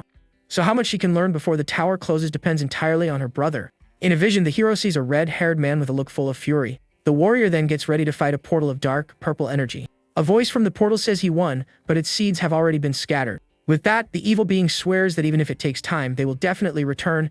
The warrior is covered in a golden aura and gets ready for the final attack. With an angry look, he tells the being to shut up and stop talking. The man then fires a powerful blast of golden energy at the dark portal. Charging up a punch, he yells "Bidifite" and prepares to end it all. He uses his ultimate technique called Destruction Fang and fires a beam of power. The attack squarely hits some kind of shield or core in the center of the dark portal. The golden energy then pierces the dark creature with devastating force. Several rays of light pierce the evil being's body, slowly disintegrating it. As a result, the dark energy portal is completely destroyed by the technique. Back in the present, the protagonist is shocked and sweating from the vision he saw. He then wonders if the vision was a memory from the martial deity and about the seeds. With this, the young man connects the seeds to the monsters he faced, like the Minotaur. The young man decides he needs to investigate further and approaches the stone monument. With a serious look, he then touches the cold surface of the rock with his hand. Suddenly, a golden shadow emerges from the stone, taking him completely by surprise. The hero dodges the attack and wonders if that's another enemy from the tower. But he realizes the dark creature isn't aiming at him at all. A giant hand then passes right through him, heading straight for the monument. The young man simply watches as the dark hand approaches its target. He understands the monument was the target and sees the tower glowing in the background. The young man thinks that since the monument is gone, there's no reason to stay there. Suddenly, the protagonist and his clone appear meditating in a different place. His other version is startled by the scene and wonders what is going on. He feels that something has changed and questions if it was because of the martial god's vision. The scene then shows us some gears turning, indicating the end of something. The old master tells the young man to keep training, get stronger and stronger. Outside, a man announces that the trial is over and the tower will be sealed. The protagonist and his clones wonder if the test has really ended already. With that, the gates of Alan's tower open, and someone starts coming out. Julia walks out celebrating and is announced as the first freshman to reach the 5th floor. In the library, the old martial artist walks alone through the massive hall of books. Someone pours a drink and tells the man that he is finally back. With a serious and suspicious look, Professor Sigurd observes the old master. He turns to a man at the window and says he already knows why he's there. The man then asks what exactly happened during the trial at Alan's tower. With this, the master picks up the cup poured for him with a thoughtful look. He replies that he doesn't believe anything unusual happened during the test, but the other points out that the mage's results were abnormal, and many didn't score. The master says 18 scored 0 points, and that falls within the margin of error. With a serious look, the man states the number of students on the 2nd floor was halved. The master says Principal Otani should ask the magic teachers about that. He adds that the principal failed to notice the anomaly in the martial arts department. Otani then asks what anomaly could have happened with them during the test. The man reveals that 4 martial artists are trying to level up right now. Shocked, the principal asks if the tower might have an effect that boosts their growth. He thinks if this information leaks to the world, chaos will surely reign. The master says he only ran the test to find a new administrator for the tower. With a serious look, he asks the principal to keep everything a secret for now. Otani agrees, appearing quite worried about the whole situation at the academy. The old man tells him to cheer up, as a genius has appeared, and the principal agrees. Elsewhere, some students are celebrating that Julia has broken a new record, but one of them comments that she has a completely incompetent martial artist brother. With a look of contempt, a blonde young man remarks she is very lucky with that. Angrily, the young man clenches his fist tightly and gnashes his teeth in pure hatred. Jeremy gets annoyed because even though he is her brother, Lucas gets all the attention. With a furious look, he complains that out of everyone, Lucas is the real brother. The scene then takes us to the academy cafeteria, which seems quite empty at the moment.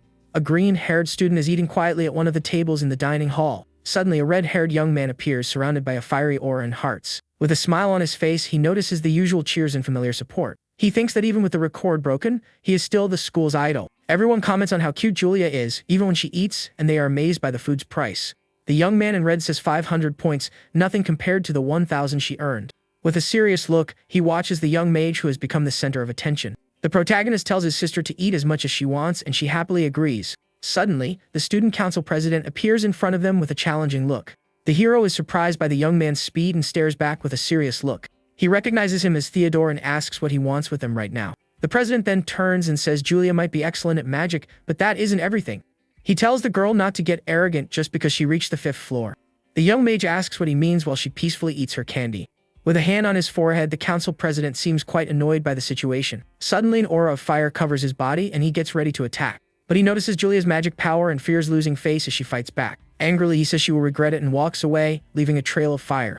She asks her brother what got into him, and the young man tells her to keep eating. The hero thinks intimidating her was a mistake, as he had used his hero's cry on her. He finds it weird that the president didn't use his catchphrase, and Mina appears. Her friend congratulates Julia, saying she is even more talented than she thought.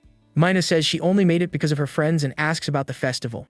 The protagonist and his sister ask what the Morio Goddess Festival is. She explains that their school, along with Kyoto and Sacred, are the big 3.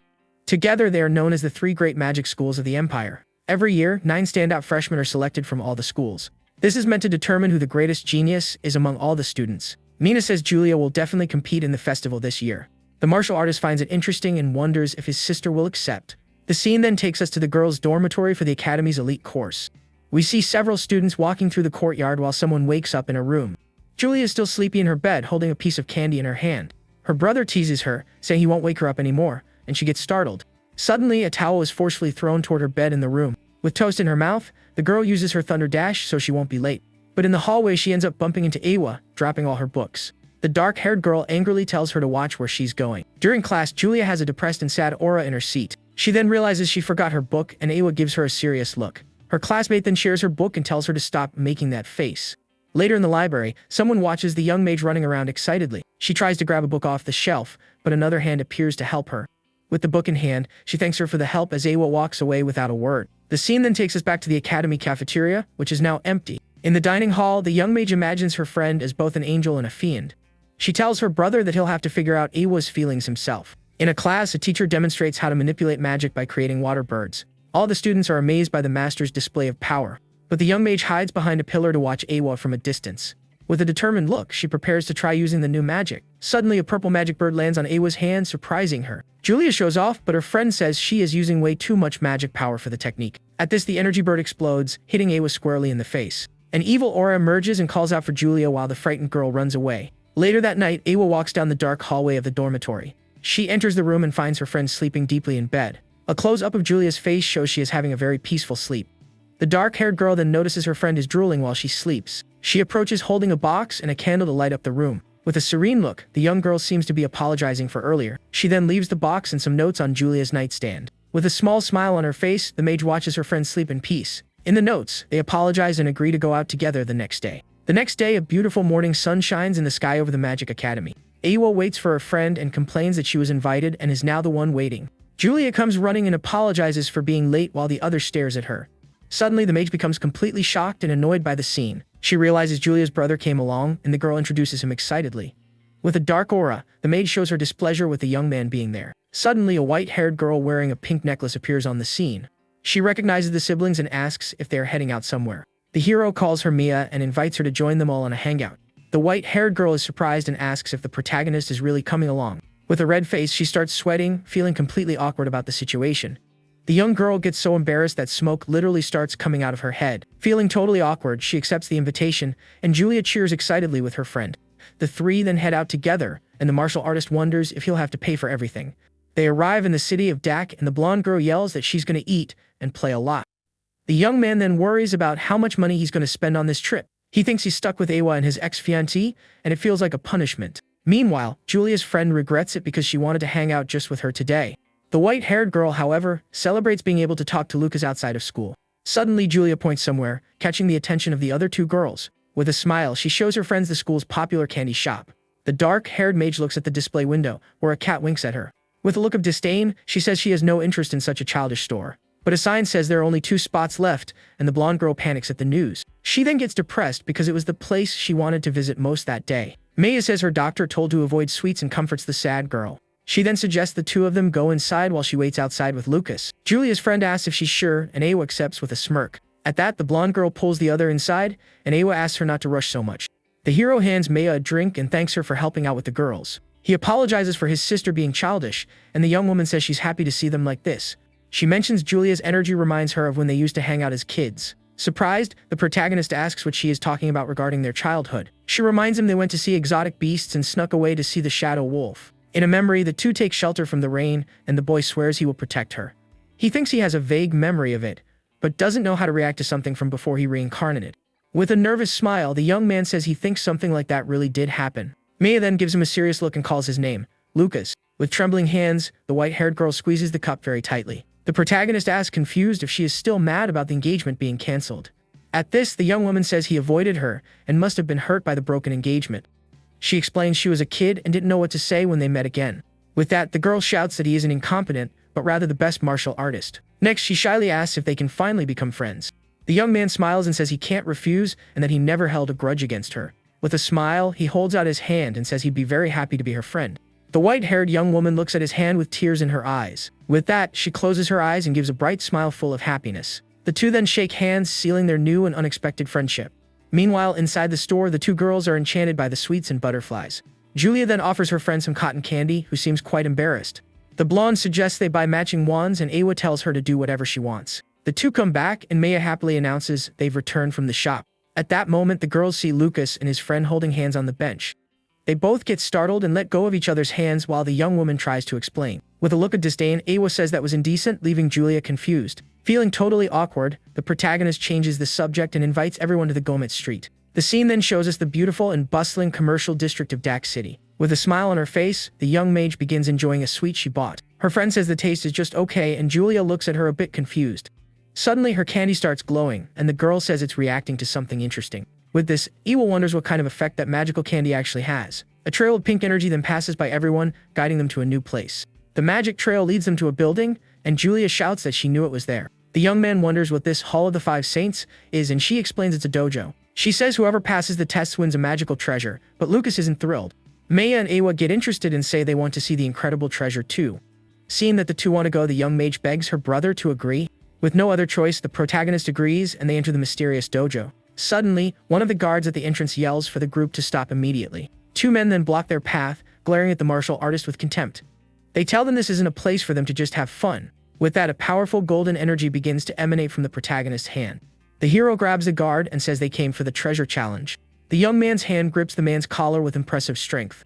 The guard is shocked, wondering where all that fighting spirit is coming from. With a smile, the young man says it's interesting for a guard to be so strong and asks to enter. At this, the man changes his attitude and invites them in, leaving Awa quite confused. The young mage cheers excitedly at having made it inside safely. A voice then welcomes them and announces that the first test is the beast trial. In an arena, a purple-haired young man says that to pass, they must defeat his pet. With an evil smile, he summons a massive ferocious fire lion for combat. The creature roars, its eyes aflame and its sharp teeth ready to attack. From afar, the girls get scared of the beast, and Julia tells everyone to be careful. The purple-haired young man then uses his magic to release the chain holding the monster. The magical collar snaps open, completely unleashing the fire beast into the arena. The group's reflection appears in the monster's eye as it prepares to strike. The beast charges with incredible speed, and the protagonist protects his sister from the attack. With a serious look, the martial artist gets ready to face the fire creature. The monster opens its giant mouth to try and consume the young hero in one bite. Suddenly, the beast tamer gets a look of surprise on his face. He sees that his lion has stopped and asks why it isn't attacking the group. The fire lion's eye then shows a deep fear of something right in front of it. The creature sees a massive shadow wolf aura emanating from the protagonist's body. With a glowing red eye, the martial artist unleashes an intimidating dark aura. The purple-haired young man gets annoyed and tries to get his magic beast's attention. Angrily, he yells and demands to know why the monster isn't following his orders to attack. At that moment, the young tamer also seems to feel the hero's terrifying aura. Terrified, the lion turns around and attacks its own master, who screams in panic. The creature strikes its master right in the face with a powerful paw swipe. The purple-haired young man is knocked out cold on the ground, and the lion calms down. The protagonist gives an awkward smile and asks if that counts as passing the stage. His sister is amazed and calls him incredible, while Maya covers her mouth. Awa gets suspicious, wondering how he won without lifting a finger and what trick he used. Walking up the stairs, she remarks that the lion seemed strangely terrified of the young man. Julia then whispers, wondering if Yuru's presence is still inside her brother. The martial artist motions for silence and says what happened was purely luck. As they reach the upper floor, a mysterious voice says they have finally arrived. The group is faced with a corridor of wind rings, which is the second challenge. An old man explains the rules are simple, they must shoot an arrow through the rings. He goes on to say that to pass, they must pierce a balloon at the very top. A voice explains that the challenge tests magic control and quick judgment. With an evil smile, the old man says he'll manage the environment to keep things fun. With a serious look, he asks who will be the first to accept the challenge. Without hesitation, Julia volunteers, saying she'll be the first to try her luck. The old man laughs and comments that the young mage seems full of energy. With that, he says the challenge begins, and the magic arrow starts floating. The girl bites her candy and tells everyone to watch as she prepares her magic. She gathers a massive amount of pink energy to fire the arrow. The young mage's energy then spreads out in the form of runes across the room. The pink arrow shoots forward, speeding through the rings of wind. With a focused look, the girl uses her magic to guide the arrow through the course. The energy arrow continues passing through the rings with great precision. May is amazed by the smooth curves, and Awa says it was pretty obvious. The old master is impressed and praises the young mage's skill in the test. With an evil smile, he announces the warm-up is over and pushes a button. The man activates a mechanism to make the challenge even more difficult. Julia notices the change and glares at the rings with a serious, determined look. Suddenly, a beam of red energy fires and hits the girl's arrow. At this, the energy arrow starts shaking, and the young mage is taken by surprise. Several cubes shooting red beams appear, and the girl finds the challenge interesting. With a confident smile on her face, she says, "Here I go," and gets ready to keep going. The arrow then begins dodging the beams at high speed with extreme precision. She claims she'll pass through it all, but the old man doubts it'll be that easy. Suddenly, a massive sphere of water appears, trying to stop the girl's arrow. She complains she's using all her strength just to keep the arrow in the air. With an evil laugh, the old man yells for the young mage to give up already. Several other obstacles of wind and fire appear to make the challenge harder. The girl's arrow then starts getting hit by multiple beams all at once. The protagonist analyzes it and notices the physical obstacles and magical interference. With great difficulty, the mage tries to use her magic to control the arrow. A close-up of her determined eye shows she isn't going to give up easily. In a flashback, the hero praises his sister's magic control during their training. With a smile, he explains that the solution is to destroy the source of the interference. Back in the present, her eyes glow purple as she shouts she won't give up. With that, the girl uses her piercing super thunder technique at full power. The old master is completely shocked, left speechless by what he just saw. The explosion is so strong that her friends comment it looks like a real battle. With a victorious smile, the young mage poses with candy in her mouth after the attack. The old man congratulates her, telling her she passed the second challenge. Her brother praises her good work but says it was overkill, and she just laughs. The master then tells the young ones to listen very carefully to what he's going to say. He explains that not all challenges can be won through brute force. In a workshop, a woman says the third challenge tests technique and concentration. With a smile, she reveals the challenge is to brew the magic potion, Trivia's Tears. She explains they will have to use 108 rare ingredients for the potion, but she warns that a huge explosion could happen if they mess up the mixture. The group complains it's impossible, and the hero thinks the task isn't for them. Suddenly, Maya approaches and whispers something to the protagonist, making him thoughtful. Maya then volunteers for the challenge, and the alchemist says she's quite bold. Wasting no time, the white-haired young woman begins brewing the magic potion. With incredible speed, she mixes the ingredients using a magic circle. Her glasses analyze everything, and she displays perfect precision and cooling times.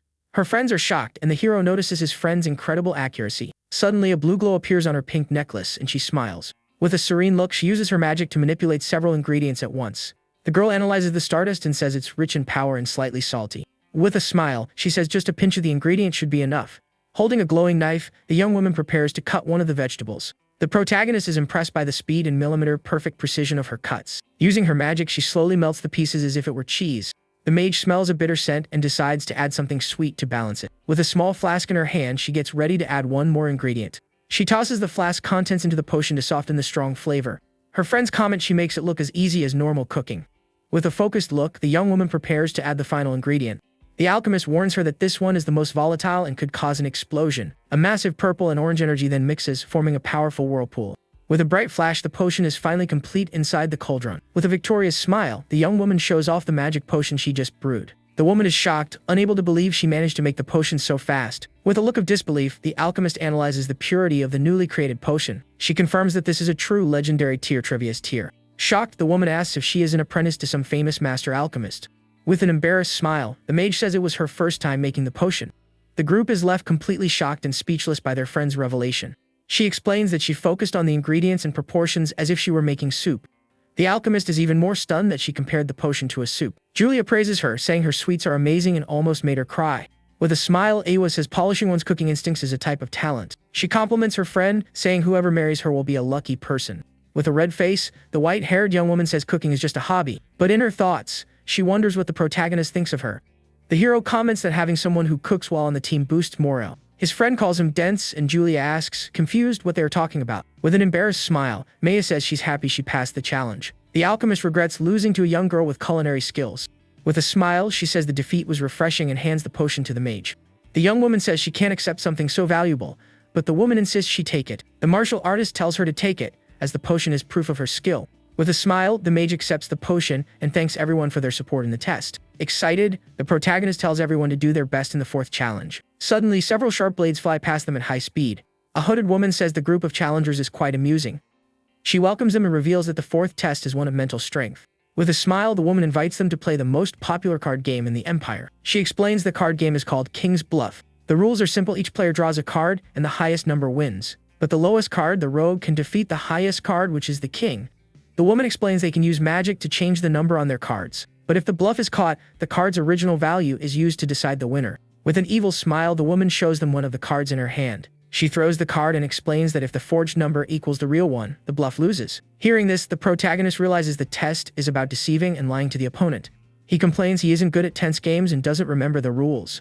With a smile, Awa says it sounds fun and that her family is good at this type of game. With her red eyes glowing, she notices the woman is also using ocular magic. The woman is surprised she noticed and reveals she had already predicted their arrival. With that, the two face off, preparing for the grand card duel at the table. The hooded woman tells them to begin, and a powerful purple aura manifests on the table.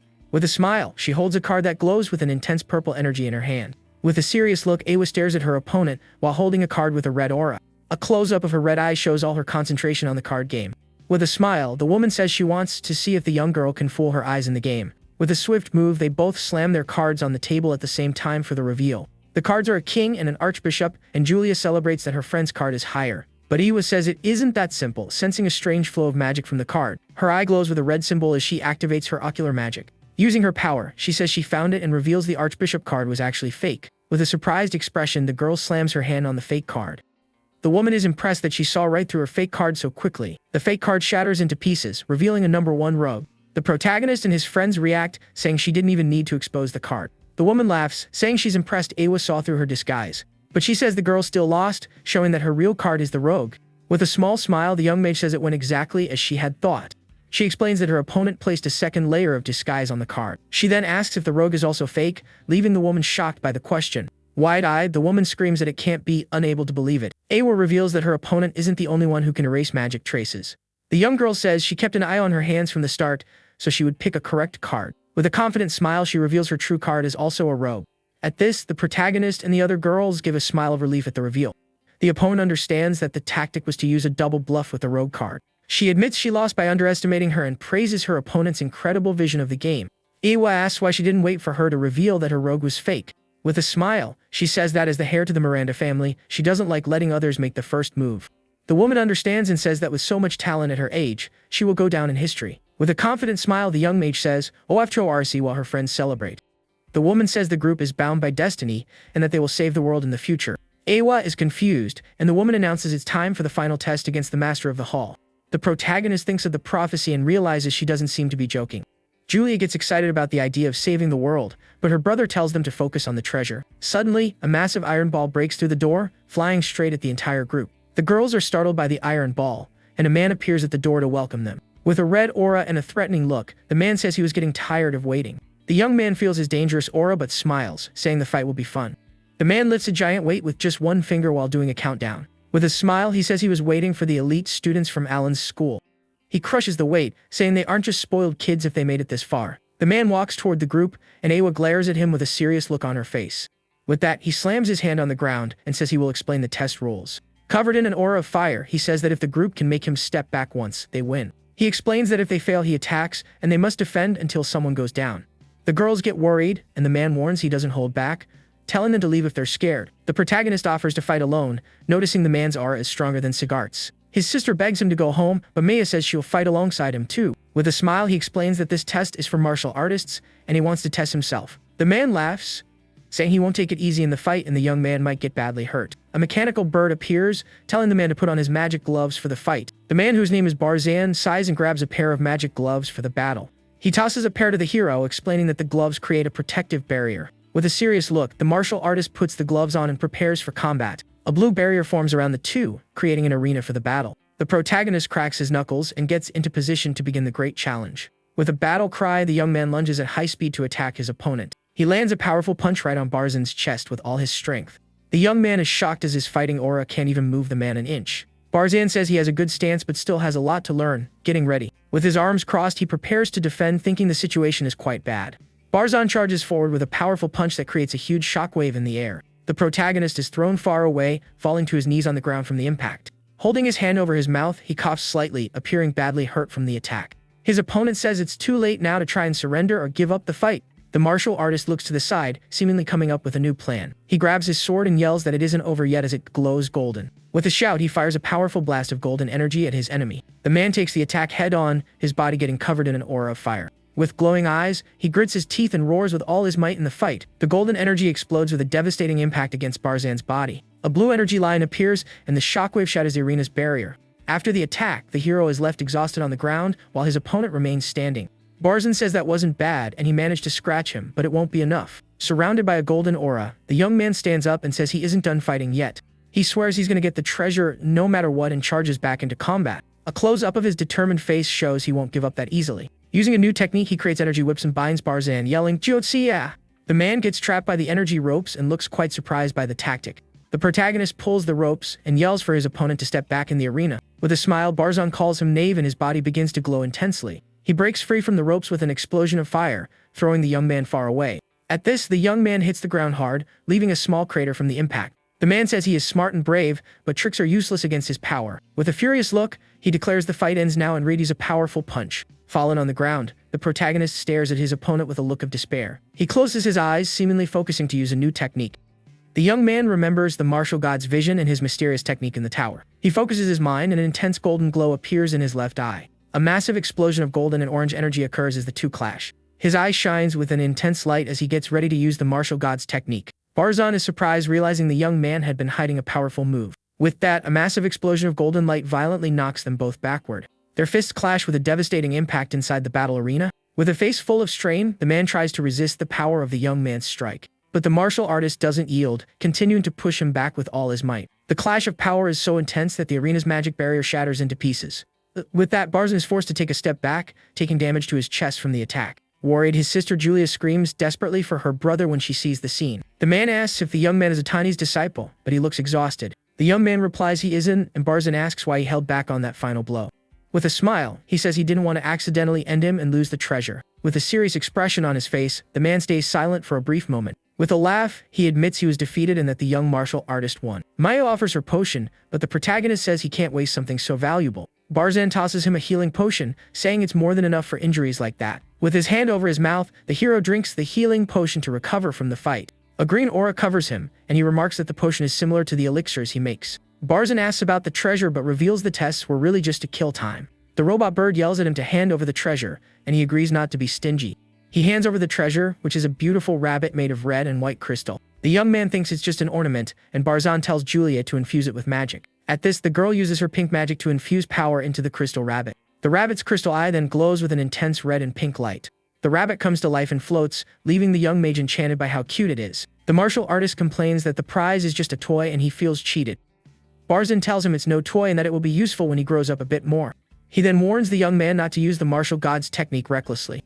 With a serious expression on his face, the protagonist says he understood the man's warning. Barzan mentions he fought a Tani and tells everyone to leave before it gets dark. Outside, Julia asks if she can really keep the magical rabbit for herself.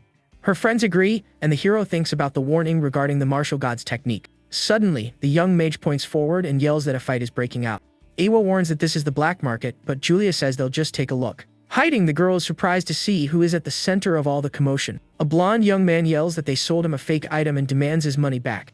A man grips the young man's arm tightly, looking very annoyed with the situation. With a smile, he claims the spell is genuine and the young man just lacks the talent to use it. The man turns to walk away, and the blonde boy shouts that he shouldn't lie. With a green magic circle, he says that all the spells in that book were fake. A wave of green energy then hits the seller squarely in the back with force. Surrounded by a purple aura, the blonde young man lunges to attack the seller again. The man calls him a dreamer and orders his thugs to grab the student. With red eyes, two thugs get ready to attack the young man, who is on the ground. Suddenly, a massive wave of purple lightning strikes the ground, scaring the seller. The young man turns around and recognizes the siblings Lucas and Julia, who just arrived. With her staff in hand, Julia feels pathetic, remembering her mother's request. The seller gets angry, and the patrol squad shows up, ordering everyone to stop right now. The patrol chief asks what's going on, and the man plays the victim. He claims the students tried to steal his products and points to a bag. The chief tells his men to arrest everyone, saying the students are out of control. Awa says she's from the Miranda family, but the chief says he doesn't care, and he is the law. The protagonist realizes they will have to intervene in this situation. With a shout, he tells everyone to stop, and the crowd clears a path for him. The patrol chief turns around, surprised to see who just arrived on the scene. A man and a woman appear, telling the chief he's got nerve trying to arrest the Mirandas. The man reveals they are selling stolen items and orders the patrol cleaned out. The seller begs for mercy, and the man angrily tells him to shut up. With a serious look, the man is revealed to be the protagonist's father on the scene.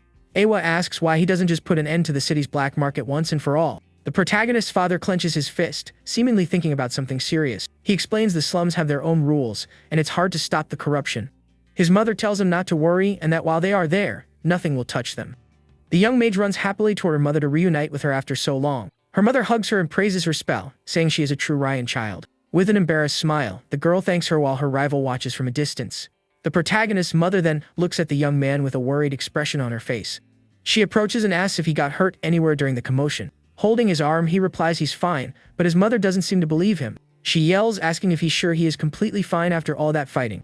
Awa remarks that his head doesn't seem fine, and he tells her to shut up. His father scolds him for losing to a bunch of small fries like those. He continues, saying he even had to be protected by little Julia. Angrily, the young man yells that it was a surprise attack and he didn't expect it.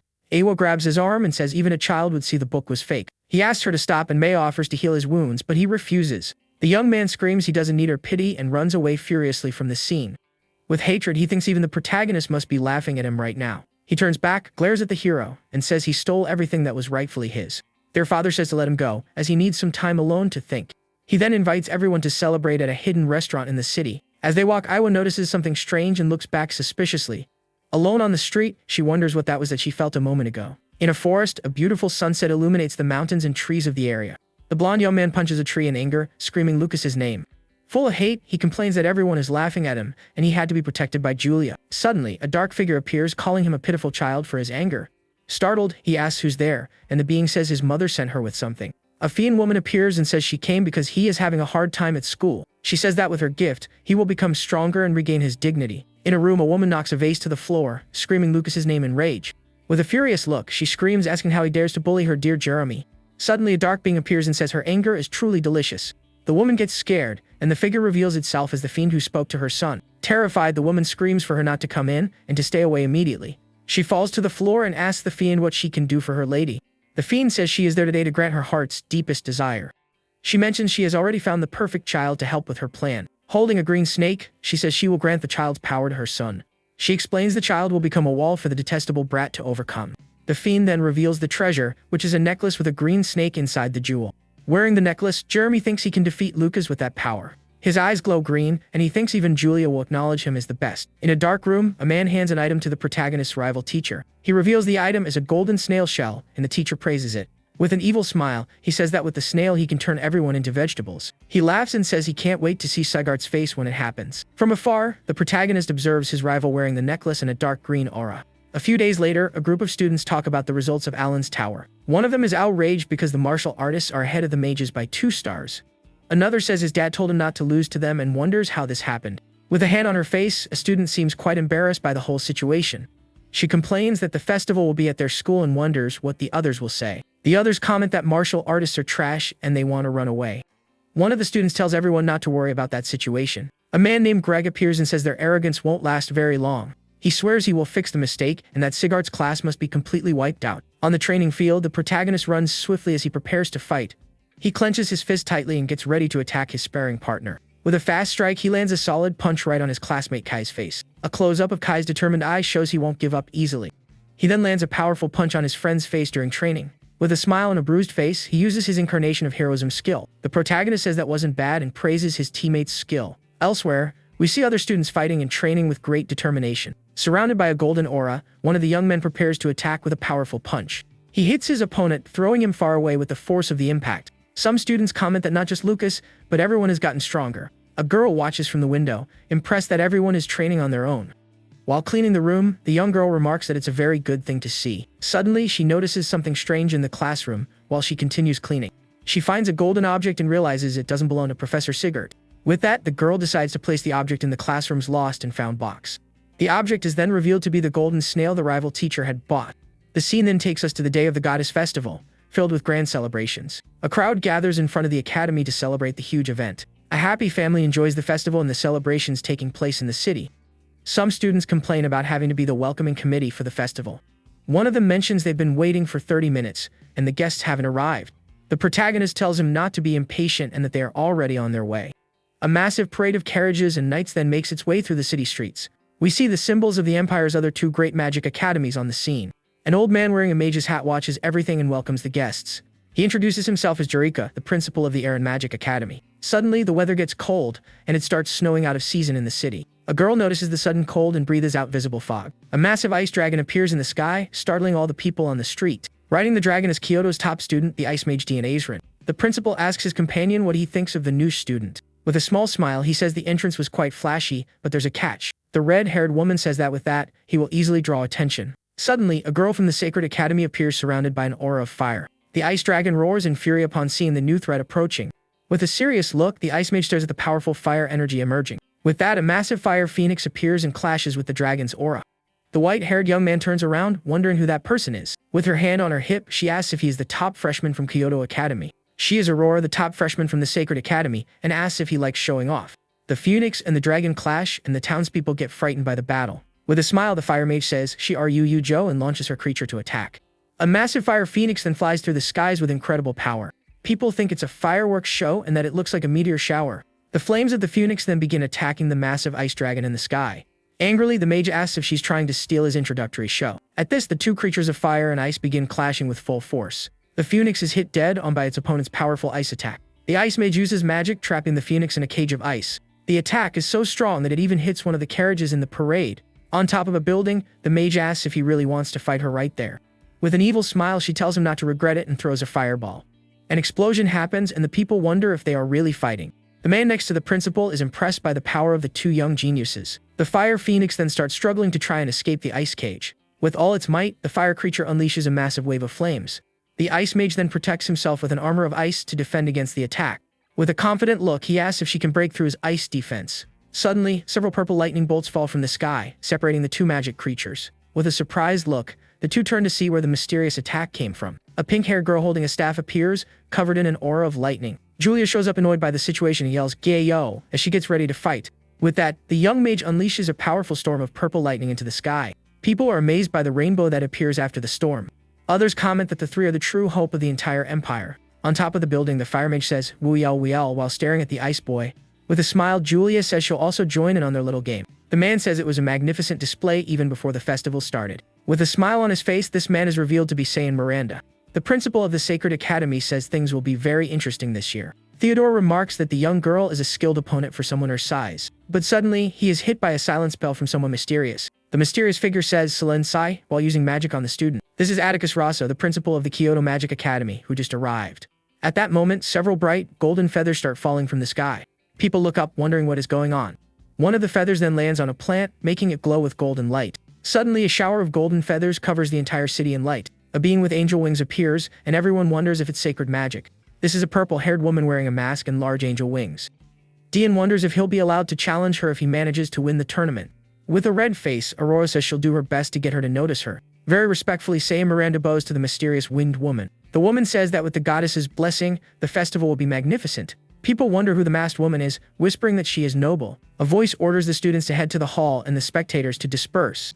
Kai asks Lucas what he thinks, and the hero says he wants to know her magic. The hero thinks things are going to get interesting with someone else so powerful around. In the cafeteria, a grand banquet is served for all the festival guests. The ice mage enters the hall with a cold and indifferent expression.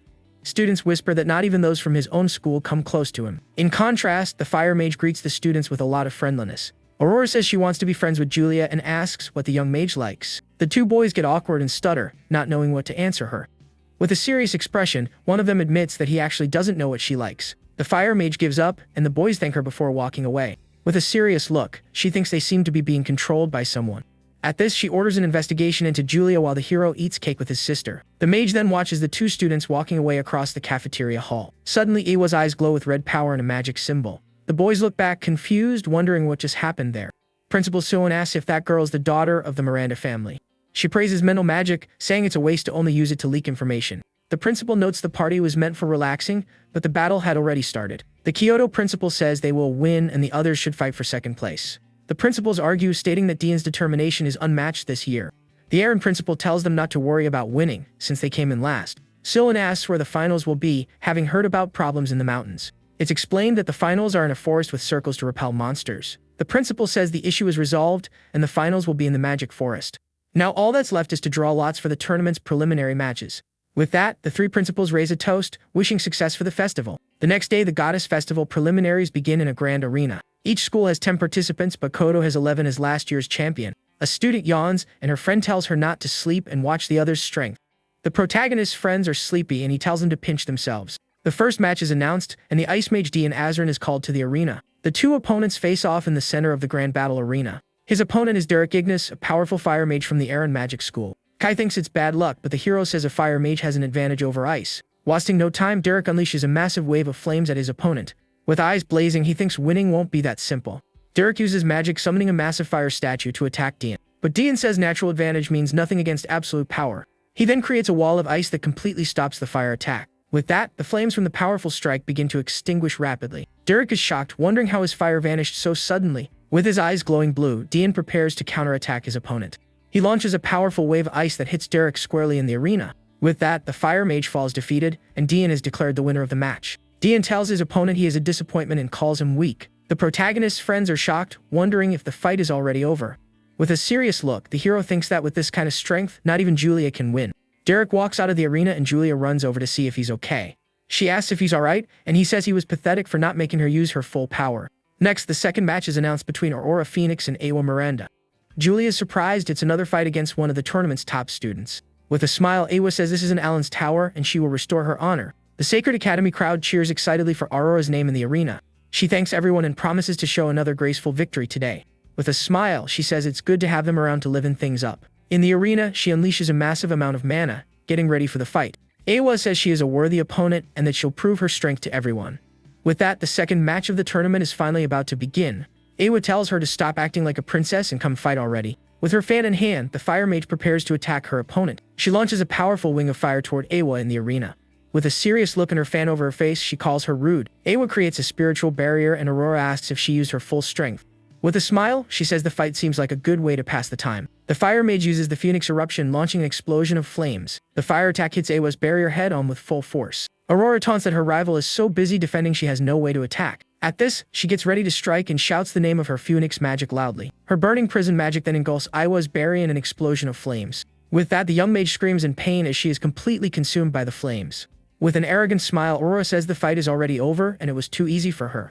But Awa replies no and that actually her opponent is the one who's done for. She uses her Phantom Forest magic, trapping Aurora in an illusion. The fire mage is then attacked by her own flames from within the illusion. With a shocked look, she wonders how this could possibly be happening.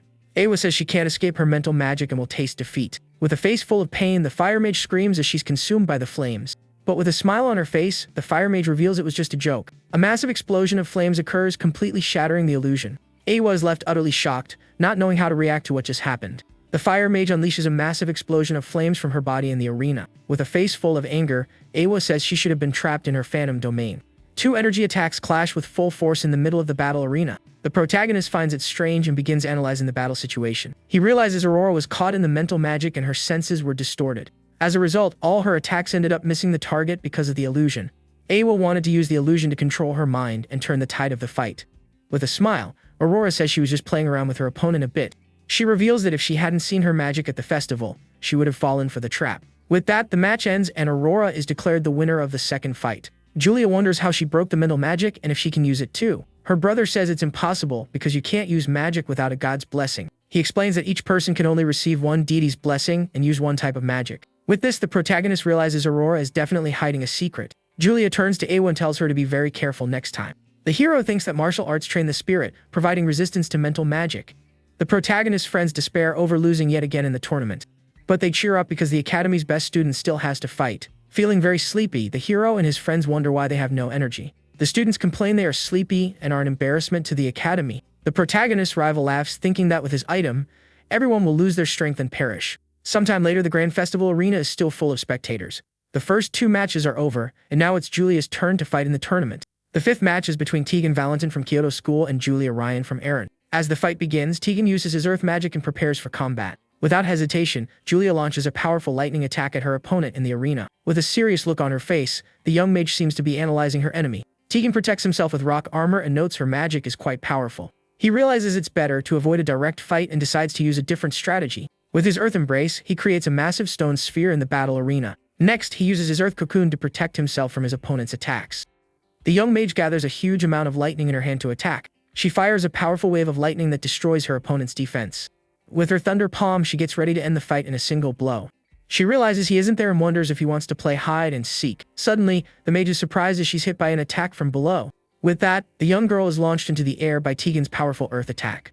She realizes she was hit by a petrification spell that slows her down. Tegan celebrates, finally having managed to land a hit on his opponent. He thinks she lacks combat experience and that he can seal her away to win. At this, a massive wall of earth appears to trap the young mage in the arena. The earth wall rushes forward rapidly to crush Julia all at once. With a serious and determined look, the mage seems to be preparing to fight back. The massive earth wall crashes with force, kicking up a cloud of dust. As a result, the young mage's staff drops to the arena floor after the powerful attack. Julia's friends scream her name as she appears to be trapped, unable to move. Tegan panics, knowing if he loses this fight, it'll be their third straight defeat. With a determined look, he gets ready to use all his strength in the fight. Suddenly, one of the students screams and points to the sky with a shocked expression.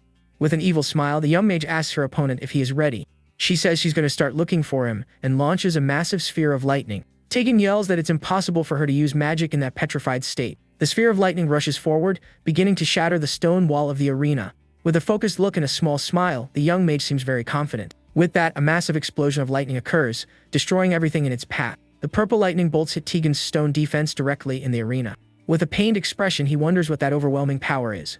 The young mage floats victoriously while her opponent falls defeated to the ground. With a smile, she says she was gathering power before he hid. Tegan realizes she predicted everything even before dropping her staff in the arena. He understands she chose not to dodge on purpose and admits utter defeat. With that, Julia is declared the winner of the 5th match, and the preliminaries end. Her friends celebrate the victory and wonder who the strongest among the three is. They analyze that fire is stronger than ice, and ice is stronger than lightning. Kai says Julia can win and gets annoyed with his friends for doubting her. With a thoughtful look, the protagonist seems to be planning something. Julia's friends congratulate her, and she thanks everyone for their great support. Suddenly, a paper airplane lands in her hand, leaving her a bit confused. With a curious expression, she opens the airplane to see the message. Later that night, Awa sleeps peacefully in her dorm room. The protagonist waits for her and asks why she called him out so late. The young mage brags about winning the fight without needing to eat her candy. With a serious look on his face, the protagonist calls her by her name, Julia. He asks if she truly wants to win the finals of the grand tournament. Hit on her chest, the young mage answers yes, and that she wants to win very badly. With a smile, he rubs her head and says that's his little sister. But he tells her that if she fights the other two right now, she has no chance of winning at all. The young man explains that their magic level and experience are far greater than hers. He mentions Dian from Kyoto has high magic resistance and is Julia's natural enemy. Hopefully she asks if there's a way to win, and her brother says yes, but it's hard. With determination, she states she can endure any pain if it means winning. The martial artist gives a small smile and asks if she really means that.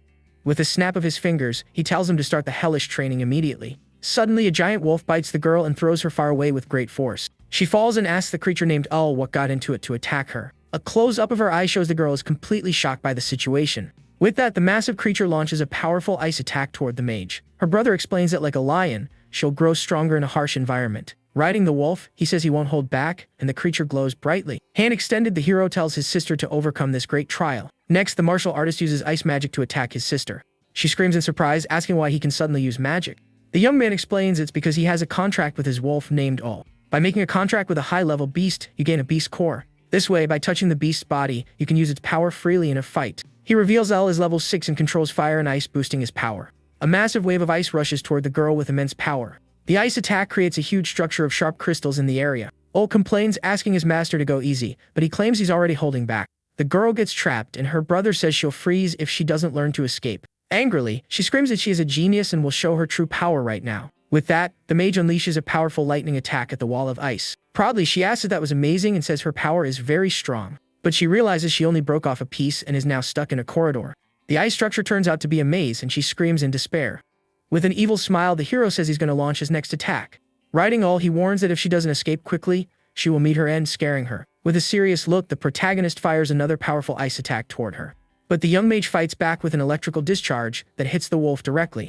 The two begin an intense exchange of ice and lightning strikes in the forest. After a while, they both collapse in exhaustion, thinking the training is finally over.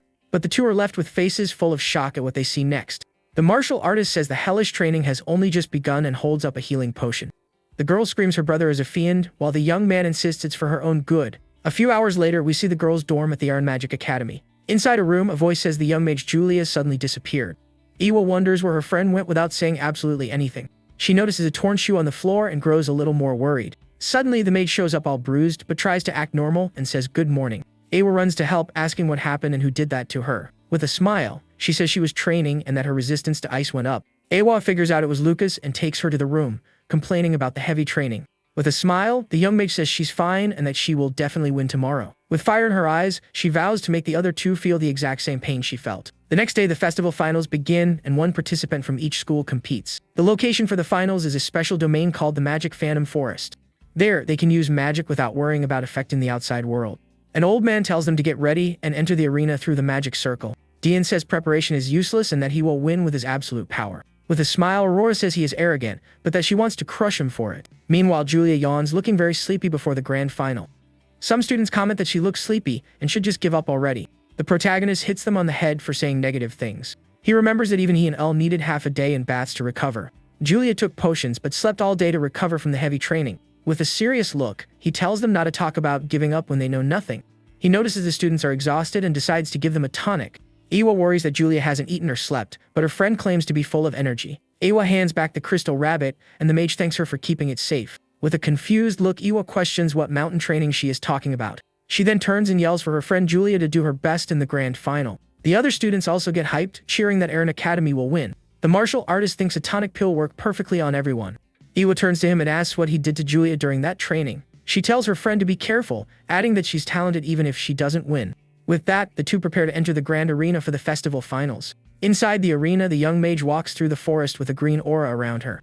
She remembers the participants are teleported, and her brother advised her to hide. So, the girl decides to hide and save her energy for the time being. Suddenly, the fire mage Aurora speeds through the forest. A close-up of her eye shows she appears to be searching for someone in the arena.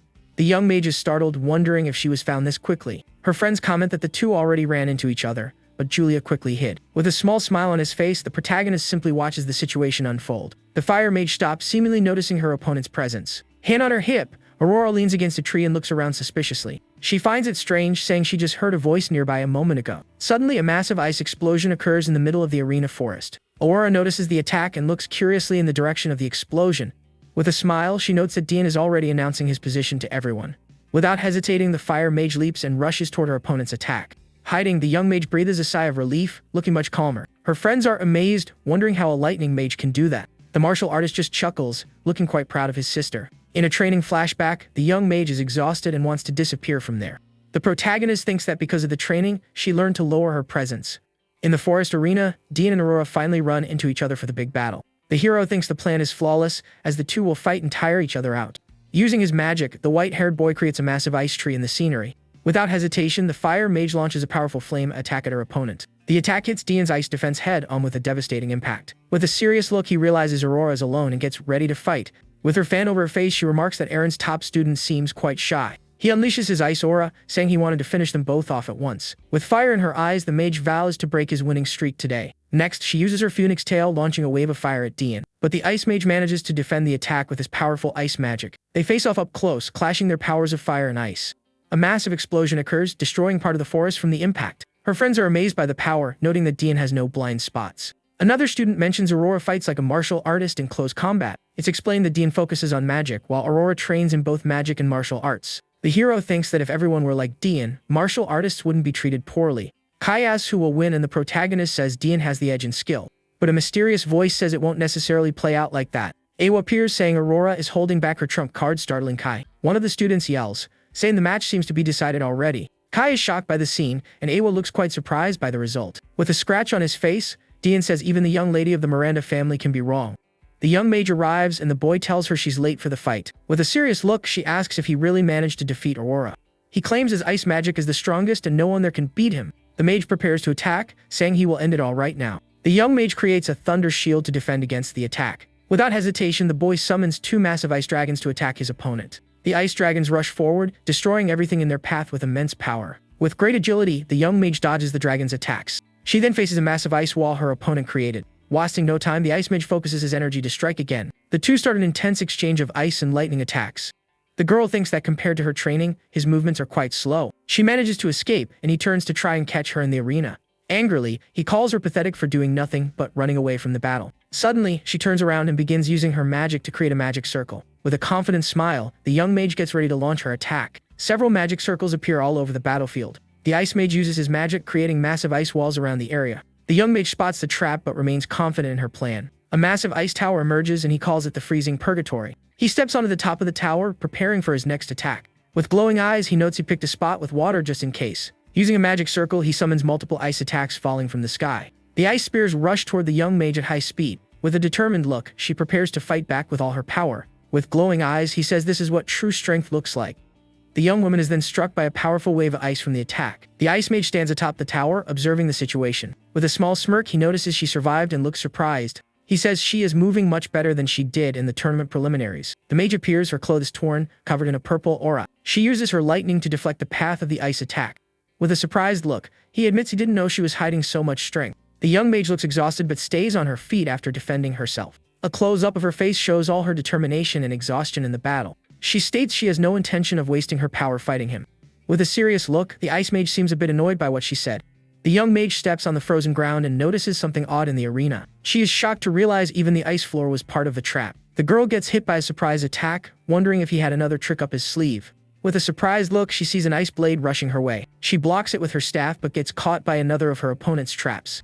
Wide-eyed, the young mage is amazed by the speed of the ice attack. A massive ice explosion occurs, destroying part of the arena's scenery. The mage is thrown far back by the force of the explosion's impact. The ice mage prepares to strike, vowing to freeze her to her very soul. With a face full of pain and effort, the young mage tries to resist the ice attack. A huge wave of ice advances, freezing everything in its path in the arena. Her friends yell desperately for Julia, but the protagonist remains quite calm. He thinks that for Dian, controlling ice clones is no difficult task. But the hero notes that, luckily, he already boosted her resistance to ice magic. He believes the cold won't be enough to stop her from fighting. The ice mage notices the cold doesn't affect her and praises her preparation. With a smile, the young mage says it just makes everything a lot more fun. The mage says he likes seeing her suffer and wants to see even more of her despair. Using a magic circle, he freezes the entire forest with his ice power. The mage complains about the cold, realizing he turned everything into an ice wasteland. Suddenly, a massive ice golem rises from the ground to attack the young mage. The golem strikes with its ice scythe, but she defends herself using her magic. With a determined look, she says mere ice clones won't be enough to beat her. She launches a powerful wave of lightning that hits the ice golem directly. The lightning attack travels upwards, even striking the ice mage on top of the tower. With a surprised and angry look, he can't believe the strength of her attack. He says that wasn't bad and gets ready to counterattack with even more force. At this, the destroyed ice golem begins regenerating itself again. The young mage finds herself surrounded by several ice clones that regenerated. Angrily, she wonders how the clones managed to regenerate so fast. Using spheres of purple energy, the young mage begins fighting the ice clones. She blocks one of the clones with her staff and pushes it far away.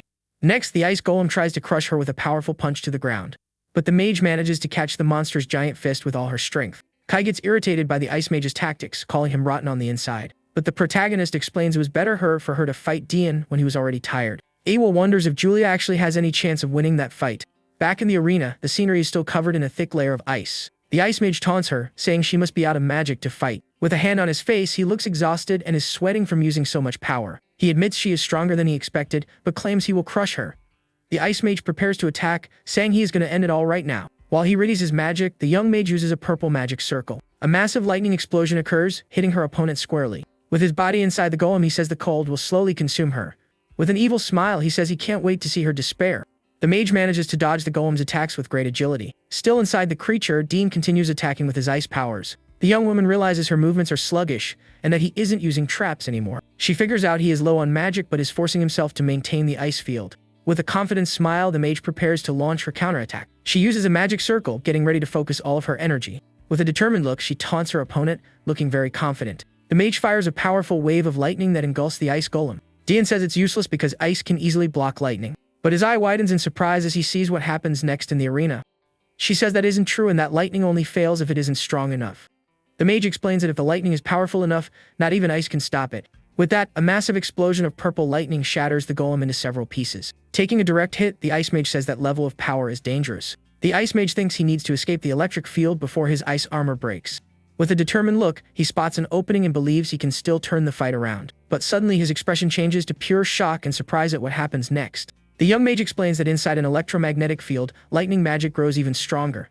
With a look full of determination, she yells for him to brace himself for the attack. A massive blast of purple lightning rushes forward, hitting the golem with full force. The ice mage screams in pain as he is completely electrocuted by the girl's magic. On the display screen, everyone watches in shock as the young Aaron mage unleashes her powerful attack.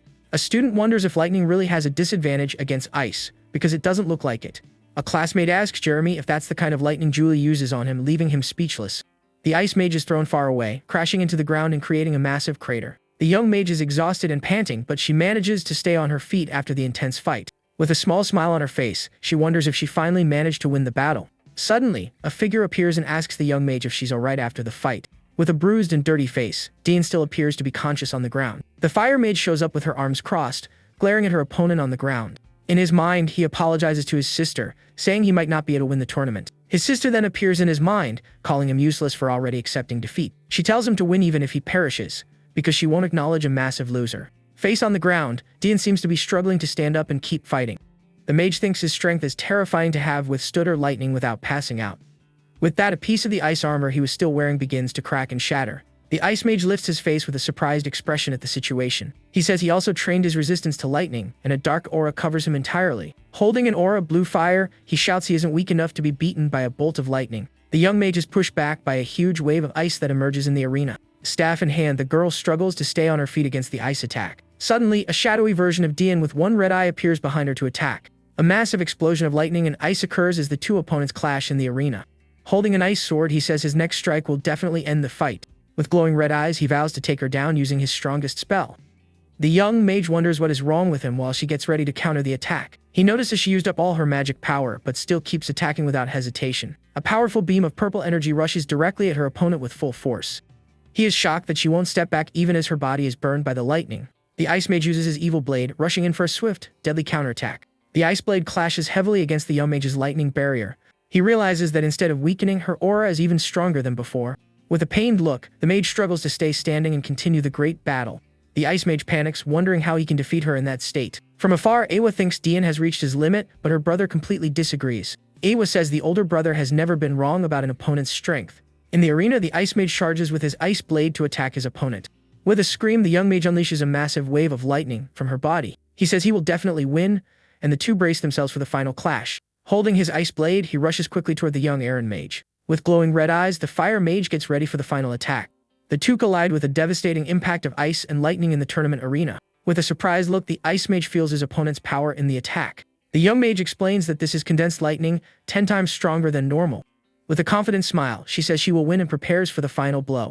The ice mage wonders how someone like her can use so much power all at once. A massive explosion of lightning and ice occurs, throwing both of them far away. With the ice sword in his hand, the mage falls to his knees on the ground, completely defeated. With a smile, the mage thinks it's finally over and she managed to win the battle. She thanks her brother, knowing without the training she would never have made it this far. The ice mage falls to the ground, seemingly having passed out after the grand fight. Suddenly, the fire mage Aurora appears, finishing Dian off with her fire attack. She notes the young girl finally fell, and that she is a very stubborn girl. With a smile, the fire mage turns around, says it's been a while since she saw her. Awa is surprised Aurora survived and mentions Lucas's prediction was wrong. The hero and his friend wonder how she wasn't defeated and still seems so calm. In the arena, the young mage is completely exhausted, head down with no energy left. From a branch, Aurora taunts her, asking if she's too happy to even speak. Angrily, Julia thinks this is the worst-case scenario her brother had predicted for the fight. The fire mage continues her taunting, calling her cold and boring. She asks if the Aaron mage isn't curious about how she tricked Dian and hid. With an evil smile, Aurora says she will honestly tell her opponent everything. At that moment, she starts unbuttoning her clothes to reveal her big secret. The young mage yells that this isn't what she meant by honestly, and gets embarrassed. With a smile, the fire mage says the other girl is shy and cute for reacting like that. She reveals a pendant, saying it's her secret for blocking mental attacks. The item can also be used to control enemies, but it only works once a day. The young mage understands this was how she tricked Dian, and why Iwa's magic didn't work. With a smile, she says that at their level, the method doesn't matter as long as they win the fight. The fire mage steps closer and tells Julia to withdraw from the match and give up. She reveals she told her secret because the young mage has no more power left to fight her. The fire mage turns away, saying she doesn't really want to fight her anyway. Suddenly, a purple lightning bolt strikes her flame barrier directly with a huge impact. The young mage steps forward, seemingly preparing to keep fighting. With an annoyed look, she asks if the girl isn't going to accept her offer to surrender. With her staff glowing, Julia says she won't know if she can fight until she really tries. The fire mage gives her a serious look, saying she finally understands the situation. Surrounded by an aura of fire, she says if the other girl wants to fight so badly, she will accept the challenge. A massive fire magic circle manifests, covering the entire battle arena. The Aaron mage is amazed by the power and decides to use her thunder escape magic. With a focused and determined look, the fire mage gets ready to attack with everything she has. A huge fire tornado appears, speeding toward the young mage. The girl gets caught by the tornado and is shocked her opponent reached her so fast. The fire mage taunts her, asking wasn't she frozen just a moment ago. With her red eyes glowing intensely, Aurora says she is going to warm her opponent up. A massive fire creature rushes forward, attacking the young mage with immense power. The girl gets caught in the tornado, remembering her brother told her to save some magic. In her mind, she recalls that after fighting Dian, she had barely any magic power left. With a determined look, she thinks there's only one way to defeat Aurora. The fire mage taunts her, asking why she doesn't just stop fighting already. With a smile, she says her opponent can no longer attack and can't even run away. Suddenly, Aurora gets an expression of surprise at what happens next. The young mage agrees she's out of magic but points to the fire tornado. She says that if she uses her opponent's strength, she can still attack with everything she has. A massive wave of purple lightning strikes the fire mage squarely in the arena. She is shocked Julia used the water from Dian's ice to extend her attack's range. With an angry look, the fire mage prepares to resist the lightning attack. Julia reveals she used her last bit of power, and Aurora realizes if the two collide, they will explode. It is explained that fire and lightning are unstable, and together they cause a violent explosion. With a look of pain and effort, the young mage braces for the impact of the explosion. A massive explosion of fire and lightning occurs, destroying everything in its path.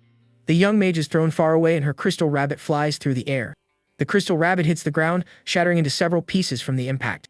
The young mage falls to the ground, completely exhausted and unconscious in the arena. Followed on the ground without her staff, she wonders if her suicidal plan worked. Amid the smoke from the explosion, a mysterious figure begins to slowly stand up. Aurora is also injured, noting it was close and her opponent is insane. Sweaty and bruised, the fire mage still manages to stay on her feet. With her fan in hand, she prepares to launch one last attack to win the fight. With a serious look on her face, she says the battle is finally over. She fires a powerful wave of fire while Julia's friends watch in despair. Fallen on the ground, the young mage regrets having to lose after so much effort. Suddenly, the eye of the broken crystal rabbit shines with an intense red light. In a dark place, a mysterious voice asks the young girl if she really wants to win. A massive blast of pink energy rushes forward, clashing with the fire attack. But the fire mage manages to create a barrier and defend against the powerful attack. With a surprised look, she stares at her opponent, unable to believe her eyes.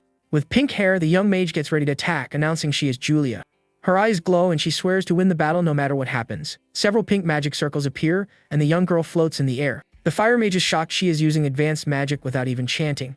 A massive wave of pink energy rushes forward, destroying everything in its path. The girl screams, unleashing a power that doesn't feel like the same as before in the battle. With a serene look, she releases an incredible pressure and power from her body. The power is so great that it even makes her opponent's heart race. Outside the arena, a massive pink energy explosion occurs in the forest. One of the teachers says he has never seen a goddess festival as intense as this one. He wonders what on earth happened in there to cause so much destruction. The principals note that all three showed incredible strength and make a proposal. The principal suggests the three earn the right to have an audience with the goddess. Hours later, the champion is announced as the youngest winner of the festival. With a smile, Julia celebrates her grand and unexpected tournament victory.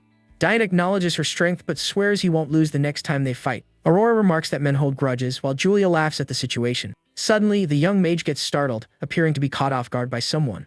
Aurora hugs her, telling her to choose her as a partner instead of Diane. With a red face, she says she would forgive the young mage no matter what she did. The girl brags about being superior in strength, beauty, and intelligence to her new friend. In a funny scene, the ice mage complains about Julia hanging from the chandelier. The principals comment that the two are already getting along and that Diane made a friend. An old man announces the award presentation and calls the principals to the stage. The prize is an emblem to enter the goddess's temple, which usually only the champion gets. But the students wonder why there are 3 emblems at the festival this year. The principal explains that all finalists had an incredible performance in the tournament.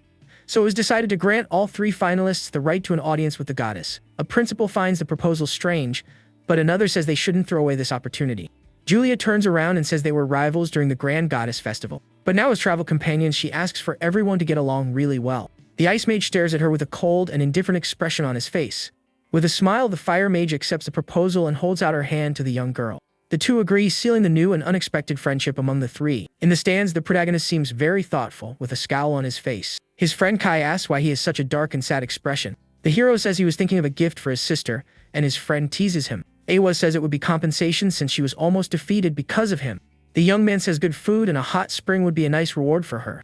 But his friend reminds him that the nearest hot spring is a day's travel away. With a smile, Kai says there's a place that has both things he's looking for. Kai offers up his home, which has hot springs and excellent chefs. He invites everyone to a party at his house to celebrate Julia's victory. Wasting no time, he runs off, saying he's going to talk to Tishi right now. The friend thanks him awkwardly while the protagonist watches everything from afar. The hero wonders when Kai got so close to Teishi like that. The next day, the group arrives at a massive, luxurious mansion with a fountain. Julia gets excited, saying it's her first time hanging out with such a big group. Several servants welcome them, greeting the young master Kai. The young mage is impressed, saying the place looks like a real castle. Kai tells everyone to relax and enjoy the hot spring before dinner. The servants guide them inside the huge, luxurious mansion. Suddenly, the protagonist stops and looks to the side with a serious expression. He stares at one of the paintings on the wall, seemingly noticing something strange. The young man finds it odd because he felt like someone was watching him from afar. A maid informs Kai that his parents are calling him for a chat. Suddenly, a panicked scream echoes through the hall of the massive mansion. Julia plays at being a ghost and asks if she scared the maid with her prank. But the maid drops the robe, and the young girl complains about the staff's confusion. Iwa shows up embarrassed because the swapped robe is way too small for her. Meanwhile, Kai enters his father's office with a smile on his face. He notices the place is full of smoke and that something must have happened there. His father, Karen, warns him not to cause any trouble with his invited friends. The young man agrees and is relieved his dad doesn't know about the school's mess. He walks away thinking his parents worry too much, since no one will make a mess. Elsewhere, a maid thanks Julia and Awa for forgiving her. She thinks in relief that she would have been fired if the master found out. In the hot spring, the young mage tells her not to worry about the accident. With that, the girl turns to her friend and calls Awa over to the hot spring. She asks why her friend isn't getting into the hot spring with her. The mage explains she only gets in when the maid leaves because she doesn't like strangers around. Suddenly, Iwa hears a voice and is startled to recognize who is speaking. Other girls show up, saying they were in the hot spring the entire time. Surprised by her friend's arrival, Julia cheers excitedly for them. Shortly after, the young mage and her friend Iwa relax together in the hot spring. The others wonder if the girls ran all the way just to be next to Julia. Next, a maid arrives and serves snacks to all the girls in the spring. One of the friends comments that the Taroi family is lucky and they benefit from it. The blonde mage says that's not it at all, as they are all friends with her brother. The maid comments in surprise that young Julia has an older brother. With a smile, she says he is the kindest brother in the whole world. Awa disagrees, mentioning he put her through hellish training the other day. The blonde girl asks Mia to say something to help defend him. With a red face, the white-haired young woman says Lucas is a wonderful person. Annoyed, Awa thinks she can't trust his ex-fiancé's word. Teishi says she doesn't think the protagonist is a bad person, but she adds that he is overprotective of his sister and she wanted to get closer to her. Awa says that with people like her around Julia, he should be even more overprotective. Teishi gets annoyed by the comment and asks if the girl wants to fight her. The maid just watches the argument with a small smile on her face. She offers to help Teishi get dressed, but the young woman says she doesn't need help. Already dressed, Teishi runs into Kai, who calls her name looking quite surprised. He asks if she enjoyed the spring and the girl confirms she feels refreshed. She approaches and asks him to take her to his training spot. He agrees, and she thinks she needs to take this chance to catch up with her other friends. Meanwhile, in the men's spring, Shuichi relaxes, saying nothing beats a bath. His friends tease him, and he yells embarrassedly for them to stop joking. One suggests getting out to play cards and inviting their friend Kai to the game. The friend asks if he's coming along, but the protagonist says he'll stay a bit longer. He thinks the situation with the spring and the cards is very similar to his past life. In a flashback, a bully complains that Shuichi is too slow to run with them. The guy threatens him, saying if he's last again, he'll break his legs. Angrily, the boy says slow legs are useless, and another tells him to buy new cards. Back in the present, the hero clenches his fist tightly, cracking the edge of the spring. With a dark look, he thinks, great, now he just remembered something awful. The maid hears the noise and asks with concern if the young man is okay. He says it was nothing and his hand just slipped on the edge by accident. The woman says she'll treat the wound and suddenly gets closer to the hot spring. With a serious face, the young man says he doesn't need it and that he really is fine. She insists because she might get fired, and he wonders if the family is really that strict. The young man gives in but is surprised to see the maid getting into the water with him. She approaches, asking where the injury is, and he thinks she's more careless than his sister. The woman slides her hand over his body and asks if the wound is lower down. She then praises incredible muscles expected of a martial artist. With a smile, she offers a message, saying she is confident in her skills. The maid mentions Julia was also satisfied and a tear falls from her eye. With a dark look, he grabs her and asks what the hell she did to his sister. The maid screams in terror as a massive dark hand rushes forward to attack her. The woman is thrown hard into the hot spring, kicking up a wave of water. The protagonist glares at her with a serious look, recognizing her move from before. She realizes he is also a martial artist and looks quite surprised. A rapid exchange of strikes begins between the two opponents inside the hot spring. With an agile leap, the woman jumps out of the water, landing gracefully outside. The martial artist asks what her goal is by infiltrating that house. She denies it, claiming she's just a poor martial artist working for money. The young man says he heard about her greatness and respects her as a fellow fighter. With spiral glasses on, the woman starts talking in a strange way. Without hesitating, she charges, saying she came to see his strength with her own eyes. The protagonist is taken by surprise by the woman's sudden and aggressive attitude. He defends himself, stating he didn't feel any respect in her approach. With a serious look, the young man grabs her and asks what exactly she managed to see. A powerful clash of energy happens between the two, causing a massive impact. The maid gives a confident smile, getting ready to reveal what she found out. She says he is even stronger than she had heard before. She grabs a towel and uses it like a whip with great skill. She attacks the young man with the towel, which moves with surprising force. But the young man manages to stop the attack easily using just 2 fingers. His hand firmly grips the towel, completely stopping the woman's strike.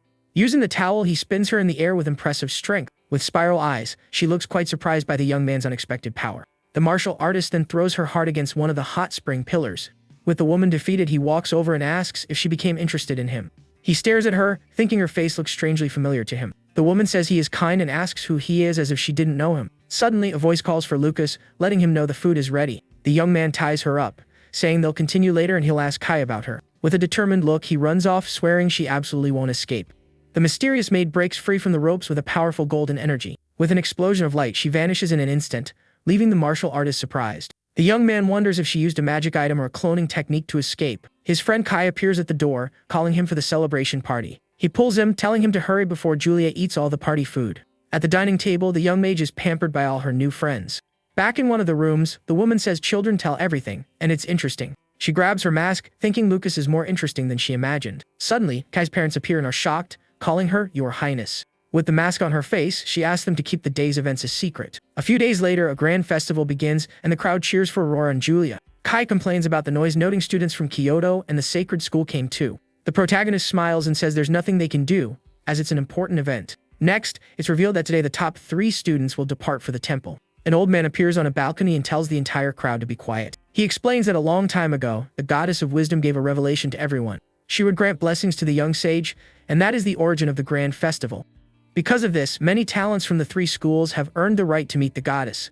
The old man says the 3 will leave soon, but there's a new decision for this year. He explains that the journey to the temple is full of dangers and monsters. Usually, teachers accompanied them, but this year they will have to go alone. The man creates a small blue energy being in his hand to help them. He hands the bean to Julia, saying it will guide them to the grand temple. The creature reveals itself to be a small blue bird that appears to be sleeping. The young girl thinks it looks delicious and asks if she can eat it in an emergency. A bell starts ringing in the academy tower, drawing everyone's attention. The old man says it is time and asks everyone to pray for the 3 who are leaving. The girls in the crowd pray for them to return safely from the journey. Mita also prays they bring back more achievements for the honor of the school. The 3 champions walk to the door while their friends say goodbye. In the young mage's hands, the small blue creature starts flapping its wings, waking up. The trio says their goodbyes and Julia yells that they are heading out now. The martial artist watches everything and thinks he needs to investigate some things. With a serious look on his face, he thinks that now something more important awaits him. After that, we see the trio walking through a town while Julia happily sings. Suddenly, the ice mage gets a serious look and stares at something ahead. He uses his magic, creating a massive ice spike that shoots through the air. The ice attack squarely hits a wooden log that was going to strike them. The mage is confused, saying that doesn't look like an ambush weapon. She thinks Dean was kind to protect her from a branch and notices its burn. On a roof, the protagonist says he finally managed to catch up to them. He sent a clone to class, but it only has 1/10 of his power. He thinks if he lowers his guard, he might end up using too much power by accident. From afar, Sigart watches and wonders if the young man is planning something again. The martial artist looks out over the town's landscape, seeming very thoughtful. He wonders what happened to his sister Julia during the tournament's grand final. Suddenly, the hero senses a strange presence coming from his sister Julia. The young mage says she feels like something she doesn't recognize is mixed in there. Here we see the red crystal rabbit, glowing with an evil light. Back at the academy, the principal tells everyone to return to classes normally. Kai complains that not sending guards with them is very stingy of the academy. Others worry, saying it's a dangerous trip for them to go on alone. Angrily, the protagonist asks them what the hell they are talking about. His friends get scared and apologize, saying they were just tired. The hero wonders why the symptoms returned even after they took the tonic. Elsewhere, the champion trio arrives at a beautiful landscape with a waterfall. Julia celebrates that they finally made it out of the gloomy town area. She turns to Aurora and asks if she wants to take a short break. The fire mage claims she wouldn't get tired before Dean and is totally fine. But she suddenly collapses from exhaustion and asks them to wait a second. With a sweaty face, she says the view is beautiful and suggests stopping to enjoy it a bit. The fire mage complains she has good stamina, but the other 2 are monsters. She thinks she needs to train more while the guide bird flies through the forest. From a distance, the protagonist watches and notes the 3 have become quite close. With a serious look, he notices someone suddenly approaching the group. A blonde man holding an axe approaches a large masked figure. The big guy calls him lazy, and the young man begs him not to snitch to the boss. Suddenly, a blue feather floats in the air, landing right on the masked man's mouth. The big guy points at something ahead, and his companion looks quite confused. He says the magic bird looks delicious and orders his friend to catch it. Wasting no time, the masked man readies his bow and arrow to shoot the creature. The blue bird turns around with an expression of surprise, sensing the danger. The arrow barely misses, and the hero thinks everyone just sees the creature as food. The creature flies away, and the archer furiously yells for it to come back right now. The bird flies toward the trio, followed closely by several arrows from the rogues. With a smile, the young mage welcomes the creature that seems to have returned. The blonde rogue leaps with his axe to attack, and the mage is confused. The rogues realize they ran into 3 young nobles and hit the jackpot. With an evil smile, the man asks what they are doing in his territory. Suddenly, the 2 are struck by purple lightning and scream in pain from the attack. Staff in hand, Julia says rogues are the thing she hates the most in the world. The fire mage rubs her head, and the young girl gets annoyed being called a brat. Next, we see the rogues heading out being destroyed by an explosion. The ice mage mercilessly freezes one of the rogues inside a massive block of ice. The other rogue is completely electrocuted and burned by the mage's attacks. After defeating them all, they find a treasure chest in the ruined hideout. With a smile, the young mage wonders what kind of treasure they kept there. But upon opening the chest, she only finds some worthless gold and silver coins. Aurora asks what they will do with spare change, and Julia says wiping out rogues is only fair. With a determined look, she seems very proud of the work they just did. The young mage says she is hungry and suggests they look for something to eat. Aurora gets super excited, with hearts in her eyes out of pure happiness. She declares she'll be the only one to raise her affection level with Julia. The 2 run off, leaving the ice mage confused by the whole situation. Shortly after, the fire mage returns proudly, holding a bunch of apples. Meanwhile, the girl fights an ice monster with Dian on top of it. The white-haired boy blows a cold breath, getting ready to cook. With a focused and determined look, he prepares to show off his skills. He creates multiple ice swords and begins slicing the fish with precision. The result is a perfect plate of sashimi that looks delicious. Aurora is shocked, not expecting him to actually have cooking skills. The two enjoy the fish, seeming to absolutely love the taste of the food. Satisfied, Julia praises him, saying he's just as good a cook as her brother. Later, the fire mage offers a fruit as dessert to her friend. Excited, the young mage accepts and grabs a melon to eat right away. But the ice mage warns her, saying she probably shouldn't eat that. Angrily, Aurora asks if he is implying she poisoned the fruit. To prove it's safe, she takes a huge bite out of the green melon. She suddenly falls paralyzed, and Dian explains she ate a paralyzing melon. The trio continues their journey, passing by a massive monster skeleton in the forest. With the guide bird, Julia says they should reach the temple in a few days. Dian complains they didn't get much and expected to find better treasures. But the mage says she is satisfied because all the creatures were delicious. Suddenly, the guide bird flies away scared, leaving the young mage quite surprised. The ground begins to shake, and the trio realizes a strong enemy is approaching. A pack of bears with furious red eyes appears right in front of them. One of the bears roars, baring its sharp teeth, and charges to attack the group. Without hesitation, the trio prepares for battle using their fire and lightning magic. A powerful combined attack of fire and lightning hits the bears squarely in the forest. After the battle, all the bears are on the ground, but they appear to be sleeping. The ice mage and Aurora say the bears are weak and they shouldn't expect much.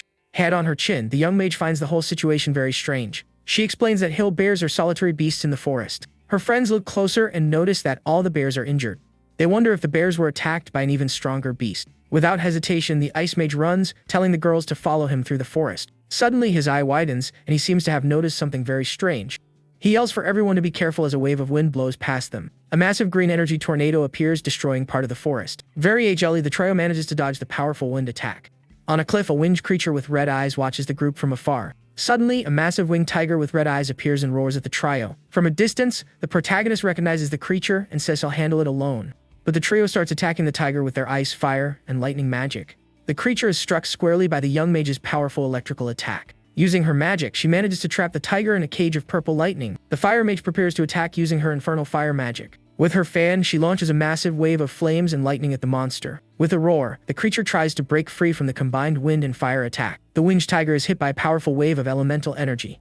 With ice claws on his hand, the mage says he won't let the creature escape. He fires several sharp ice projectiles toward his opponent. The ice attack clashes with the tiger's fire aura with a massive impact. The creature is completely frozen by a huge structure of ice. Staff in hand, the young mage says she will finish the fight once and for all. From afar, the protagonist observes the incredible teamwork of the three mages.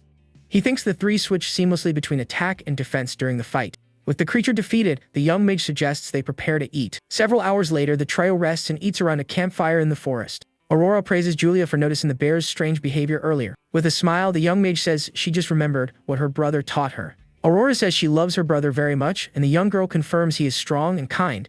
Holding the crystal rabbit, she says her brother fought to get it for her. The fire mage thinks it was the rabbit that made Julia transform during the finals.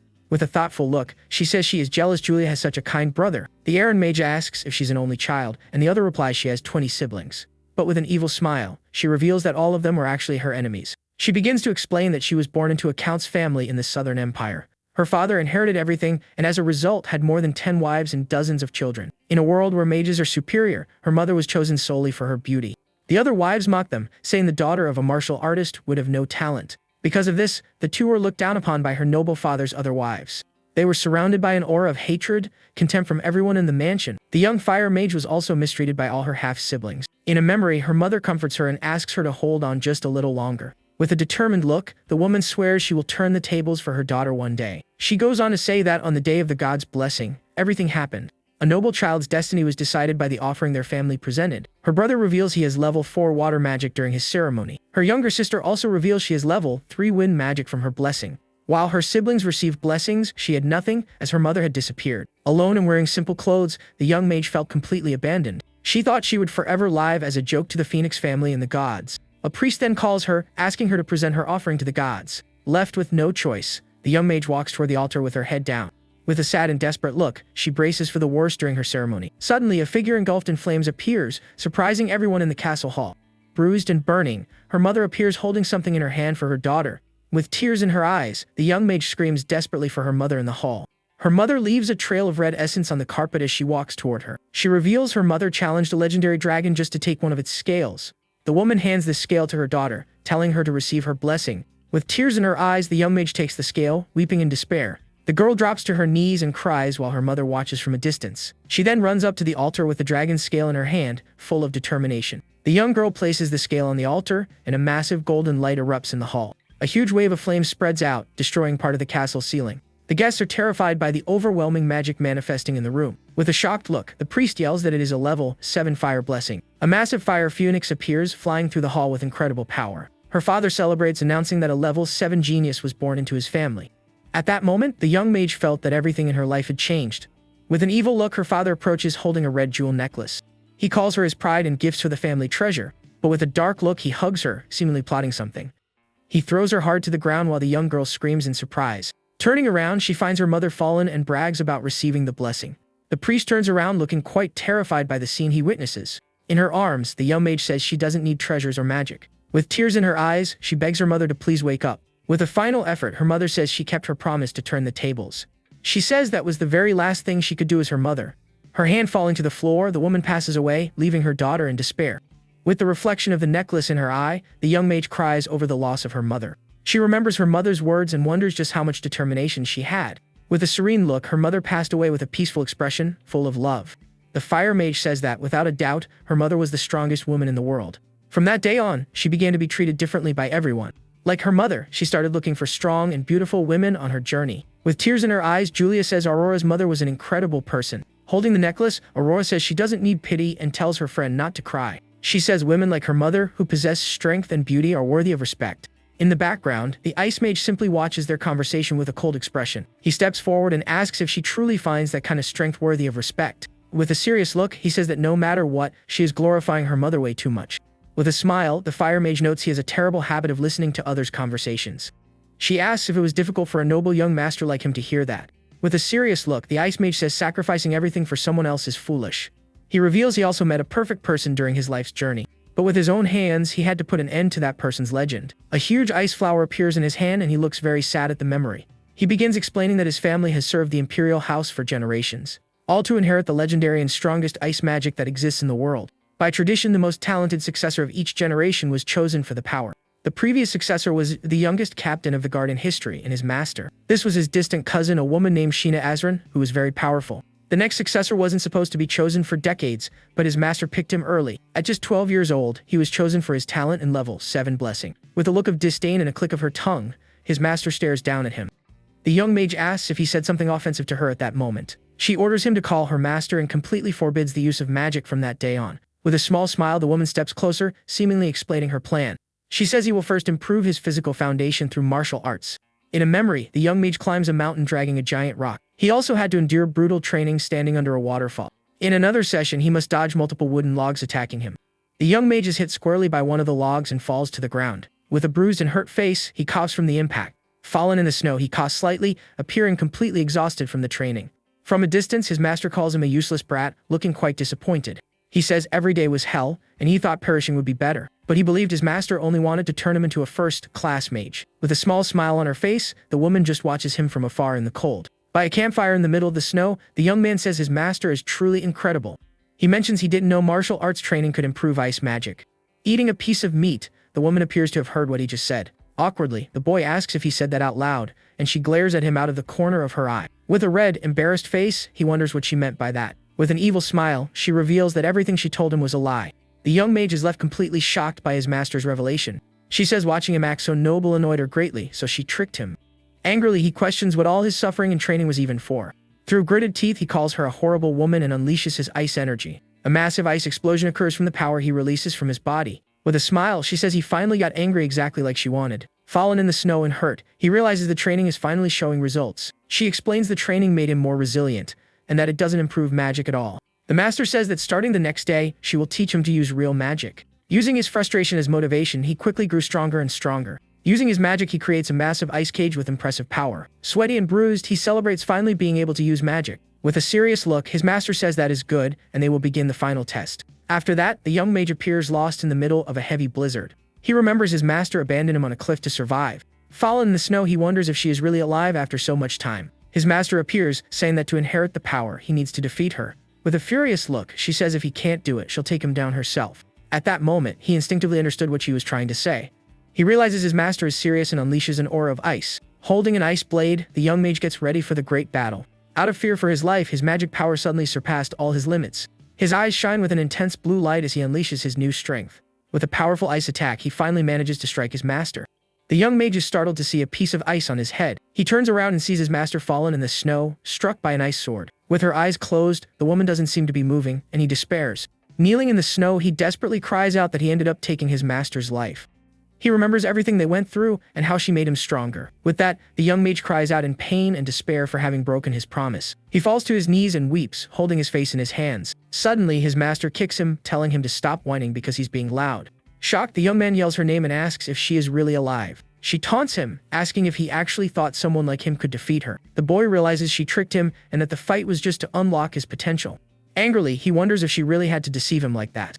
With a hood over his head, he seems quite annoyed by the whole situation. She says he passed the test and walks away, leaving the young man behind.